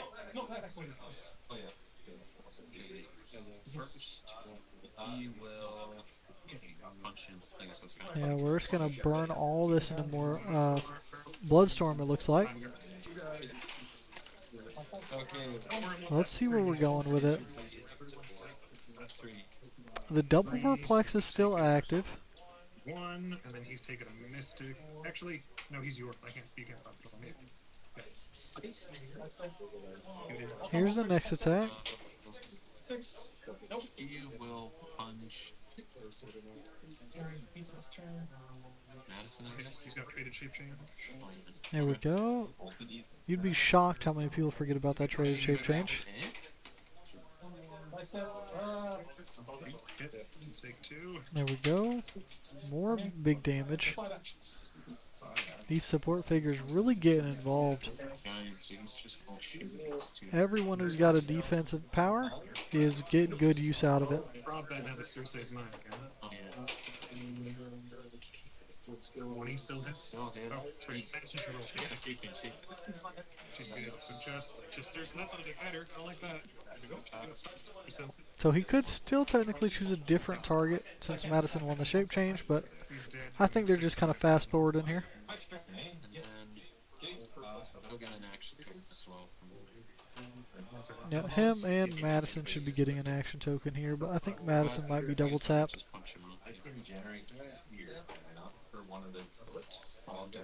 So this mind control onto an unorthodox defensive core is really putting in a lot of effort, and the displacement from Stardust is what really made it all possible.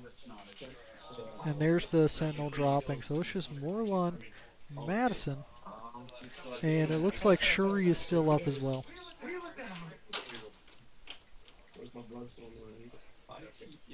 There is technically a couple pieces of equipment floating around somewhere from wherever Moon Knight died. And I don't remember who she gave the other one to. Oh, yeah.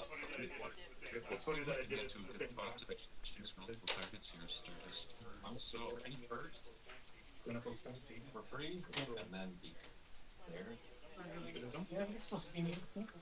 Yeah, I think we're just kind of cleaning up here and trying to figure out who else can get involved. Sorry. Yeah, you're good. Yeah, good. Okay, so I'm gonna outwit his invincible. Yeah.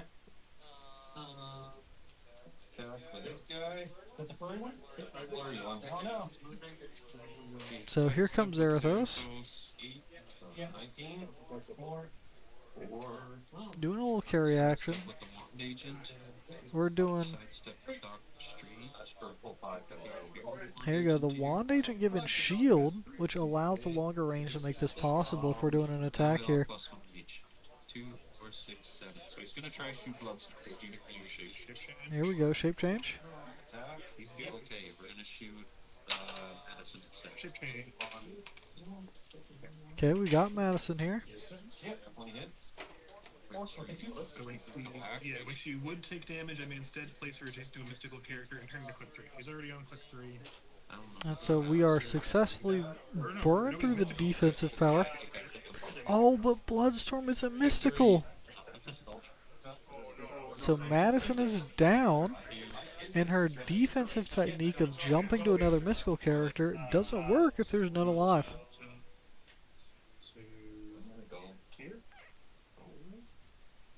And I think that is the second KO here for Doctor Strange. Well, yeah, let's go to 11. We're down to Bloodstorm and just Shuri, I don't know. and still using the blocking terrain Call it today. to keep the team alive. And it's within his range, I guess. For Mr. Fantastic's thing. If you're within range line of fire, you can't begin moving unless you're being given a move action. Gotcha. So she's out of his range. She's good. So she can size. She can sidestep, and once she started, she's fine. So I can size for her here. No, Flex Bloodstorm's attack to an 11. Here we go. We're getting involved. Action Telekinesis Bloodstorm. And with the TK, she's able to mobilize them around all of that barrier. And Nort, again, is getting involved with the passive ability. If you're placed within 4 squares of Nort, you're getting an action token. Swings 17. And that looks like it should hit here. Here's one prob. The other prob is off the lip, so can't see down there. 3, and I steal an energy. And I think Fantastic is alive on last. Your turn. And the barrier drops. Bloodstorm is double token thanks to Nort. And I believe Bloodstorm should be back up to charge. Unless I miss a damage somewhere, which is possible. Let's take a look at Bloodstorm's card, I guess, if that's what we're targeting here. Power here. Alrighty. So there's the Bloodstorm. He was on a flurry click and stealed energy up, so I believe Bloodstorm is on click 6 here. So we're just looking to do 1, 2, 3, what is that? 4 damage through invulnerability. That gray defense power reduces damage by 2. Watch the trick. Let's try to take him out, okay. Alright, here we go. This is the only outlet to he's not. Does it matter? It's going to. He's been good, but not good enough. Let's double perplex down your defense here. He's going all in for it here. Just take the piece here. So the other option here is perplexing down attacks if you're not sure if that person's going to survive. But Bloodstorm's double token, so there's no worries here. This is a free turn to do as much damage as possible. Here we go. Shape change. Not successful. Still not sure that I can. I'm not outwitted. No, so one. So 1 damage. Back down to click 7. You place her away? Yeah, you place her away. So then off this one actually did that. Here comes the sidestep. Are we going to shield boost an attack here? Yes, that's true. I'm okay with it. Yeah, I think at some points. This guy. Yeah, I'll just So shifting Nort, getting him out of dodge here. Flex out. Okay, let's fly to there.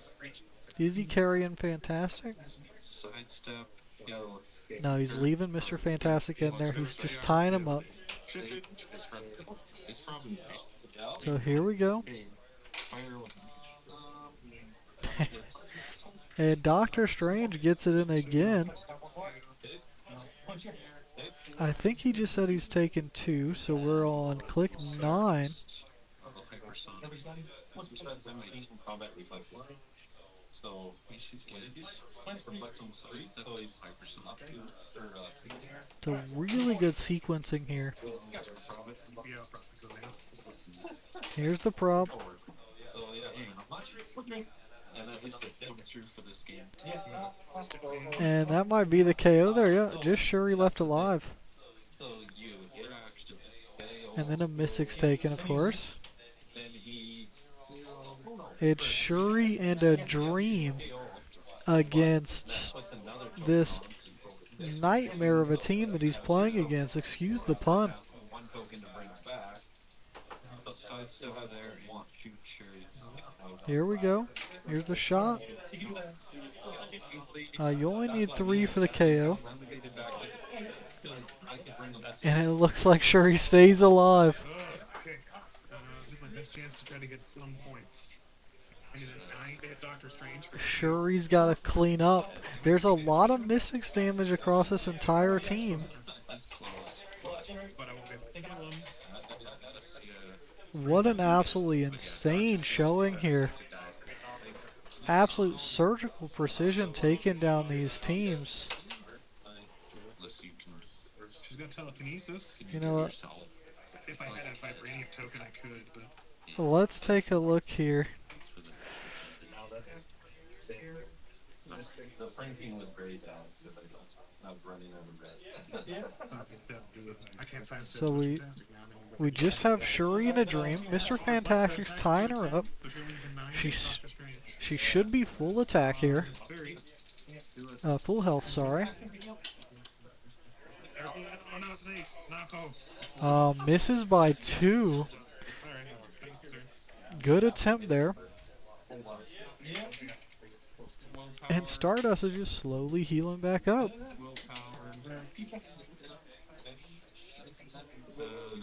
In fact, Stardust might be back onto a Pulse Wave click with all this healing.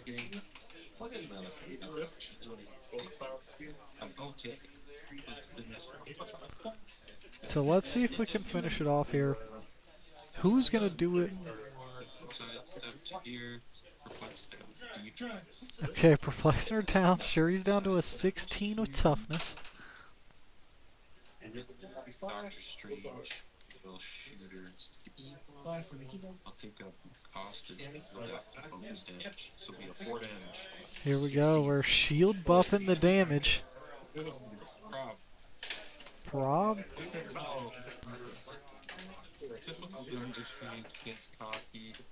And he's gonna miss. Shuri is not impressed with his Doctor Strange. He might be pulling his magic tricks on everybody else on this team, but she is not buying it. I love this girl. Let me get up here on my phone. Every day, Can't even hurt you, so there's that. Zero's supposed to take the shot. Here we go. Getting everybody involved. That's 2 shots down, a shield action 3, Doctor Strange is 4. I think we've got 1 action left.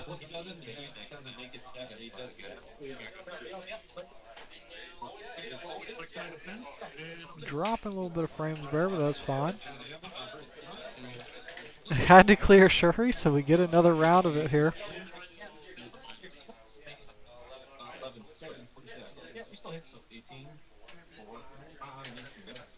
And we're... Yeah. I think that puts her down to, what, a 15?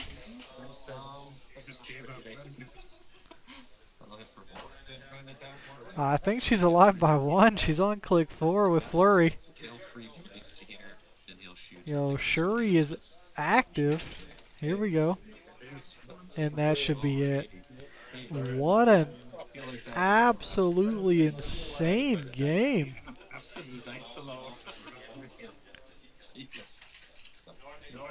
Holy crap. What a crazy game to watch.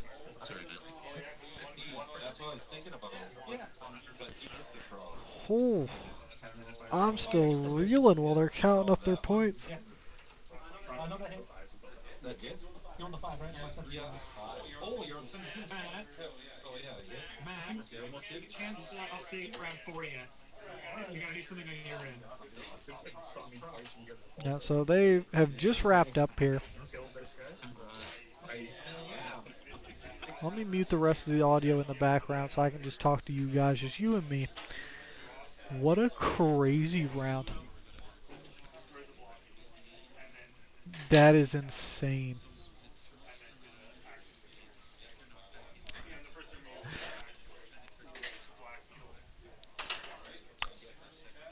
Oh, hold on, they're conversing here.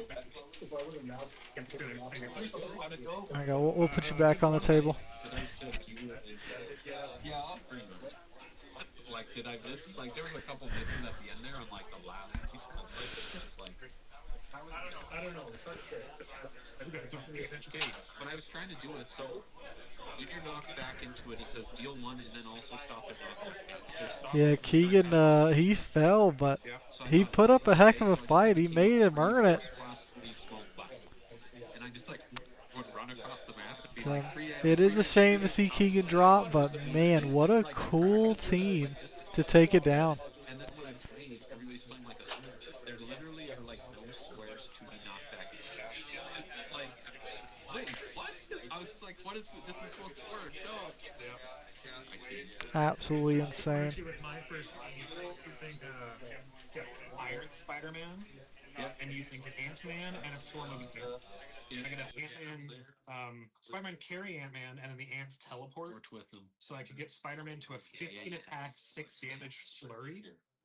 But it was like all of like 210 of my points was this one combo. Yeah. And then I'm over here with a bunch of like 10-point figures. And then they like roll shape change or something. Exactly. It's that first attack. Oh yeah. It's definitely like you can get hit pretty hard because I get wiped up, but you still need like some sort of stick in that power there. Oh yeah. So. Yo, jeez. Let's do Are you excited for my Alright, let us bring it back over to the coverage desk here. I'm so glad we got to spectate that game. Because that wasn't top table. I think that was table 3 officially. But thanks to working with the judge, we were able to get you guys the most entertaining game, the people you wanted to see, and of course the teams you want to see.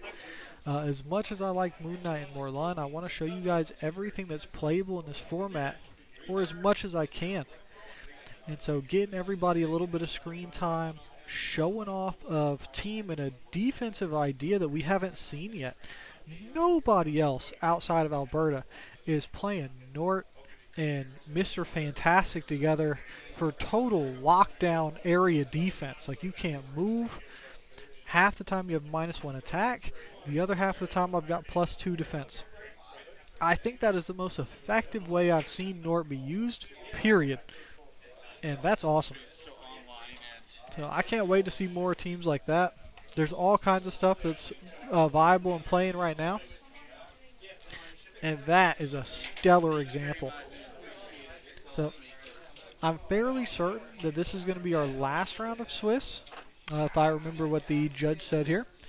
And I think he's already handing out participation prizes as rounds are finishing up and getting figured out. I just got distracted. There's a cool game going off just to my left there. Another person that rode in with us on the 5-hour drive is doing pretty well there. And it's exciting to see people that are newer to the game still kind of picking it up. Played for about a month, maybe 2. Actually, he may be going on to 3 now. He's been playing with us for a bit. And it's cool seeing people at events enjoying the game and playing for the love of the game, and trying to put their name out there and get these wins. Ooh, looks like the top table just wrapped up as well. I'm not sure who ended up taking that down, but there could be a really big shakeup if our undefeated player ended up dropping.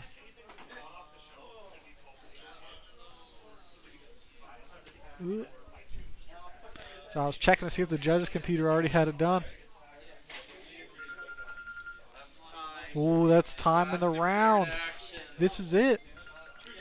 There is three games still unfinished. That is coming down to points. But people are in great spirits. It seems to be a great last round rally in the end of the tournament for what seems like everybody. I don't see any frustrated faces right now. Everybody's excited. Maybe that's because lunch is right around the corner. Maybe it's because they just had a great finish to a tournament that they enjoyed playing in. It seems like once people get their feet wet and actually put pieces on the map, this format starts to grow on them and it gets to be fun, especially if you're bringing your own twist to it. So really, really cool. Now let's see what's going on. Yo, Wade's always got the freaking nicest pair of sneaks, man.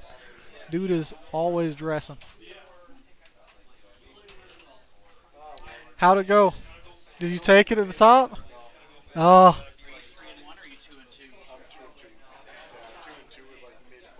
I gotcha. Because it's 400, it's so like volatile where people are going to end up at. Because you can be second place going in and then come out of that round in like 6th if you drop points. Yep. Yep. I feel like that's going to be the story of the event, because half the people here are playing Moon Knight. So you either can take it down or you can't, and you find out over the table. Yeah, so once all the scores are in, we'll refresh it and we'll show you guys the webpage view of the current standings. And then we'll go on that lunch break for an hour, and then when we come back, we'll be going into the top table. I'll probably show off to you guys the participation prizes, just so you guys can see it. If you can't at home get to an event like this, you can see what's going on, and if you wanted to buy it off the secondhand market, you're knowing what you're getting, and you can actually see it firsthand. Well, secondhand, I guess, because it's through a stream. I don't know. I don't think it matters. Dude, we're doing a lot of post-game talking. People just going over those last couple actions. What should I have done here? What happened here? If only I got that one attack. And so, but everybody's got smiles on their faces, man. It's great to see people enjoying themselves.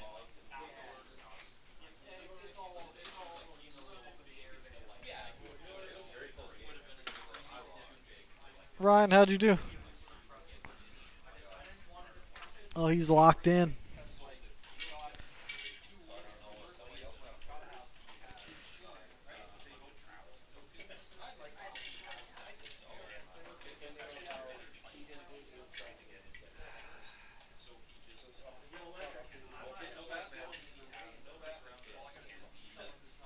Yeah, really excited to see how Ryan did, because this is, I think, his second event like this.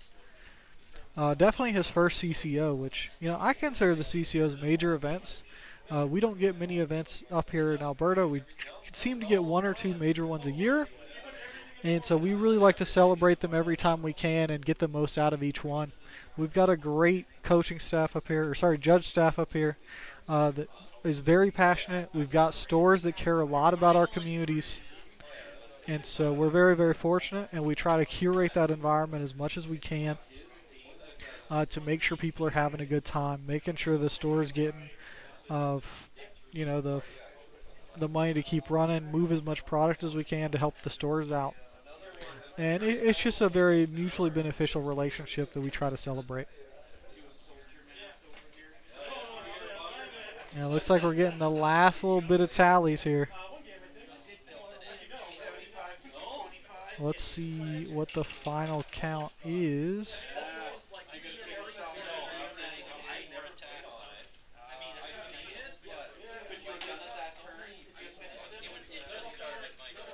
It's coming close. I saw the timer ticking down. I was like, oh no, I don't think he has enough time. Man, what an exciting game. I don't know how many people are still in the chat, but if you are still with us, what have you guys thought about it? What was your favorite match so far, your favorite teams? Because we saw a bunch of really great ones.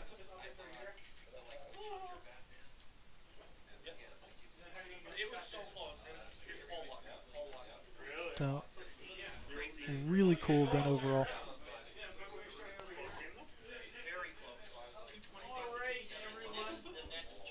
We're doing our final announcement here.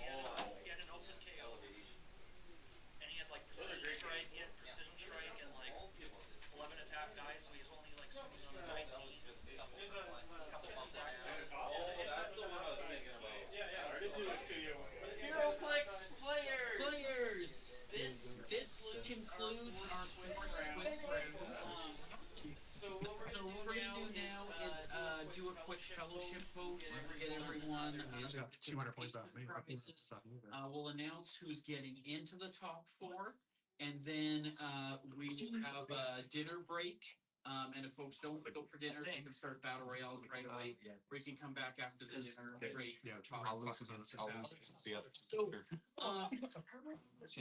right now, for the fellowship vote, everyone up to the spar table, take a post-it note. If you can write your name at the top of the post-it and circle or underline your name, and then write the names of the people you would like to vote for the fellowship. If you don't know someone's name, just come tap me on the shoulder and be like the guy with the front. This is just, big okay. Once you've done that, bring it to me at this table, and I'll get you your participation.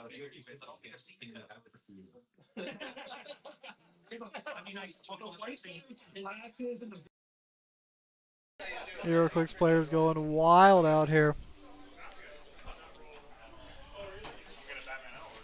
We'll go back to putting the top table in that. Yeah, it sounds great. Do 1, 2, and then this can become battle royale Sure. land. Do you mind if I show off one of the Kyles before I end the stream? I don't have to open the box. I'll just show it off to them. Here's your Kyle. Oh, there you go. Right there. So. Alright, so these are the participation prizes out here for us. We've got the Kanto you may have seen before. This is a fantastic piece for Apocalypse and just Assassins in general. Fantastic little support piece.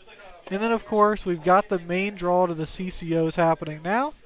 Our judging staff was courteous enough to pass me the participation prizes.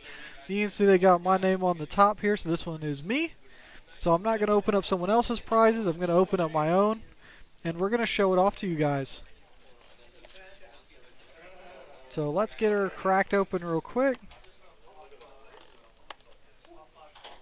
And let's take a look.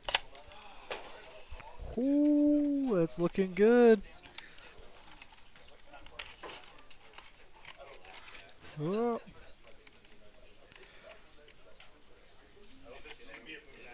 So what a fantastic piece here. Ooh. You can see him holding the trophy up. Yeah. That is sick. So really excited for that. He's got a really, really cool ability on the top click if you want to be, doing some terrain manipulation. And then on that bottom click there, we've got for 30 points. He becomes a bit of a very cost-effective attacker, which we don't have a lot of in the Green Lantern Corps. So really cool to see Kyle doing what he loves to do. But we'll do the last showcase here. There you go. And you see our top 4 there. We've got Dylan, John, Ben, and of course Wade are making the top 4. So absolutely insane games here. Ooh, wrong one. But that's going to be it for me. We're going to turn the live stream on again, a completely separate stream for top 4 when we come back for lunch in about an hour. So I'm going to go ahead and close up. That way I can text my wife and everything while I'm eating because my phone's the camera here. And we'll get back to it in a bit. I'll catch you later for top 8.